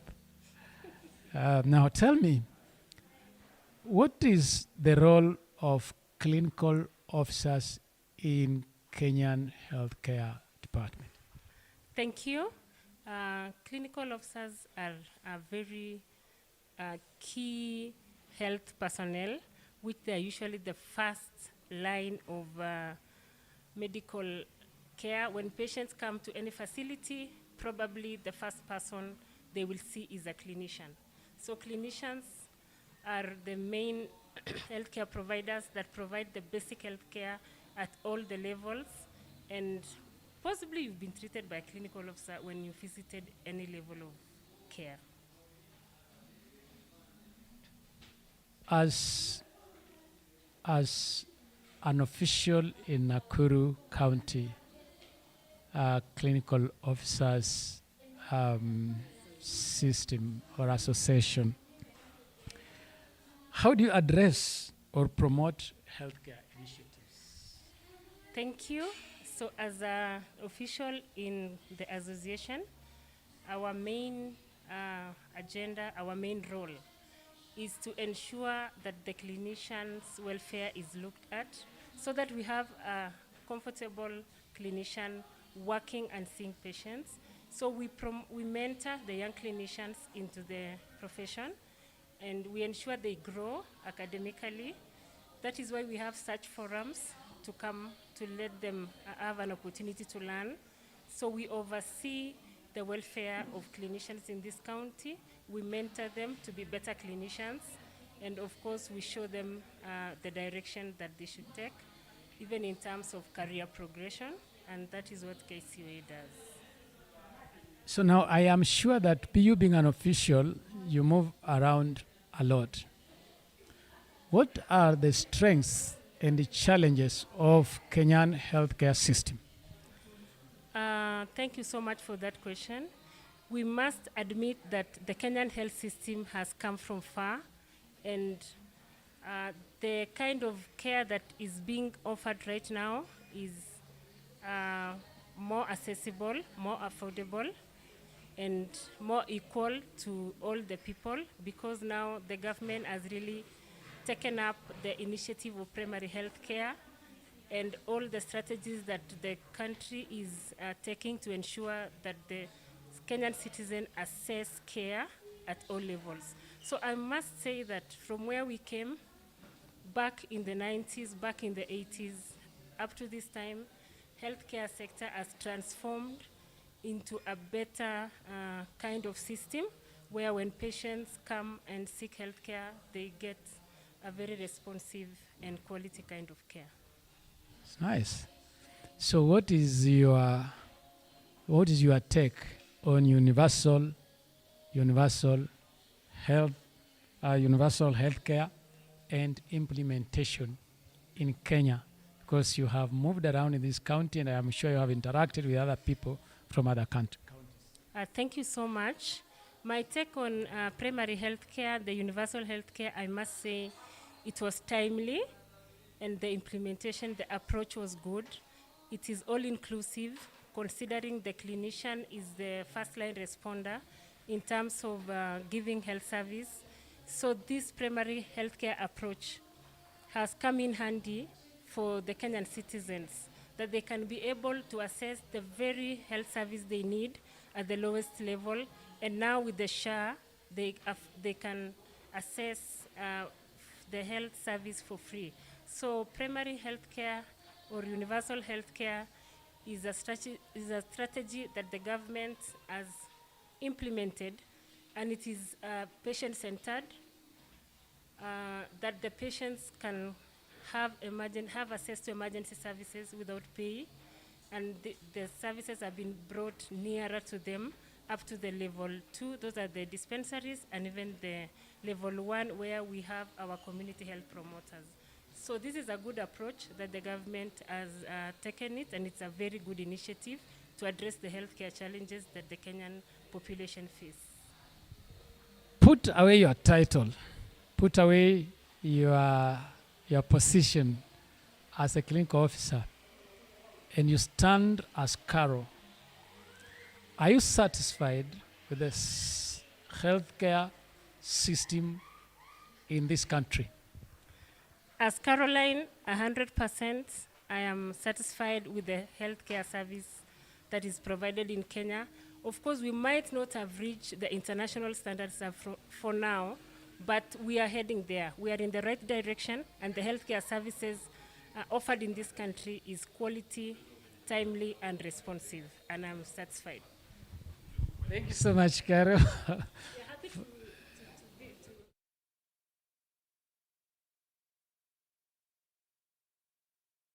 You show us how many are we subscribing, and then so that when we are talking the total, I'm sure we are 100 or whatever being sponsored here. But in the county, maybe in Nakuru County, KCOA, how many have subscribed or their money are being remitted, and then how many are not, so that also we can also see the balance where we are supposed to go. Because I'm sure you have a list of all its yours who are in Nakuru branch. So I think set the lights so that also they know the burden, who are carrying this burden of KCOA. Okay, members. Currently, we are 132. But there is no single coin of UHC staff that comes to our branch. Reasons best known to the national office. That one I cannot defend. So you make the balance. You pay 500. Eh? You are remitted 200. 100 for benevolent. Simfanya hata hiyo hesabu. Tunapewa 200 for the branch. National inabaki na 200. Na hiyo ingine inacho for benevolent fund. So what we get for 102. But haiko consistent because wengine hapo ni private. Na private akilipa 3,000 hakuna pesa utapewa. Number 2, wale wote mko 200 hakuna pesa kwa branch inakuja. Hiyo yote inabaki kwa national office.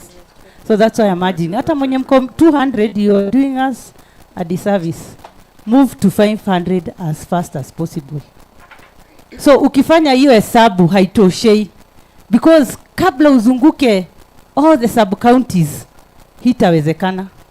But our mission is to touch every corner. Number 2, the pending ones, they're almost 200, daktari.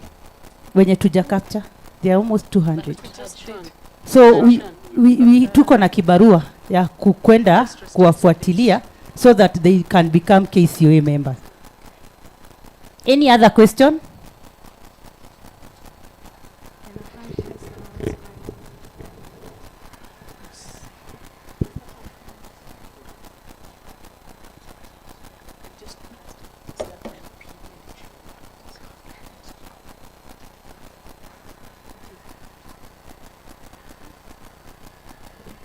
Kuna swali? Hii ni muhimu. Hii hata sitoki hapa kabla mujaona. So that ukisikia mtu akiongea vitu ajui unamwambia shut up. This is the msema ukweli. Uone nikikuja labda kwako, how much do I get? Nikikuja kwa meeting ya branch, how much do I get? Because pesa ile unapata na yenye una spend, it's guided by this. And then ufanyie huyo mtu hesabu.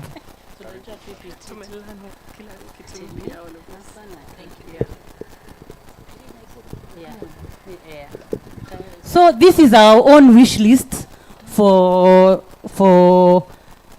2026, and let's start. Number 1, these are the activities that the branch they are supposed to conduct, and I'm not supposed that niamuke niseme leo nimeenda county.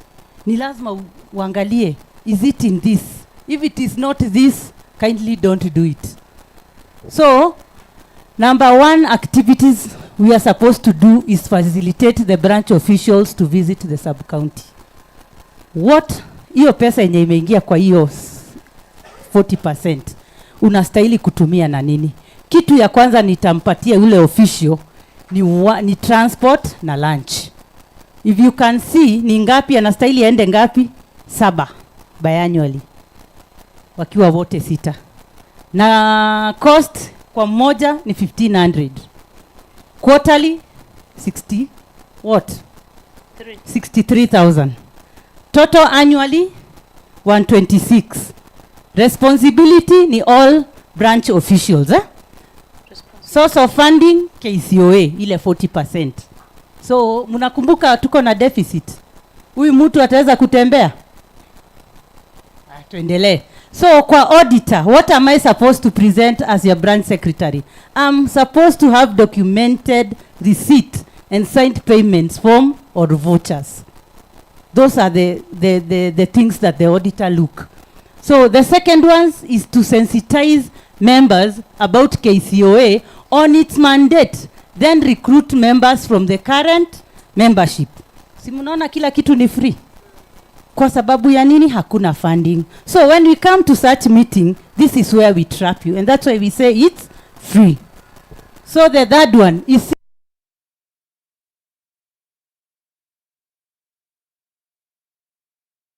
annually.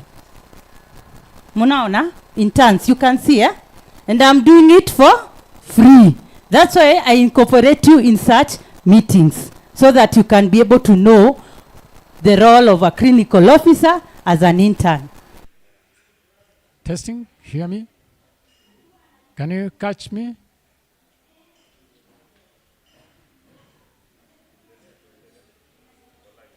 Welcome viewers. My name is Benson Mulaha, Medicwise TV, broadcasting from Mboita Hotel in Nakuru. Medicwise TV is sponsored by Radmed Connect Limited, your 360 radiology partner that deals with sale of radiology equipment, that is ultrasound, X-ray, and CT scan.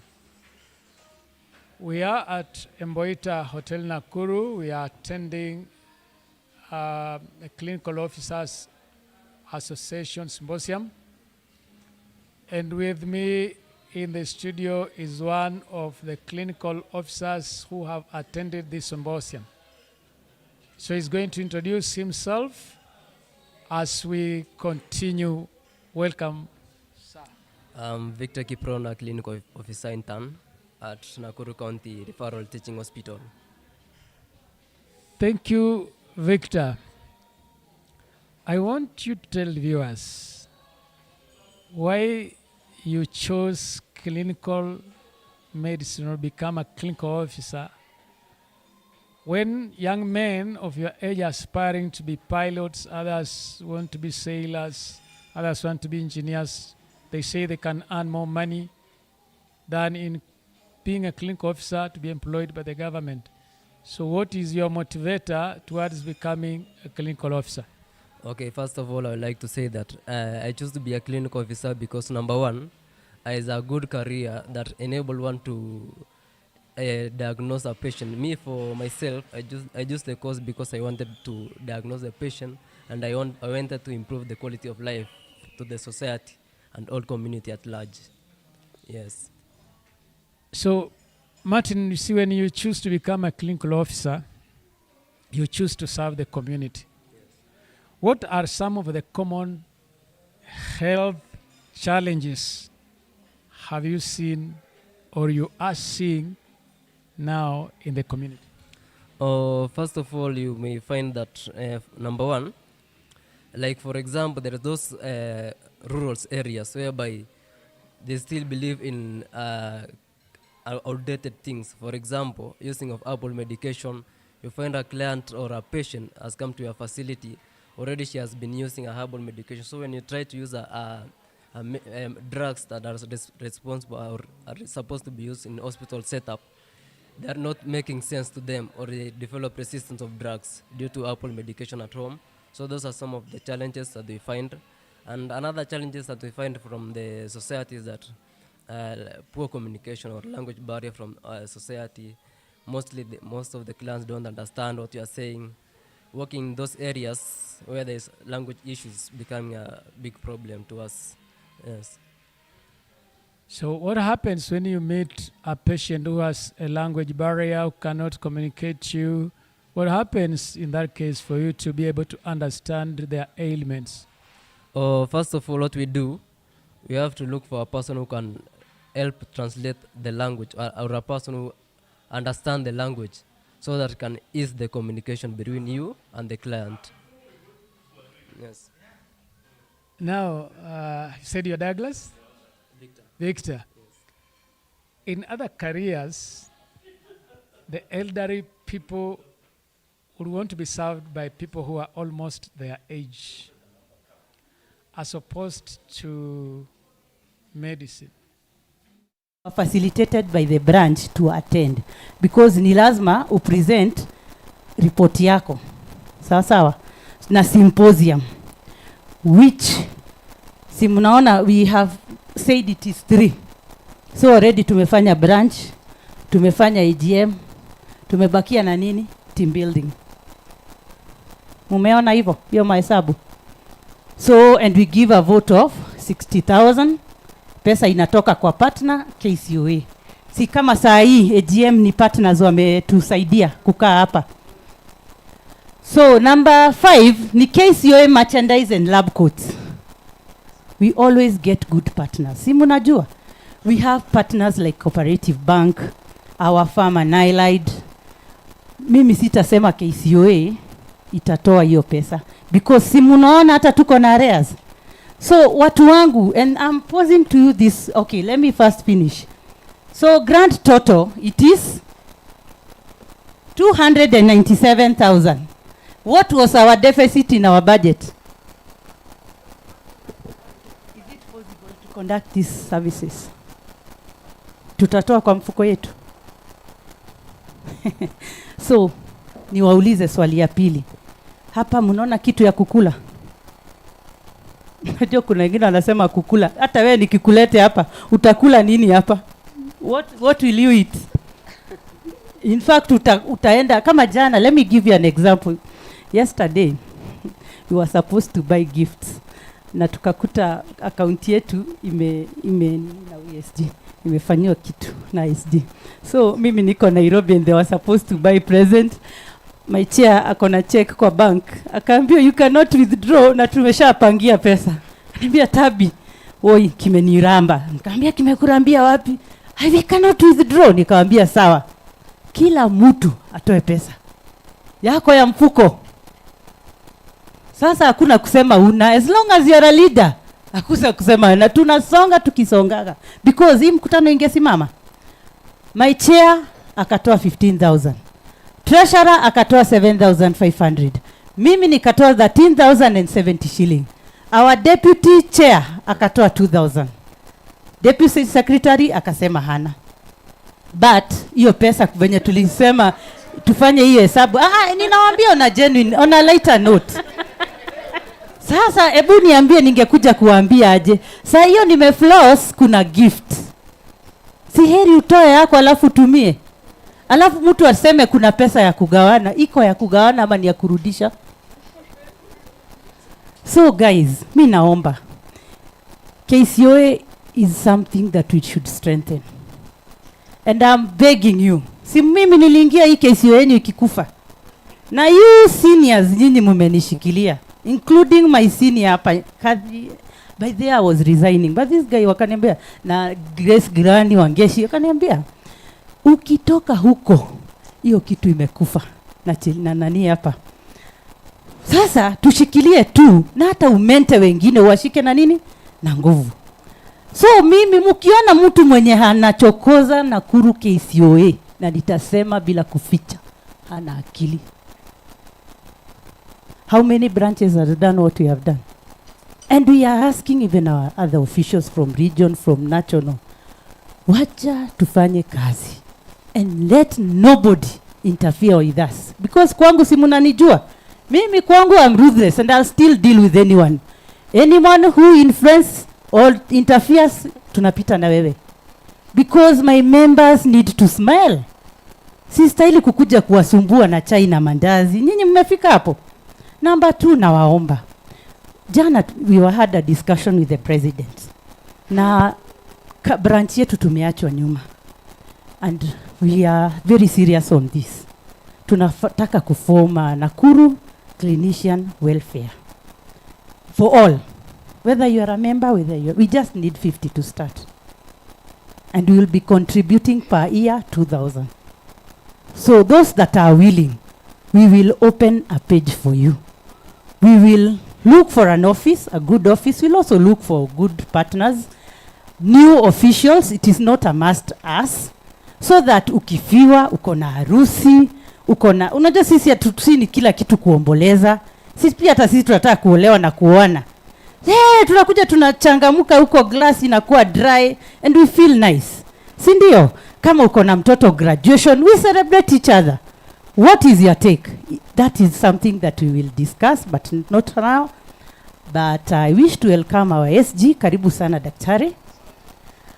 Sina mengi, mtaambiwa kuna National Regional Symposium, but chair wetu atatu guide. But as per our budget, mimi sita promise chochote. ile ingine ilitustrain jamani. Hata madeni hata tunaibika, tujalipa na county imekata. You see? So mimi hiyo nitaachia hapo. So I guess I rest unless there is somebody with a question, but you have seen what we do. Na mumeona hakuna hata pesa ya kuiba. Sasa hata hawa national waulize UHC wanapeleka wapi? Si ndio? Because it is your fund and you are here. So muaulize pesa yetu ya UHC mnapeleka wapi? So and that's end. I'm Tabitha Ndungu. I'm still the Tabitha Ndungu. Na ninawapenda sana. Thank you so much, Tabitha. That was that was handful. That was beautiful. By the way, ofisi yetu tunafanya kazi hivyo. Sione Tabitha akipresent useme kwani yeye ni treasurer tena yeye ni nini. We work as a team. So I can present, she presents, Odeke can present, all of us can. We are working like that. Nakuru sisi hatujasema ati ile wewe ni hivi, wewe ni hivi, wewe ni hivi. No. That's why we are really working as a team, na imetusaidia, imetujenga, and we are hoping tuendelee tu hivi. Tabitha ako na heart ya KCOA sana nini. I mean, she has KCOA in her heart. Anawapenda sana. And we really love you, all of us.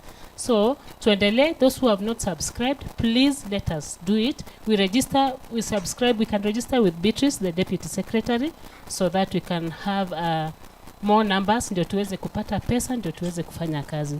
Thank you so much. Back to you, Chair.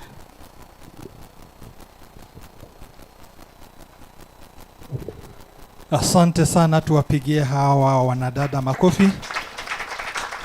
Asante, lakini niko na swali moja tu kwa Secretary Tabitha. Sasa nani alikuambia useme ukweli?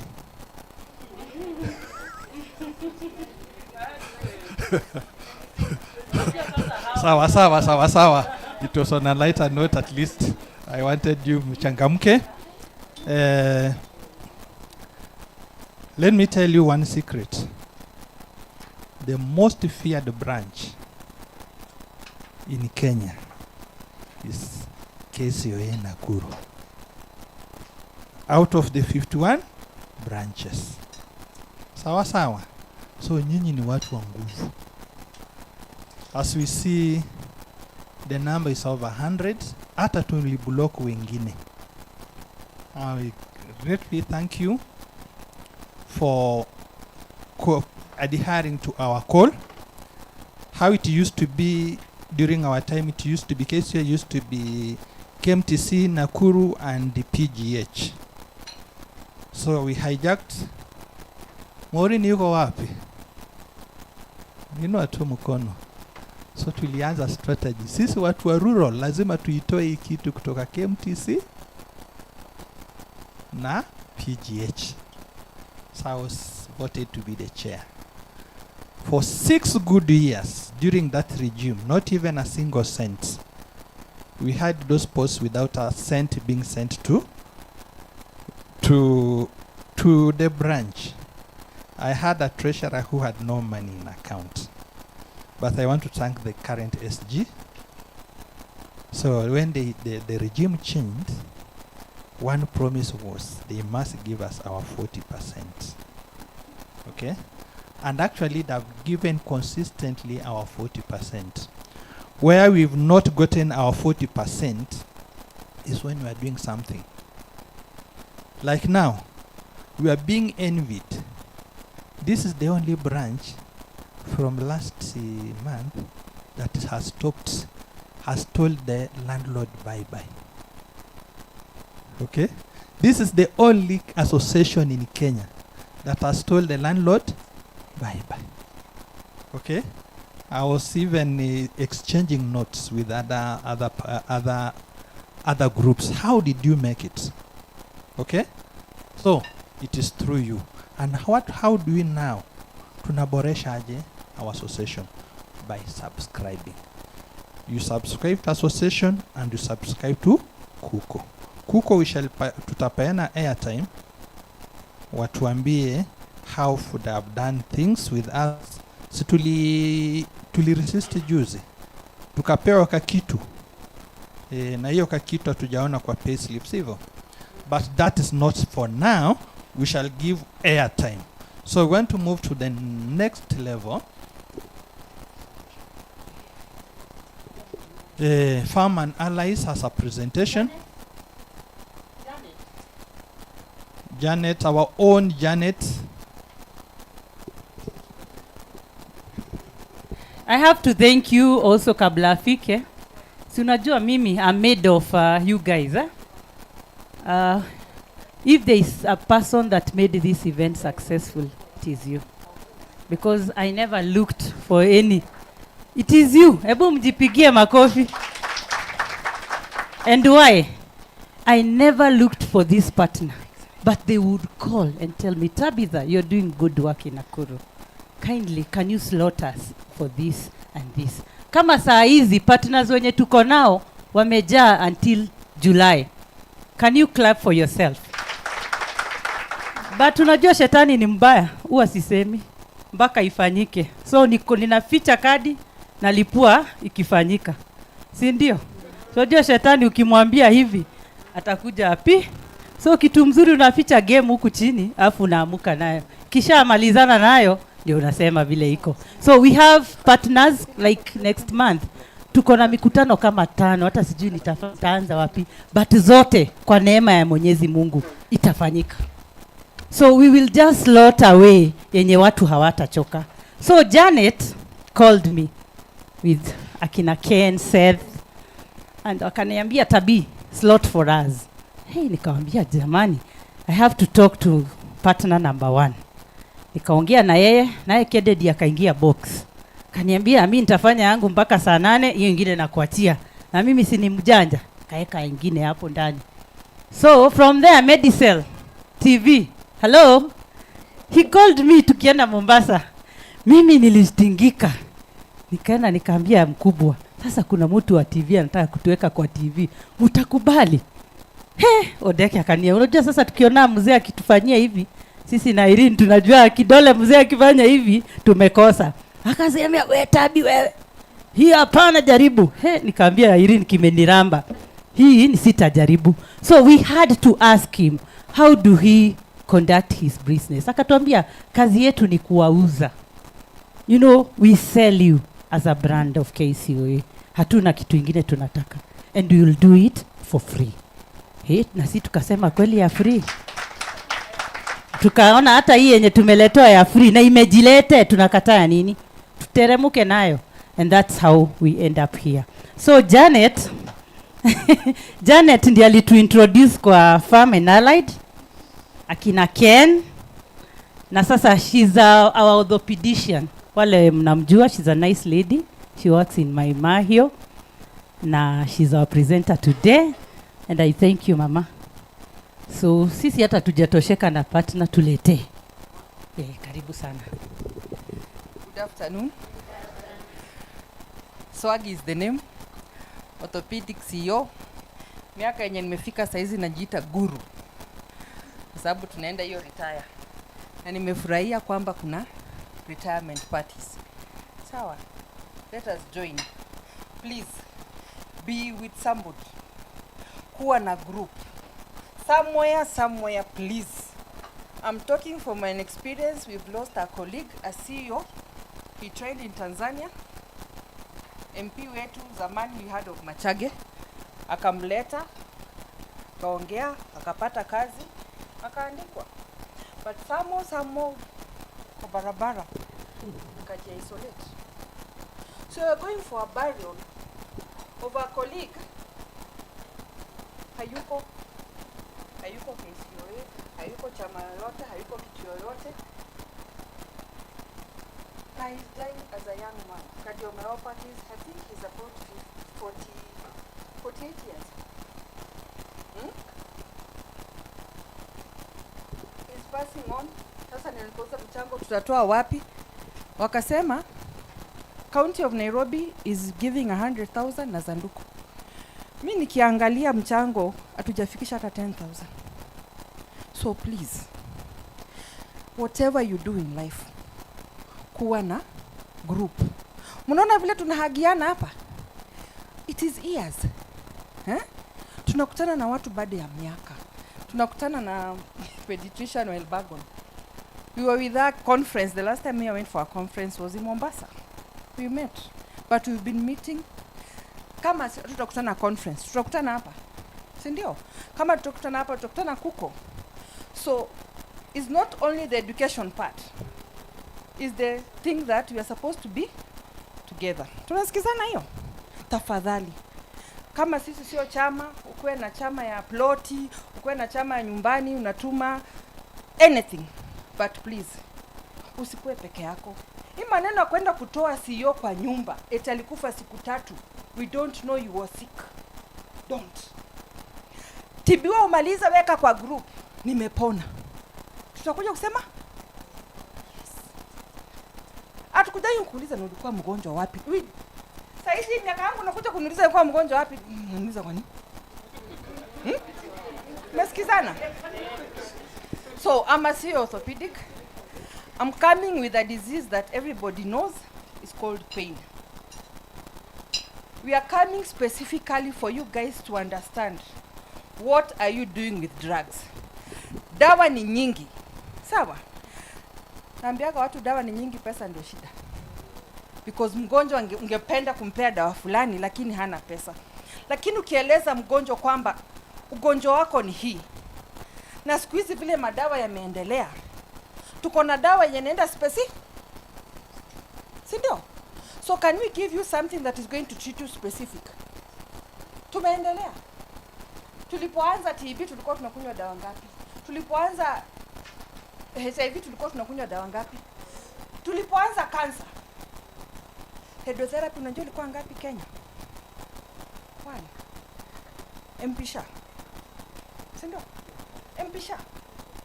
So right now, what are we talking about? So we want to teach you, at the end of the day, can we be specific on treatments? Listen to the patient. Na mimi ninaenda nikiomba. Ndiyo tunajitanga CEO. Jina ingine? Clearing and forwarding. Shida yako nini?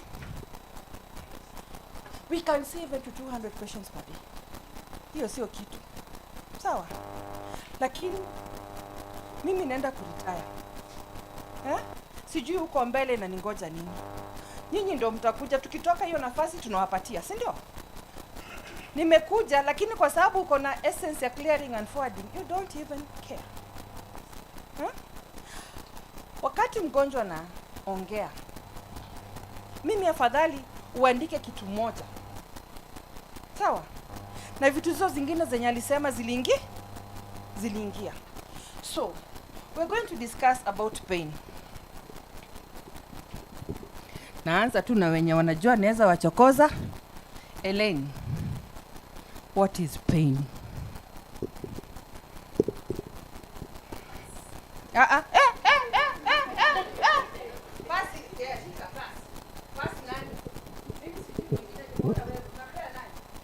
What I can describe in a layman, pain is an unpleasant presentation from a certain part of the body, be it organic organ or a muscle. That's what I can say. Piga makofi. Tunachangamuka. Anybody with a second suggestion? Mwingine anafikiria iko penye amesema iko sawa? Pain. That is the definition. Tumeona? And there are types of pain. Sawa? We have acute and chronic. So mgonjwa anakuja anakuambia mimi nasikia uchungu. Let the patient explain unasikia uchungu aje. Sawa? Please. Inakuja ikienda, imekaa tu hapo, unasikia kama inateremuka. Please. Watch as I expound. Tumeelewana? So that is how we define them. So common causes of pain. Now let me go to this one. The burden of musculoskeletal pain. We're going to deal with musculoskeletal because I'm orthopedic. So according to who? 1.71 billion. Sawa.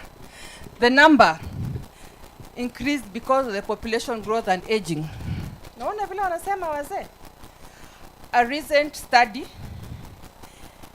low back pain, neck pain, fractures, osteoarthritis, amputation, rheumatoid arthritis. And the most significant contributing of disability global is with low back pain. Tumeelewana hapo? So causes of pain, tumesema you get from injuries, medical condition, neurological issues, surgery. Mimi sitaingia hapo. Sawa? That is straightforward. Tulisoma causes. That is very, very straightforward. So different types of pain. It can be acute. Atakwambia sudden. It can be chronic. Hii jina ya tatu. Gen Z, Gen Z, Gen Z, Gen Z, Gen Z, Gen Z, Gen Z. Pronounce your jina. Nociceptive pain.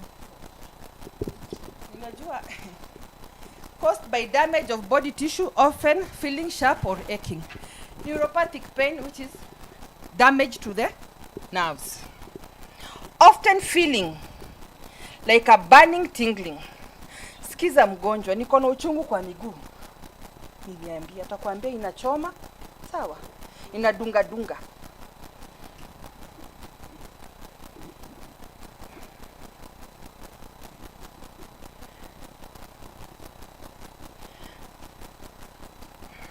So common causes of musculoskeletal pain in Kenya: occupational strain and manual labor, road traffic accidents, sports injuries, kukaa tu, sawa, and old age. Occupation strain. I've seen a young man of 22 years, 19 years, a Rwandese. Warwanda wanafanya nini huku Nakuru? Wanafanya nini? Wanazungusha. Wanazungusha nini? Kahawa. Munaona wanabeba kitu kiasi gani? And you know how much they cover? Kijana anakuja, ninaumia. Nikamuuliza unafanya gani? Please, when you get pain, ask. Hawa wadogo wadogo ask. What do you do? When did it happen? Huyu jamaa anatembea kutoka pipeline. Akiuza. Ikikosa kuisha atafika nayo town. Akifika nayo town kuna mahali tena watabadilisha. Atachukua tena. Atembee nayo. Na siku hizi kuna hizi. Zamani hizo thermos zilikuwa za chama. Hizo zilikuwa za chama, hizo kubwa kabisa zilikuwa za chama wakikuja. Siku hizi hao watoto wanatembea nao. Do you know how many liters that thing is? So traffic accident, that is straightforward. Sports injuries. Rugby, football. Talk to the patients you see. Sawa, please. We get children even at 12, at 15 years. Aliumia. I have a girl for 14 years. Aliumia shule wakicheza football. Shosho amesema tu wacha nisugue dawa. Lakini mtoto amechukua belt. Amefunga hiyo mguu. Kwa sababu akitembea inamtega. Sawa? So amefunga hiyo. And amefunga for how long? 6 months. Anafungaga, anasema daktari nikifunga nitatembea. Nikikosa kufunga ninaanguka. So talk. Don't usiambie tu ni mtoto subua diclofenac. Sawa. Please. Sawa. So challenges zenye tunapata for these diseases. Delayed treatment, like that girl. 6 months later we are meeting her. Self-medication. Chemist tumekuwa sisi wote pia ni madaktari. So anakuja kwa chemist, hata sisi tuko na ma-chemist, hakuna mali eti imesema sio hawezi weka chemist, hata sisi tuko na chemist. Akikuja unamwambia meza dawa. Akimeza hiyo dawa anarudi anasema mimi sijapona. Try, kama mgonjwa anakuja kwako, advise accordingly.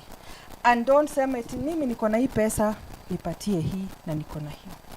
Limited physiotherapy access. Niko Maimayu, hatuna physiotherapy. You have to send a patient to Naivasha.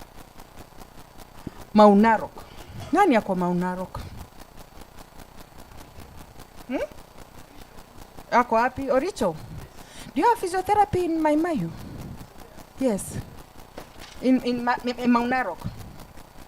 From Maunarok to Nakuru is how much? Njoro, there's physiotherapy. You have physiotherapy in Njoro. So from Maunarok to Njoro is how much? 200. 200. So physiotherapy you're supposed to do maybe thrice or twice a week. For maybe 2 months minimum. So you understand where I'm coming from? Sawa. And I don't go, astaki kwenda kwetu Kuria. Kuria.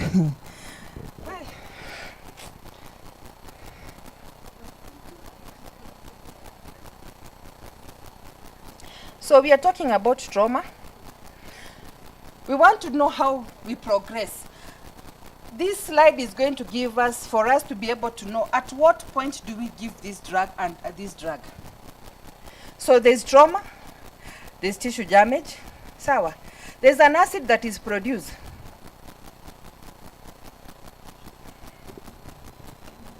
Hiyo acid inaitwa aje? Umekubali Gen Z? Sema. Arachidonic acid. Good. Sawa. So in between there is a COX. Prostaglandins are produced. This is what is happening when there is an injury. We are going to the process. Ka anatomy kidogo, ka physiology. This one causes pain, inflammation. There is immune system trigger. When the immune system is triggered, there is increased blood flow to the tissue. Sawa. I usually give an example to patients like, ukipigwa kofi, sawa, unafura. Same happens in every part of your body. So blood flow causes blood vessel dilatation, increased permeability, fluid collection in the tissue, containing inflammatory proteins and cytokines, edema. So with that, we look at what you're supposed to do with pain. Number 1 is physical therapy. Number 2, you can do medication. We can do injections to the site. Generally, there's pains that are just too much. We can do nerve blocks. We can do surgical intervention, like for the back pain, you can do decompression and stabilization. So I want to go for the spine. This one I'll come again back. So let's do role of painkillers in pain management. What is the role? They're supposed to reduce visible inflammation. Sawa. They're supposed to do decreasing of the swelling. They're supposed to improve the morbidity. They're supposed to relieve the pain. So when you're choosing an NSAID, consider efficacy, tolerability, and safety. The drug I'm going to talk about is aceclofenac. Why aceclofenac? You remember the anatomy we did? It goes at that COX enzyme, and it goes there and reduces the prostaglandins that are released. It's better. Saa zile tunaandika dawa ya uchungu. You remember we asked, do you have any side effect of drugs? We said yes. Anytime you're writing a painkiller, ask, uko na kiungulia, uko na ulcers? Please ask. Sawa. Brufen itself unapata tu kuna mgonjwa hata is bleeding. So ask, when you find a patient doesn't have that one, then you're able to deal with the other drugs. But when you find a patient has acidity, please consider the drug you're giving.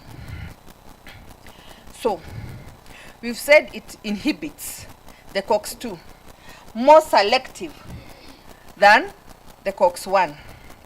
This one will reduce the pro-inflammatory prostaglandins at the site of inflammation.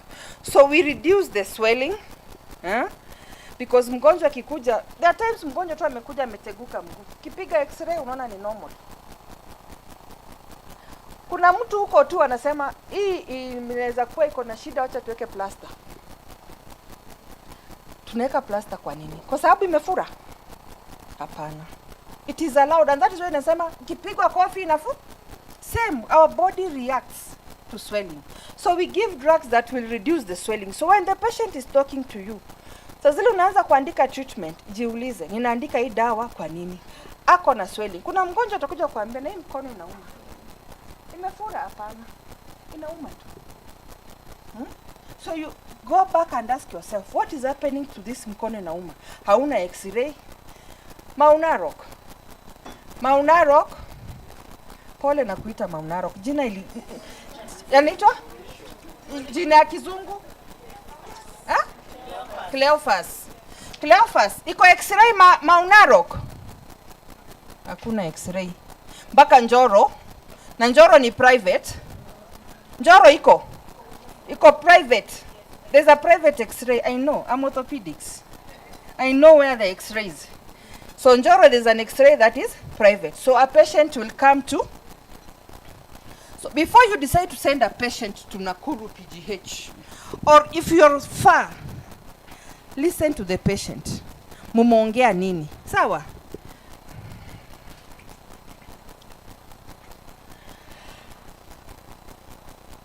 So overall effects, it's analgesic, it will relieve pain, it will reduce the swelling and redness, and lowers fever.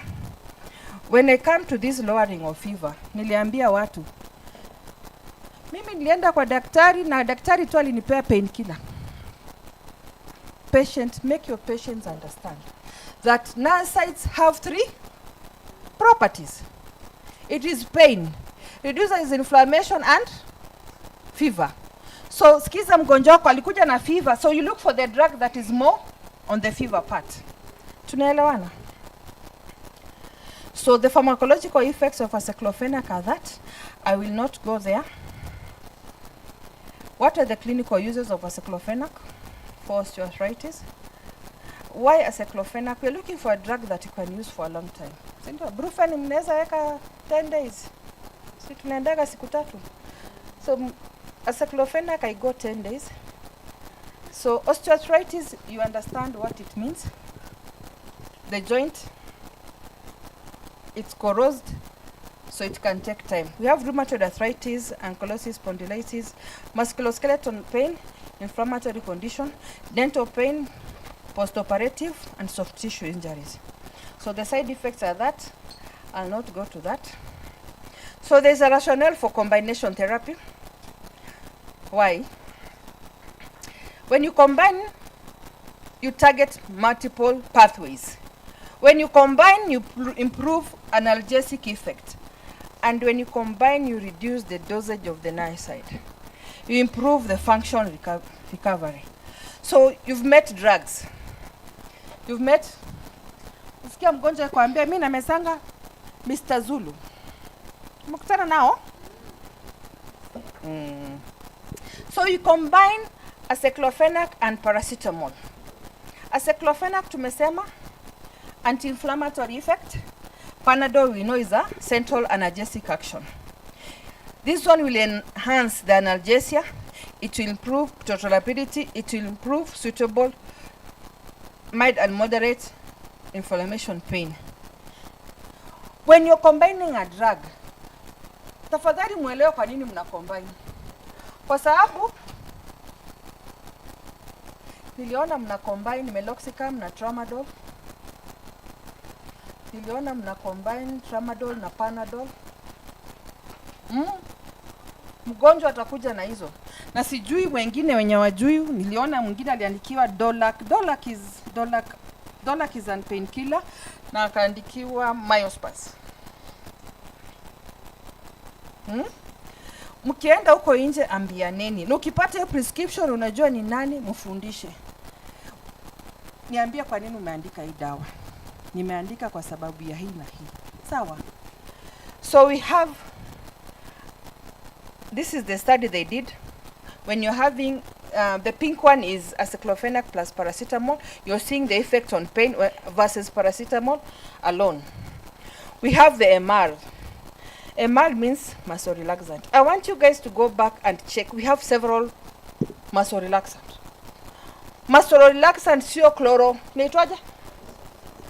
Sio chlorzoxazone peke yake. Sawa? Ziko mingi. Why muscle relaxer?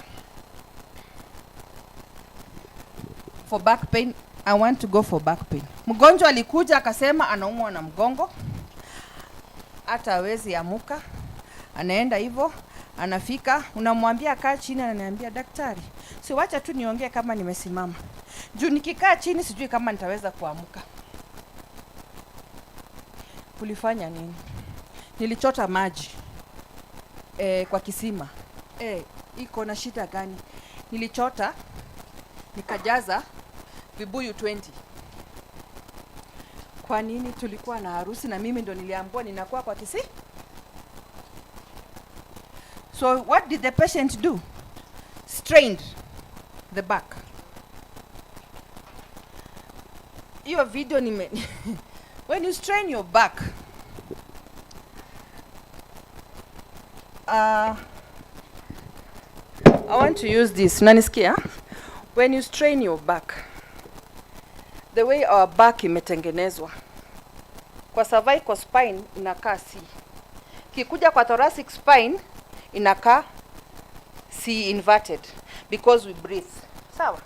We breathe. So lazima i-expand. So because lazima i-expand, tukikuja kwa lumbar inakuwa C ya kawaida. Alafu sacral ndio inaweka mkia, si ndio?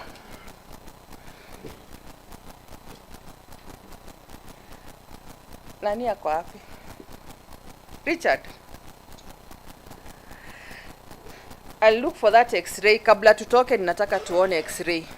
Mgonjwa anakuja kwako, you have x-ray facilities na unapiga picha, unaona? Unamwambia hakuna kitu naona kwa x-ray. Si ndio? I want it to enter your head. Nimesema cervical ni C. Ikikuja kwa chest inakuwa C ya ndani. Ikikuja kwa lumbar spine, there is lordosis. Inaweka hiyo. Unasikia? Inaweka hivi.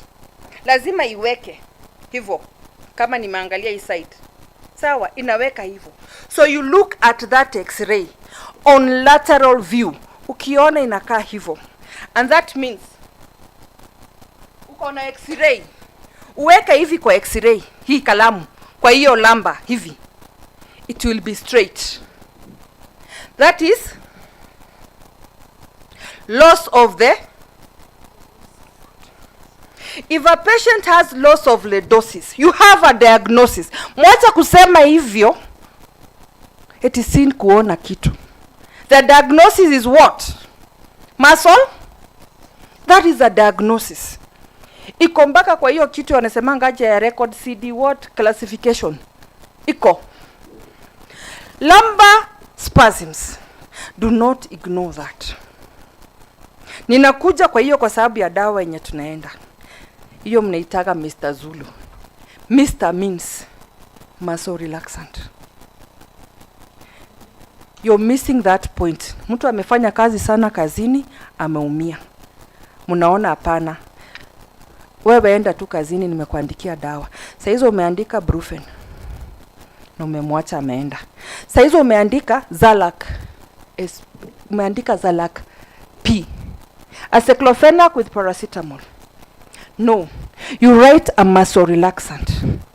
An MR. Assessing the patient. Ilisema inaitwa It usually has a power of 250 to 500 depending on the patient. Sawa, utaangalia ni power gani unampea. So you look at the patient and you assess.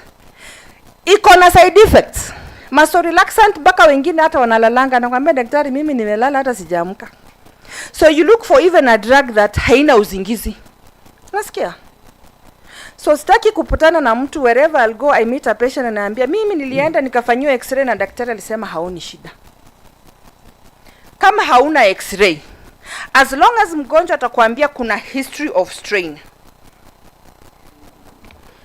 muscle relaxant. Tumeona wakimbiaji wakikimbia, Bolt anashika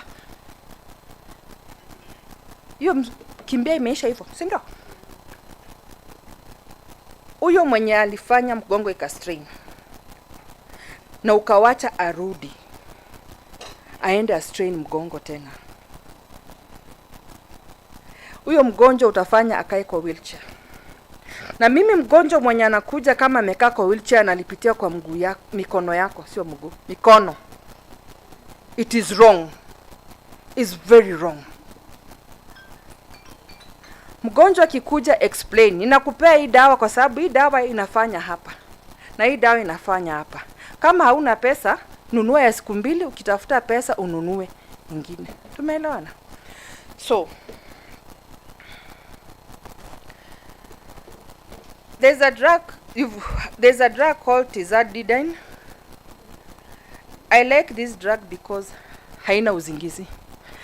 Na unakutana na watu wenye kazi anafanya, anakuwa anakuambia kuna dawa nina meza iko na uzingizi.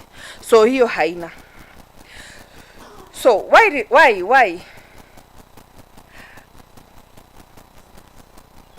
the causes of muscle spasms, acute low back pain, hizo zote. So when you adding a muscle relaxant, you reduce the spasms, improve mobility, and you break down the spasm pain cycle.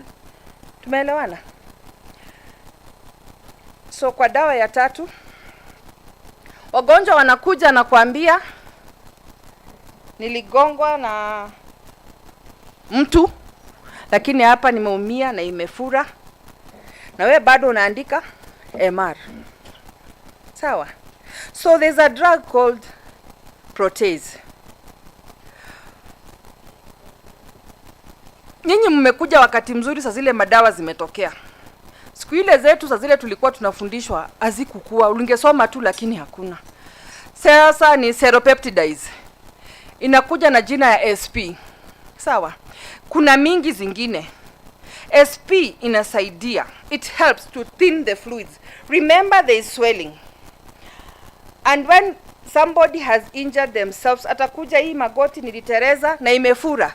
Kwa nini uandike MR? What are you trying to relax in the joint?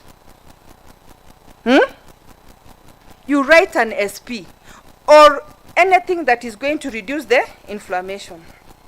So SP inafanya anti-inflammatory, anti-biofilm activity of the seropeptidase is accredited to its capability of modulating the expression of adhesion molecules and reduces cell surface proteins. Fibrinolytic, will dissolve blood clots, atherosclerotic plaques by breaking down the fibrin. Tumeelewana? So mgonjwa kikuja kwako, jua akona shida gani? Uchungu tu ya kawaida, si nikuongezee dawa ya uchungu. Na nikuongezee yenye kona Panadol na aceclofenac. Uchungu ya muscle spasms, nikuongezee MR. Sawa? Uchungu kwamba umefura. Nimekutana na wakora wamenipiga, ona tu vile nimefura, angalia, saa zile unaandika hiyo P3 daktari, andike SP. Tumeelewana? So we've gone for the specific. So hakuna kuandika MR kwenye hakuna shida ya MR. Tunataka kuongea dawa zenye zinapromotiwa na labandalide. So Zalac SP, first line inflammation pain. Zalac MR, spasms. Zalac SP, pain with swelling. Tumeelewana?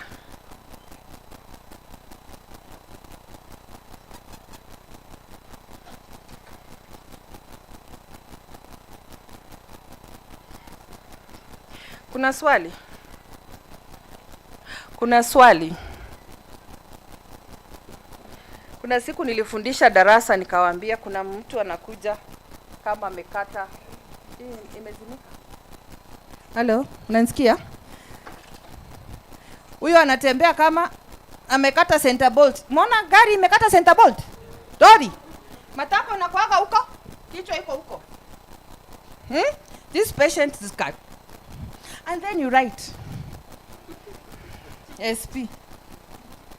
Sawa. So management of pain for the back. Sawa. Tumesema unampea dawa. Akikuja kwako mdungia hata kashindano ya kuanzia haina shida. Sina shida. Sawa. Kama utadunga tramadol, kama utadunga diclofenac, fine. Sawa. Akikuwa ni shida ya muscle relaxant, give the correct drugs. And then follow up. After 3 days come. After 4 days come. How are you doing? Kumbuka x-ray itakwambia loss of lordosis. How are you doing? I'm much better. You're not better. Depending amestrain aje. Anaweza kuwa amepasua kwa mgongo. Depending amestrain aje. So after a week, 2 weeks, the patient is not better. We go further. Which x-ray would you go further after a patient 1 week, 2 weeks after 2 weeks is not doing better? Bado anakuja amekata center bolt. Utafanya radiological investigation gani? MRI. What is MRI? Magnetic resonance imaging. What is VDRL? Venero.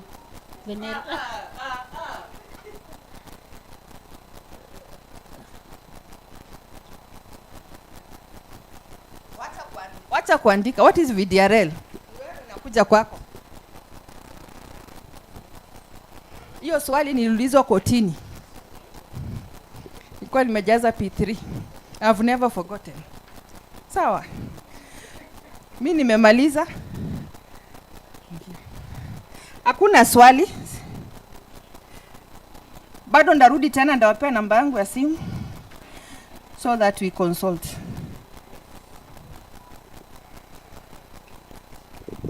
Thank you. Can you give her a round of applause?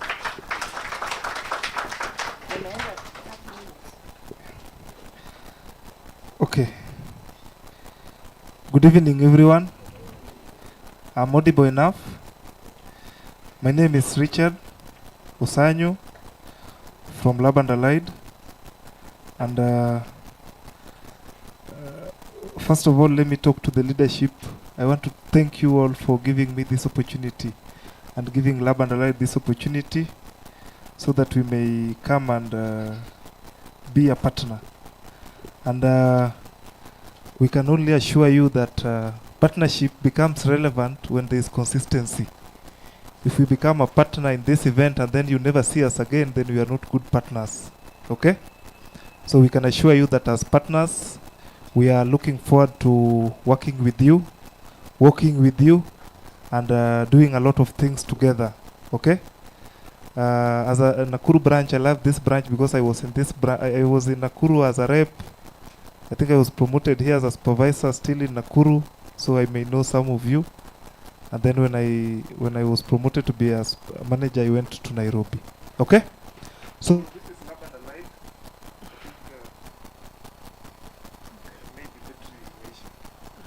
It's not able to display the whole.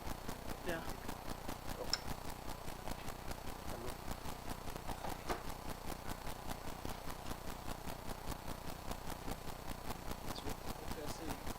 Okay, let me use this. Okay, thank you. So, I will take the shortest time possible. I believe in keeping time. So I will do 2 presentations, 5 minutes each. And you time me, please. Okay? So my 5 minutes starts now. Okay?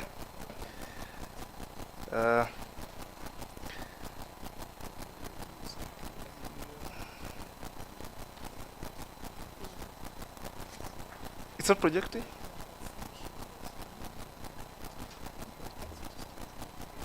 Okay. Okay, so there is lab underlined, as you can see. This is a photo of our corporate office. This is a company that has been in Kenyan market for 55 years. This year we are marking 55 years in Kenya market. Okay? We are manufacturers. We don't import. We manufacture the products locally. I think we have always encouraged doctors, pharmacists, hospital owners and directors to visit our plants in Nairobi so that they may see where these products that you see here are coming from. So the products that you are having are from lab underlined. Okay?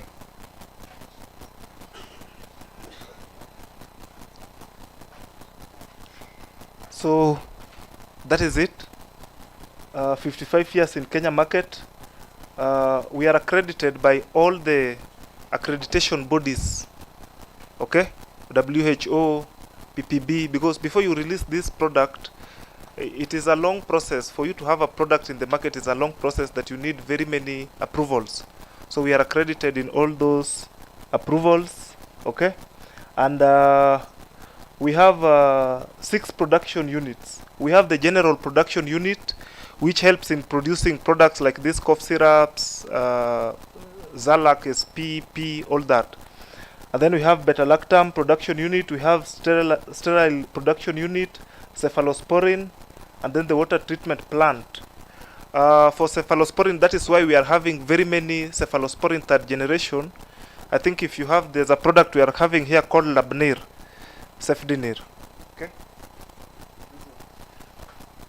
This is a cephalosporin third generation that we are having. We have another one called Cefditoren, also a cephalosporin third generation. Okay, because we have a whole plant for that. Okay. Yeah. Now this is the brief profile.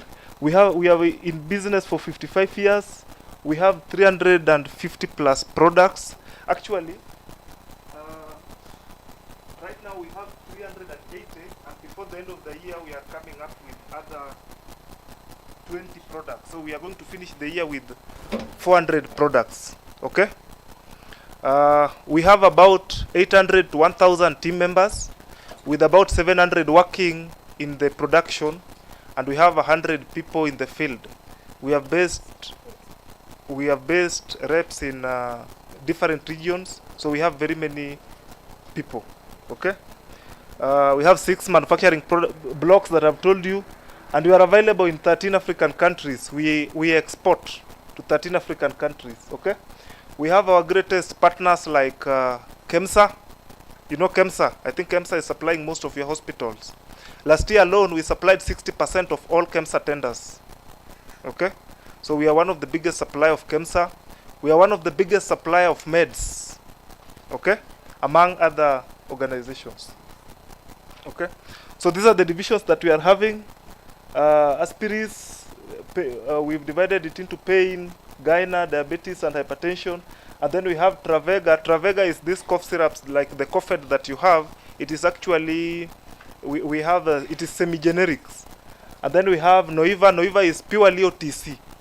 These are products that can be sold even, we sell them even in supermarkets and wholesale, all that. And then we have Magnovia. This is pure generics. Okay. Most of these products of Magnovia we are really giving KEMSA, because KEMSA are very sensitive on price. They will reject your product because of a 0.2 shillings. Okay, that is 20 cents. Okay, 20 cents will make you lose a tender worth millions. So you have to work on the price. Okay, and then we have export. We export, and then institutions and tenders. Okay, I've told you we have 350 products, and 50 are coming soon. We are launching some. Okay. This one, Daktari, I've talked about the pain pathway. The reason why I've highlighted aceclofenac and paracetamol and serratiopeptidase is because we have molecules here, and I highlighted it to show you where they act on. Okay, serratiopeptidase, as Daktari said, you know, it is a protease, an enzyme. It helps in breaking down abnormal protein molecules. So if patients present with swelling, you give them a combination that has a serratiopeptidase. Okay? And then aceclofenac paracetamol helps in blocking the cyclooxygenase. Sawa? Okay. This is Zalac that we are talking about. We have Zalac P, Zalac MR, and Zalac SP. I think before you leave here, every one of you must leave with a sample from Lab and Allied. If you haven't gotten, there are some that are here, and I have a team. I will introduce them as we finish. They are going to give each and every one of you at least have something from Lab and Allied, so that you know Lab and Allied brought something. Okay? So we have Zalac P, aceclofenac paracetamol, we have MR and serratiopeptidase for inflammation. Now, I want you to take note of our muscle relaxant. We are the only company in Kenya that is using tizanidine combined with aceclofenac and paracetamol as a muscle relaxant. All the other companies or all the other muscle relaxants that are there, they are using clozoxazone. There are 3 types of muscle relaxants commonly known. Okay, there are more than 3, but commonly known in Kenya market. We have thiocalcicoside, we have clozoxazone, and we have tizanidine. Okay? The first two, we opted for tizanidine because we were looking at the sedation rate. Sedation comes when the products or the API, the active pharmaceutical ingredient of a product, crosses the blood-brain barrier. Okay? Thereby making patients to sedate. So if you look at the quantity they are using for clozoxazone, they are using clozoxazone 500 mg. Same to thiocalcicoside. In tizanidine, we are using tizanidine 2 mg. Very effective at 2 mg to reduce that sedation rate. Okay? Similarly, there are also other muscle relaxants which are currently not in Kenya. One of them is called methocarbamol. I think methocarbamol is the only molecule that is not sedative. Only muscle relaxant that is not sedative. But still in Kenya market, it's not there. Okay? This is another product that we are having. It is called Esonex, esomeprazole. Now, when these 2 products were launched, I had a bias for 2 of them, so I like them too much. Okay? This is our esomeprazole. We have both 20 and 40 mg, just a normal PPI. Okay? And maybe in your different facilities that you work, one day I will come. We usually do this continuous CMEs and what have you. I will come, and maybe when we are talking about peptic ulcers, GERD management, all those, I will talk about Esonex as a PPI, proton pump inhibitor, which helps in reducing the gastric acid in the stomach. Okay? One of the products that we are coming up with among the 50 that I said was a Esonex HP kit, where we are combining amoxicillin and esomeprazole and levofloxacin for managing of H. pylori. Okay? So Esonex is there. And then for gyna division, we have carboferon. Now, in our company, there is something we call women for women. Personal opinion, my opinion, I believe women don't love one another. The enemy of a woman is a fellow woman. Okay? You agree? Now what we did, these mostly are products that are mostly used by women. Because carboferon as a hematinic, you know, when during pregnancy, the iron deficiency, you know, mostly they are prescribed. Okay? And then we have the Gynagon kit there. Now the company thought of a way of promoting women, and it started what we call women for women, where women produce what other women use. Okay? So if you come to Lab and Allied and you see the plant that manufactures carboferon and Gynagon kit, you will not find a man there, not even in the management. Okay? It is the whole women. The color is pink. You see that? This is pink, this Gynagon kit. That is the color. And from the person who cleans, the person who makes all those, it is a woman. So we did this intentionally so that women can love one another. Okay? So as a woman, if you are sitting next to a woman, tell them that you love them. Okay? And then I was just highlighting also other Zalac.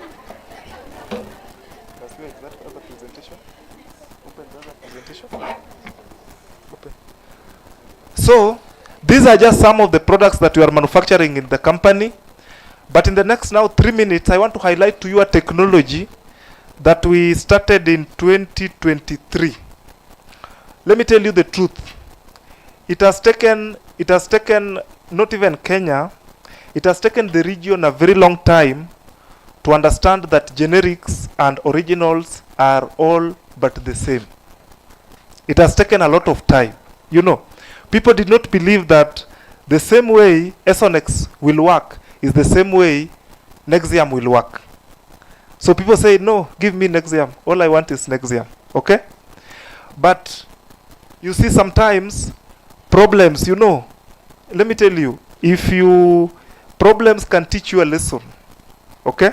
So because of the cost, and now people don't have money, so people are like, let me try this one. And then they find that it is working the way the other one is working. So people are going to generics. That is why in Kenya, the locally manufacturing companies are really growing. Okay? I think in last year you heard about the very many multinationals which left, you know, because of taxes and all that thing. Okay? But local manufacturing, they are growing.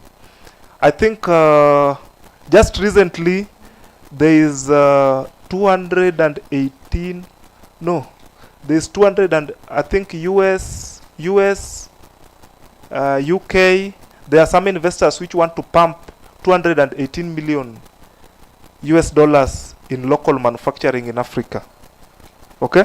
So it shows you the potential of what we are having. Okay? Now in 2023, we looked at the current situation and we were like, how can we improve? Because technology is improving. People are growing, technology is growing. As a company also we need to grow. So the company imported a micronizer machine to help in what we call micronization. Okay? And micronization, as a definition, I define micronization as the act of reducing the API, the active pharmaceutical ingredient.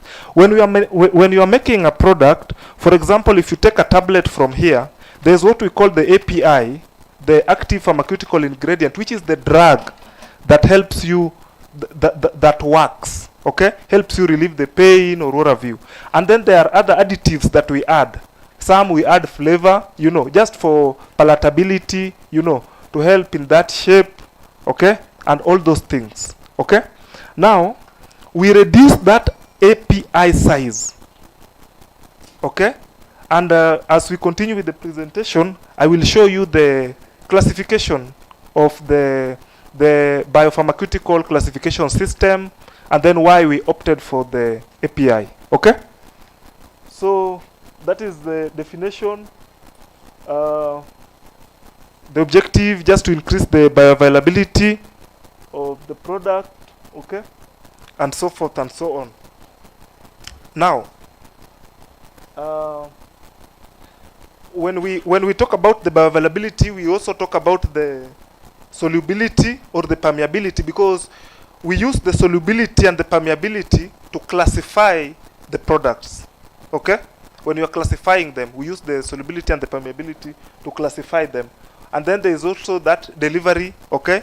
You know, there is the dissolution of the products, how it is broken down, and that time that is taken, okay?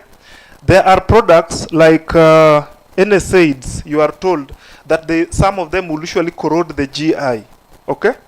So when you are looking for something that will help reduce the time that these products take in interacting with the GI, then if you find a solution to it, you are helping patients so that they don't take aceclofenac, paracetamol, and then they again take esomeprazole, which is a common case. And you know, as pharma companies, we benefit because, you know, I sell Zalac and then I sell Esonex, so I am good. But we try as much as we can so that we may help the patients. Okay? So that is why we started micronization.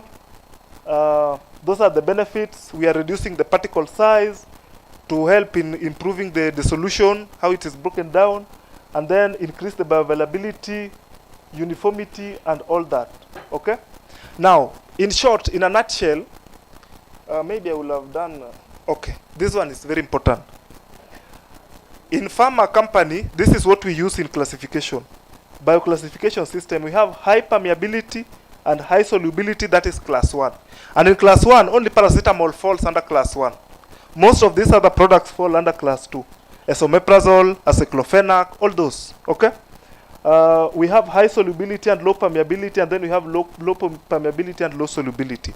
Now what we do, we take a normal size of esomeprazole, for example, and then we subject it into a micronizer. The micronizer reduces that size to less than 10 microns. Normally, they are usually between 100 to 140 microns, okay? Now, once we take this normal aceclofenac or normal esomeprazole and we put them through micronizer, the micronizer uses pressure to reduce that size to less than 10 microns, and then it is almost to dust. And then that is now what we take, and that is what we use to make the products that we are having. Okay? And it is a simple example is like you have sugar and you have glucose.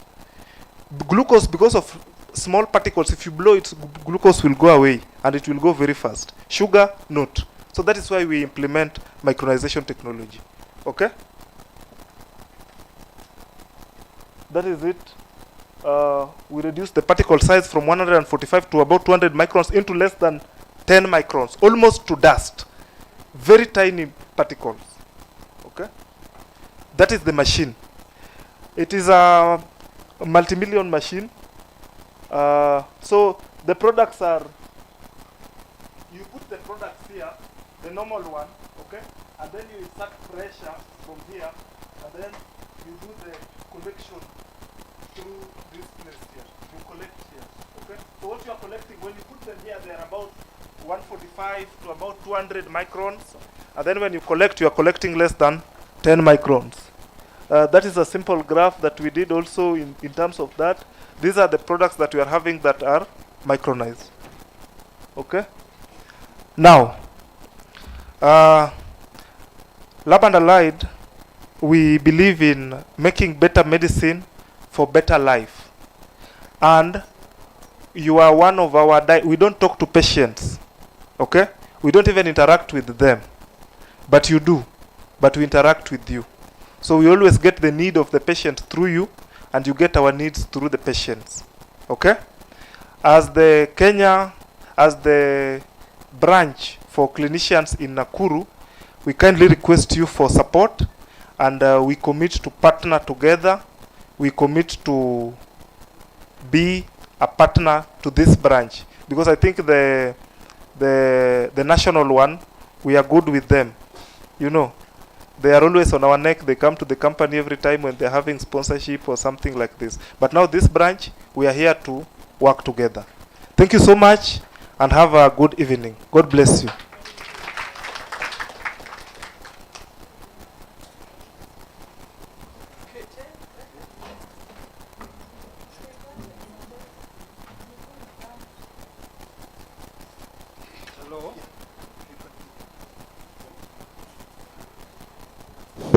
Hello.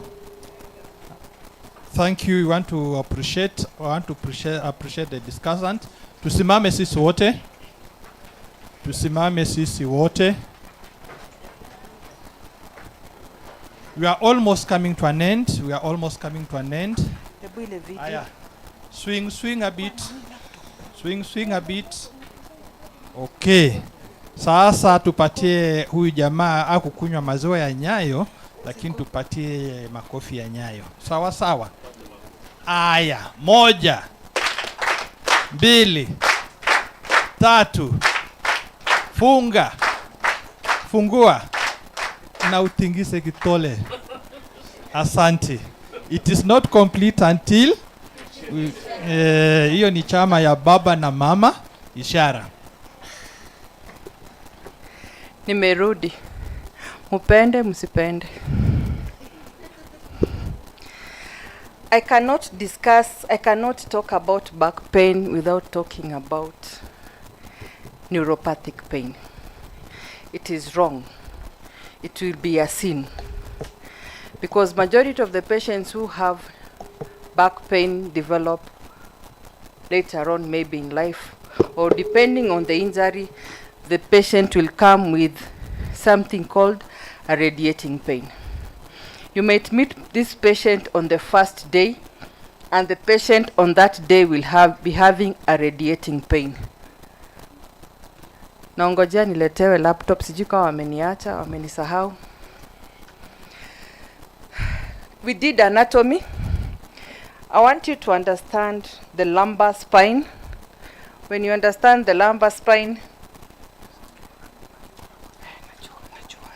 when you do the lumbar spine, where the nerves are, nitaongea kama laptop amenda nayo. Let me give you an example that will be easier. Mlango iko na hinges, si ndio? Mlango iko na hinges. Hizo hinges ukifungua na ukifunga, ikifanya chi, tunasema tuongeze oil. So tukipata mlango, tunasema tuongeze oil, si ndio? So for our back, I usually say our back is like mti. Mti inatoa branches. So kwetu, spinal cord yetu ni hiyo mti, na nini inaitwa branches? Nerves. So when you have a back pain, depending on what is causing the pain, if you're straining, the shock absorbers that are at the back, niweke hiyo video. Ile video too. The shock absorbers that are at the back,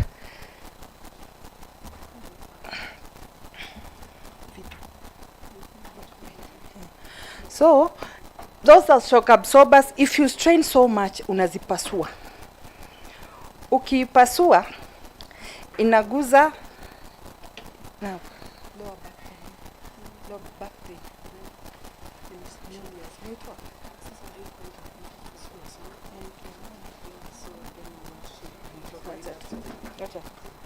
So let me talk about that, because there's a video. Back pain, nucleus. So in that back pain, if you've akipasua hiyo tunaita nucleus, akipasua itaguza nerve. So when the patient comes to you, you'll be able to tell kwamba akona radiating pain. Utamuuliza tu, unaumwa uchungu iko hapo peke yake ama inateremka? Atakwambia inateremka. Akisema iko hapo peke yake, deal na hapo peke yake. Akisema inateremka, then treat the nerve. Majority of the time, this nerve that comes down, we call it of individual bones called vertebrae. Your vertebrae treat form the sciatica. Let the patient come back. Give a TCA for back pains. Let them come back, because patients are, tuko na watu wameenda kupoteza kazi kwa sababu ya mgongo. Na saizi we are not there's a meme that came that old age means 80 years and above. Sawa. But you are not 80 years.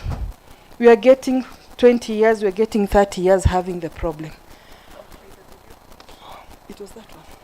I played. Utoa sauti kwanza. So let's understand that. So mgonjwa akikuja kwako, umemtibu, utampea niko na uchungu, utampea MR. You will introduce a neuropathic drug that will help us to ease the pain that is coming with the sciatica. So whatever drug you'll give a nice drug that is able to get hold of those nerves and make those nerves relax. I talked about an MRI maksudi. This is a nice X-ray. Sawa. So if you treat a patient after 2 weeks, after 1 month, the patient is not improving, please do an MRI. The MRI will tell us if that back is injured so much that is pressing on the nerve. So in the management, I talked about drugs. I talked about physiotherapy. Physiotherapy helps in the back.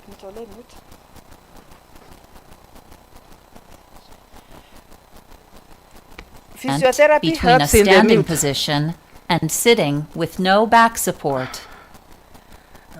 The intervertebral disc's tough outer ring is known as the annulus fibrosus. The soft gel-like center is called the nucleus pulposus. MRI. This one you see them in MRI. Ni vile sina During hiyo a MRI. traumatic injury, I want you your to see spine that. may lurch forward forcefully, causing your vertebrae to Na hiyo compress the amebend, eh? front of You one or understand? more of your lumbar discs beyond normal limits. As a result, the back of your disc protrudes backward, causing small tears and thinning of your annulus fibrosus. Over time, your damaged annulus fibrosus may weaken and change shape, and your nucleus pulposus may dry out and lose flexibility. As your intervertebral disc deteriorates, your nucleus pulposus may push your annulus outward, See what I'm saying? resulting in a disc bulge.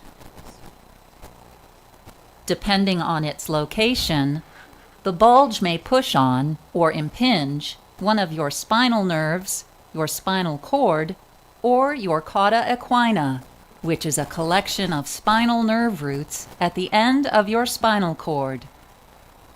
Central disc bulges protrude backward into your spinal canal.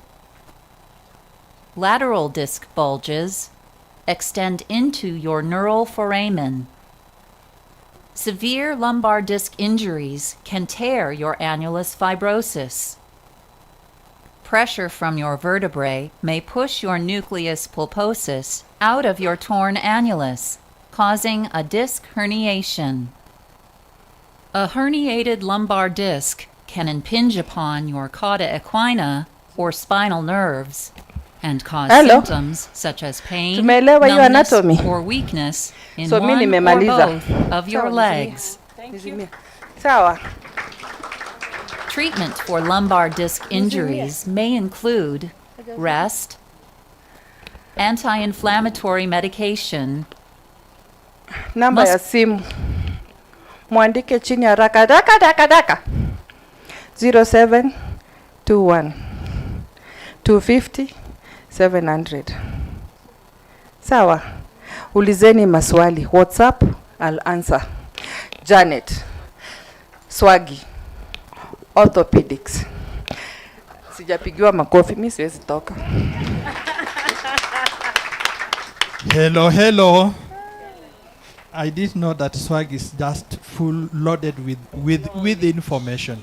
We need to give you airtime when we'll be having afternoon CMEs. Yes. And you alone. Allied, please slot us a CME that is purely yours so that we give you plenty of time and tutakuja mapema. Sawa? Otherwise, thanks. I'm actually pleased that Swag has touched something that touched me. I went home over the holidays, nikaanza hata na mimi kujifanya vile watu wa home wanafanya. I had 8 tons of mbolea. Sasa nilikuwa nasongesha, ilikuwa karibu na gate. By the time nilimaliza jioni, I was having that posture she was actually talking about.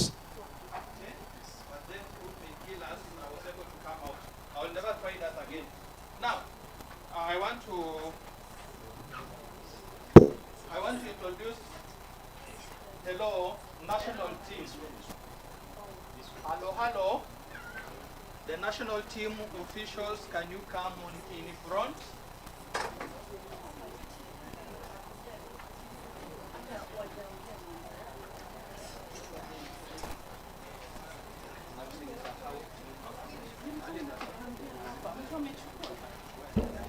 Hello, national team. National team. Let us recognize the national team by 2 claps. 1, 2, 1, 2. Now, kwa sababu hatuna claps, hatuna mic around, I wish to give the RC, the regional coordinator, this is the nation. Ile inafanya. RC take over. Okay. So good afternoon, colleagues. My name is Caroline Kiplagat. RC means Regional Coordinator of Central Rift, where Nakuru branch is. We also have our neighbors like Kipia, Samburu, and Baringo. Because of time, I want to congratulate this team, but before I say much, together with us is the national team. For the new people or the young clinicians, the KCOA, we have the National Executive Council, who sits in Nairobi, where we have our president and his team. His team is here today. Then we have the regions, which are 10 in Kenya, and then we have the branches, which are 51. So we have the pleasure this evening. Let's listen, please.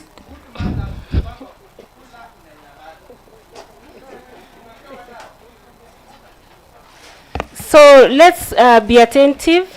So together with us this evening, we are privileged to have the Vice President of the Kenya Clinical Officers Association, and his name is Joseph Washira. Is going to say his name, and together with him is the Secretary General, the Tabitha of the National Executive Council, our very own Joseph Chebi.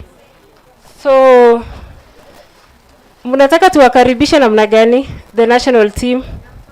Na maua, makofi ama namna gani?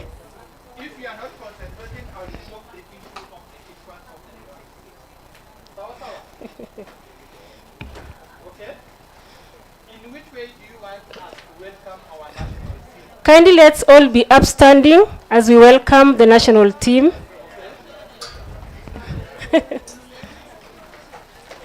We are going to do the factorials. We will do 5 factorial, and we are going to go. Are we ready, team? I am moja. 1, 2, 3, 4, 5. 1, 2, 3, 4. 1, 2, 3, 1. Okay. Let's repeat, please. Sorry. Okay, tuko tayari? 1, 2, 3, let's go. 1, 2, 3, 4, 5. 1, 2, 3, 4. 1, 2, 3. 1, 2, 1. Thank you so much. Karibuni Nakuru branch, karibuni Central Rift.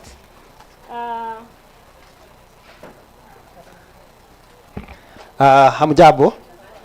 Good evening. I don't want to take much of your time because of the interest of time. My name is Joseph Washira. I'm the Vice President of Kenya Clinical Officers Association, and I'm a human anatomist by profession. That is my specialties, the area of my specialties, and I like the presentation. We don't have much to say. Otherwise, it's to appreciate the work the branch is doing, and ni vizuri niseme kwa heshima ya viongozi wa hii branch, sisi kama viongozi national level, we are so proud of you, na tunawaomba muendelee na kushikilia clinical officers. Mine is just a challenge to this branch. I think it's one of the most vibrant branch. Unfortunately, the members, nimeangalia kwa data, I don't know, maybe Bwana SG can confirm that their number is not as good as it is supposed to be. Na niseme tangu nijue KCOA, that is like I was the chair Nyeri branch sometimes back, and if there is a branch that we used to emulate ni hii branch ya Nakuru. Na fenye tunaendelea ni vizuri tukue members wa KCOA, kwa sababu ndio ile kitu muhimu. KCOA huwa tunafanya mambo matatu tu. 3 things. 1, the issue of profession, or maybe profession development. Wakati umeenda masomo kusoma, hiyo ni mambo yetu. So mambo ya kuangalia curriculums, like nowadays we have so many universities that are opening. They cannot start maybe doing the training before they engage the KCOA. The issue of welfare, and I should thank Tabitha. You have talked about the welfare, and I think this is the only branch, Chair. Yes, this is very key kwa sababu mambo ya welfare Nakuru tuko nyuma sana. Ni vizuri niseme hivyo kwa sababu all the other branches, kwa sababu ya equality. Unajua nilikuwa naona tukichanga pale kwa page like what we have done in our branch in Nyeri. Tunaweka pale kama ni chair ako na kitu tunataka kuchanga, tunamchangia almost of 100,000. Si ni kweli? Mwingine tunaweka pale anachangiwa 10 na tunaanza kusema tunafanya nini? Tunamshukia. Kwa hivyo ningeomba chairman, as one of the key role, please let's make sure we have a vibrant welfare. Na kwa sababu mimi nimekuja hapa na dhikiria ni mimi nitaboost your welfare, and I'll open the account with 5,000 shillings. Kwa sababu mimi najua umuhimu wa kuwa na welfare. Like Nyeri we stopped now kuchanga. Kwa sababu hii mambo ya kuwa mtu ana feel like you are not equal as others, hii kitu inaleta shida. It's something that you have done in the whole of Central Region, and I thank the regional coordinator to do the same to all the other branches. Otherwise ile kitu ingine nataka kusema kwanza ni kushukuru branch the chair and the secretary and also the regional coordinator through the secretary general. I know this is something that personally I want to humbly appreciate the branch.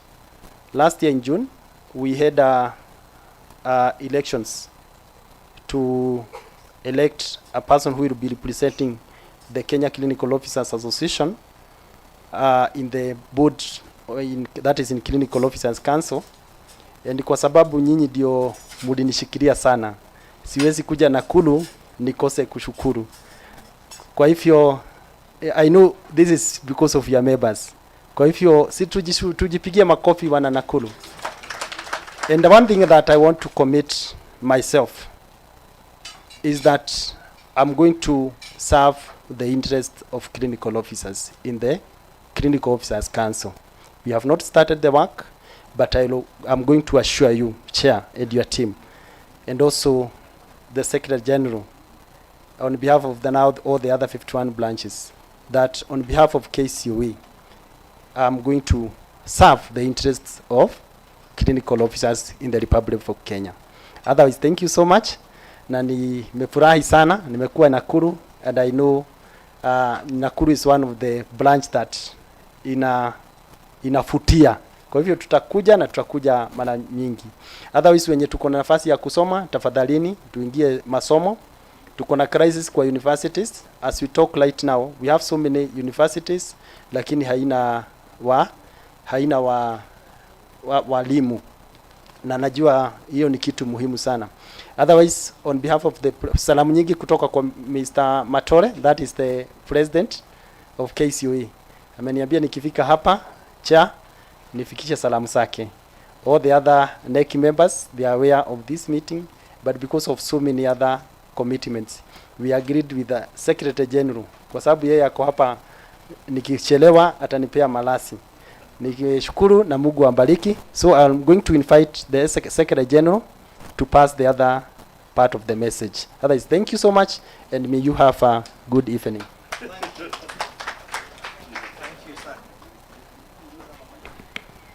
Hello. This is one thing.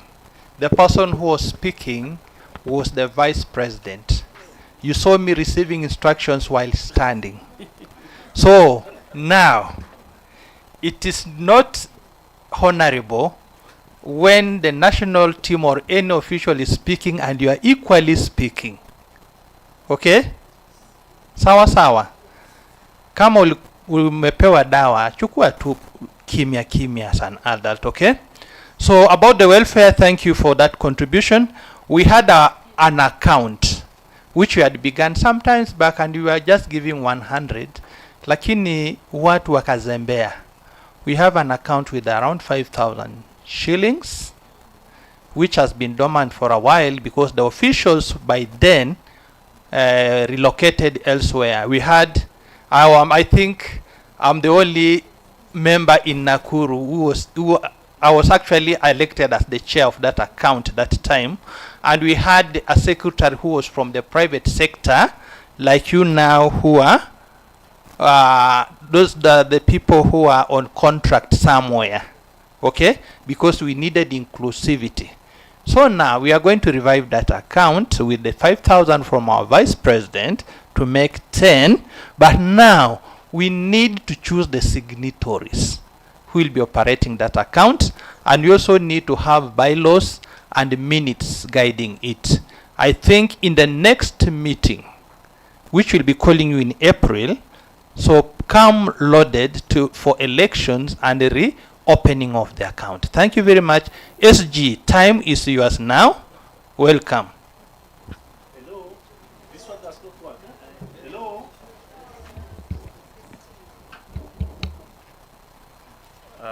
When I'm confined here, it's like I'm put somewhere, so I may forget some of the things. Hello. When I say hello, you say hi. Hello. I know I'm between you and actually Tetipacha for the Eid. Our brothers and sisters, our Muslim brothers and sisters, I hope you have the best celebration today. Ladies and gentlemen, I know time is not with us, but allow me take this very short time, maybe to make just a few comments, say hi to you people from Nakuru. Nakuru is home to me. You hear our Vice President talk about me hosting him tonight. It's possible. I just live along these greater hills somewhere here.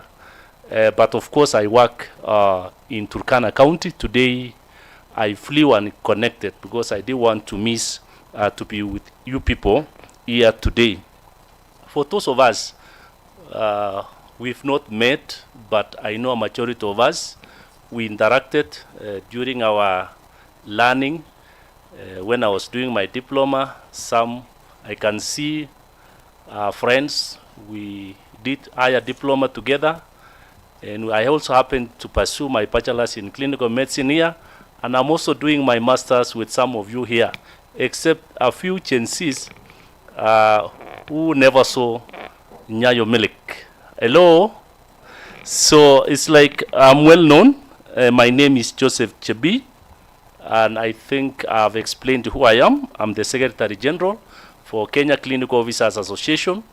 I also say thank you to all of you who managed to vote us in to lead the organization.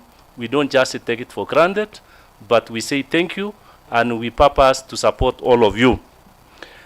I serve in Turkana as well as the Assistant Director of Clinical Services. I don't know who are my equivalent here. My brother Towet, you left me in Turkana. You actually hosted me day one, and you left me. You also introduced me to your hospital. Do you have a hospital this time? And you left me in Turkana. I've managed to grow to that level. I don't know, Nakuru wamekurudisha nyuma kidogo.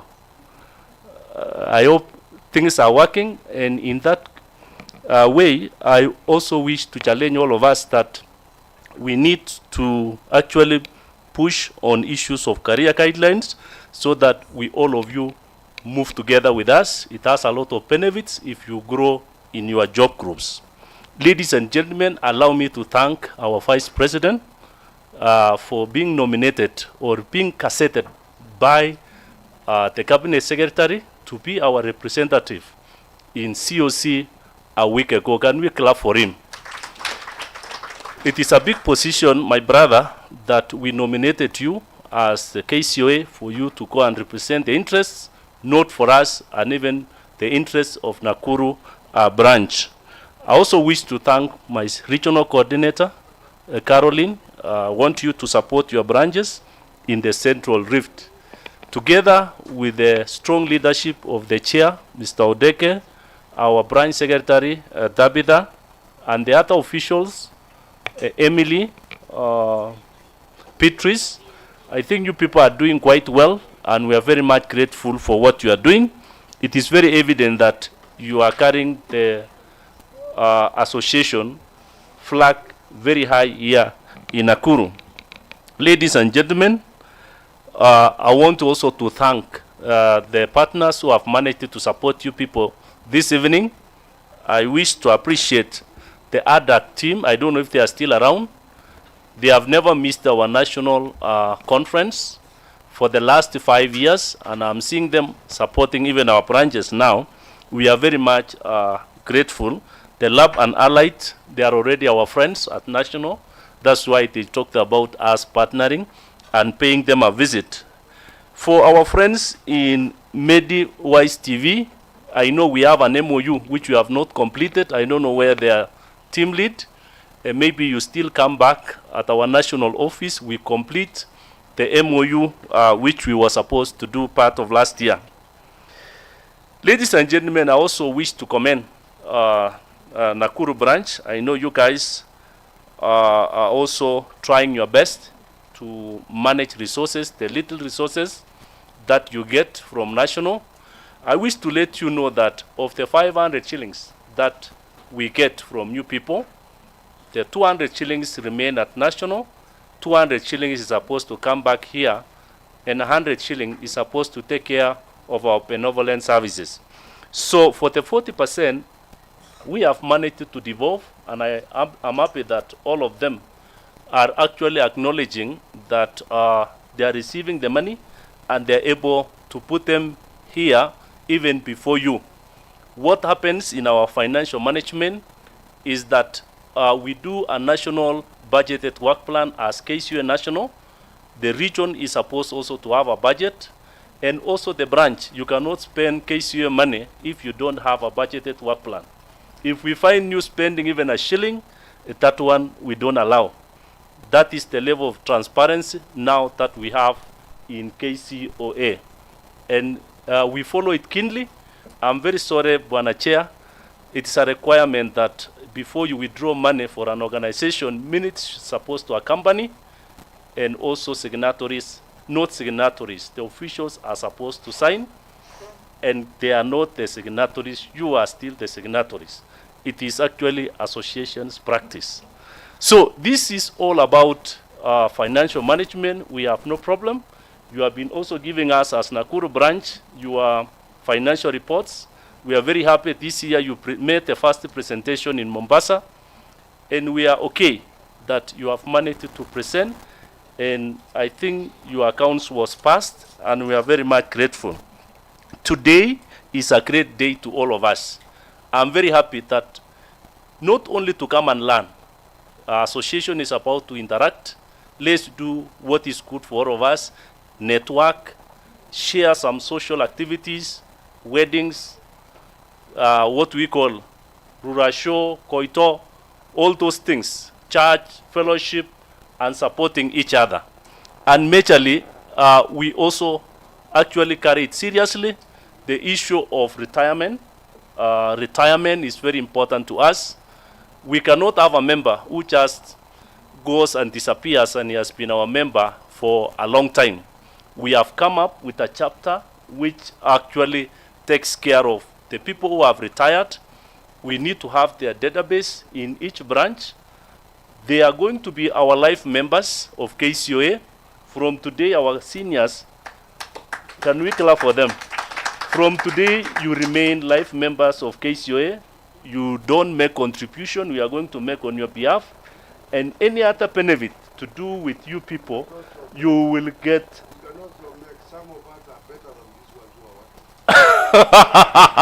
Sawa. And you technically, senior, I know you, you mentored me while I was here, I know. So, for you people, we love you people. Today is a special day for you people, for the Nakuru emeritus. Now you are growing to emeritus. And our emeritus will be involving you in our activities. Branch leaders, don't leave them at any given time. They are our emeritus, and they are a respected team who took care of the profession. So thank you. We celebrate you, and we will continue to celebrate you. Your life membership, I'm quite sure you will be issued.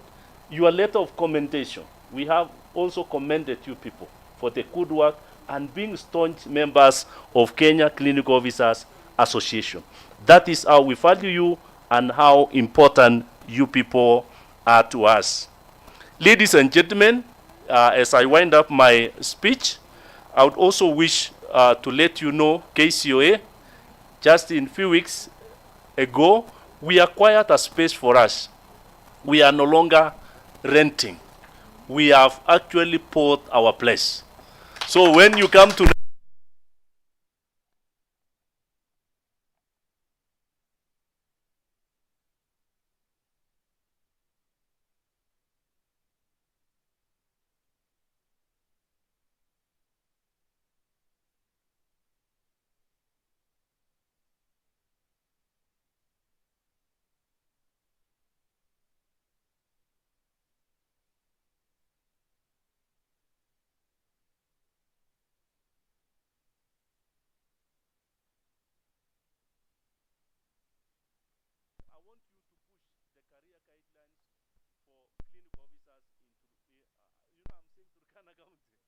I was there the other day, so in Nakuru County, so that we don't have people who will stagnate.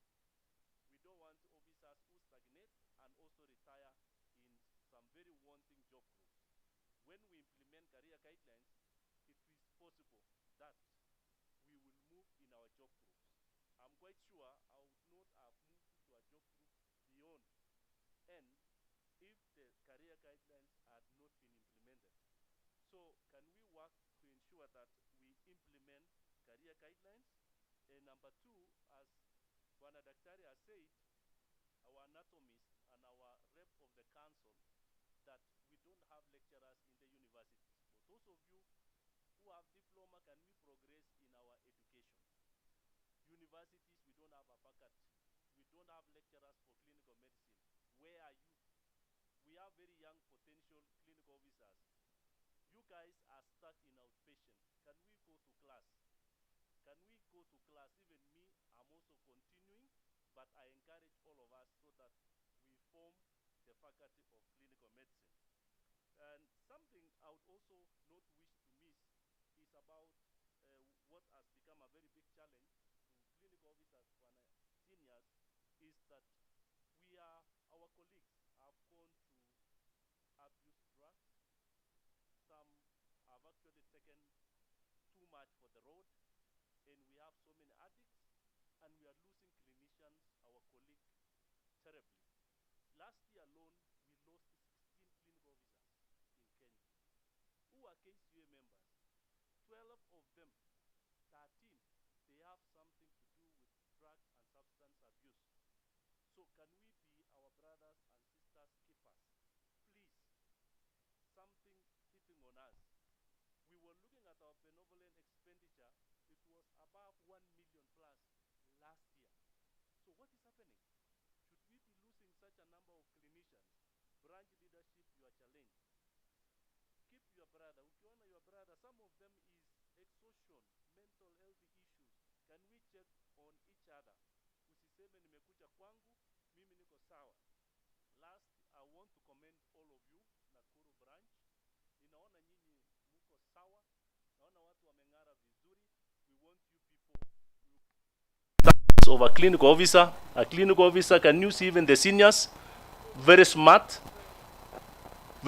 and they are retired. I'm also very happy. In Nakuru, you don't have a problem. Other areas, you get clinicians and you wonder, are they the people we call clinical officers? Can we work with our heads high, put on the best, dress the best? Uwe daktari. Au namna gani? Au namna gani? Dr. Manase aliniambia, and he has been challenging our sisters, why don't you put the best hairstyles? Why don't we put the dress? I don't think we are so poorly paid. And if you look at the people who are dressing well, sijui new sanga, sijui saloonists, people are okay. So you are challenged, my sisters and my brothers also. Let us challenge each other because we are professionals. Ours is to make you people straight for the job. Thank you for serving Kenyans. And I know we have had other smaller issues here and there. I can just mention something about the recent increment, courtesy of the union with our support, that sisi tumepata increment, nyinyi hamwezi pata hiyo. Munaridhia June, mutapata kitu kidogo. So, so as you work to being emeritus, I think that was a big achievement. We need also to clap for the union. Can we clap for the union? And you tell them we clapped for them. Lakini don't forget we supported them for them to achieve what they got. And we are expecting, I don't know if Nakuru, have they had it, your 2,000 on your payslip and dead back? I saw your CEM, your chief officer signed. That means money, and from July, you should be getting another 2,000. That will take our risk allowance from how much? 3,000 to 7,000. I think that's something, a big achievement that we need to appreciate. We only need to work forward to see it being implemented. Mukipata hiyo mbili, shukuru. Hiyo ingine, wachia sisi. Thank you so much. I'm not going to touch on much. There was something someone was talking about, maybe UHC. Who is from UHC? Hello.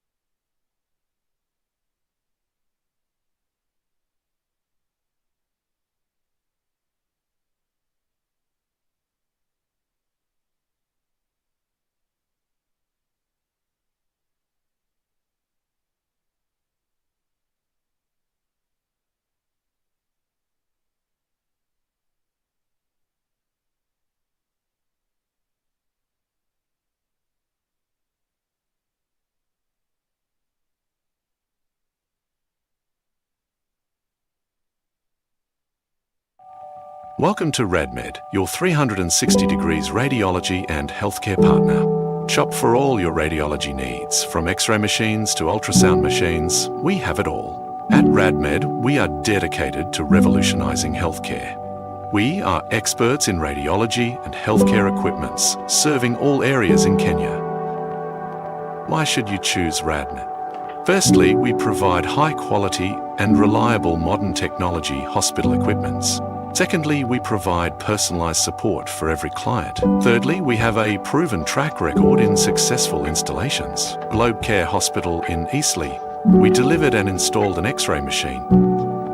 Lydia Key Memorial Hospital, we delivered and installed an X-ray machine and a computed radiography machine. In Calvary Hill Hospital, we delivered and installed an X-ray machine with a CR. In Ziwa Hospital, we delivered and installed an X-ray machine with a complete CR. In Mwanzawetu Health Services, we delivered and installed a colour Doppler machine with 2 probes. Brooks and Cherith Hospital, we delivered and installed an X-ray machine with a CR. In Nanyuki Hospital, we delivered and installed an X-ray machine. Asobi Healthcare.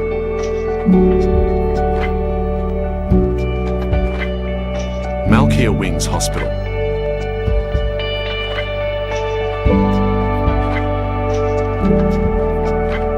Zenit Care Hospital. Nelly Nursing Home.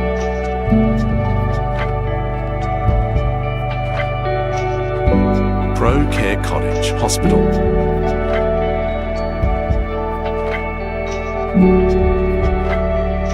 Esther, a radiology entrepreneur.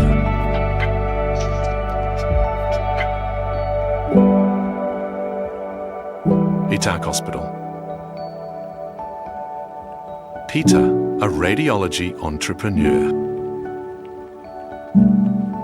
Mugamo Medical Centre.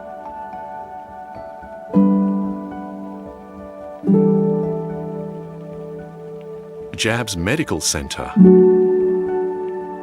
Why should you choose RadMed? Firstly, we provide high quality and reliable modern technology hospital equipments. Secondly, we provide personalized support for every client. Thirdly, we have a proven track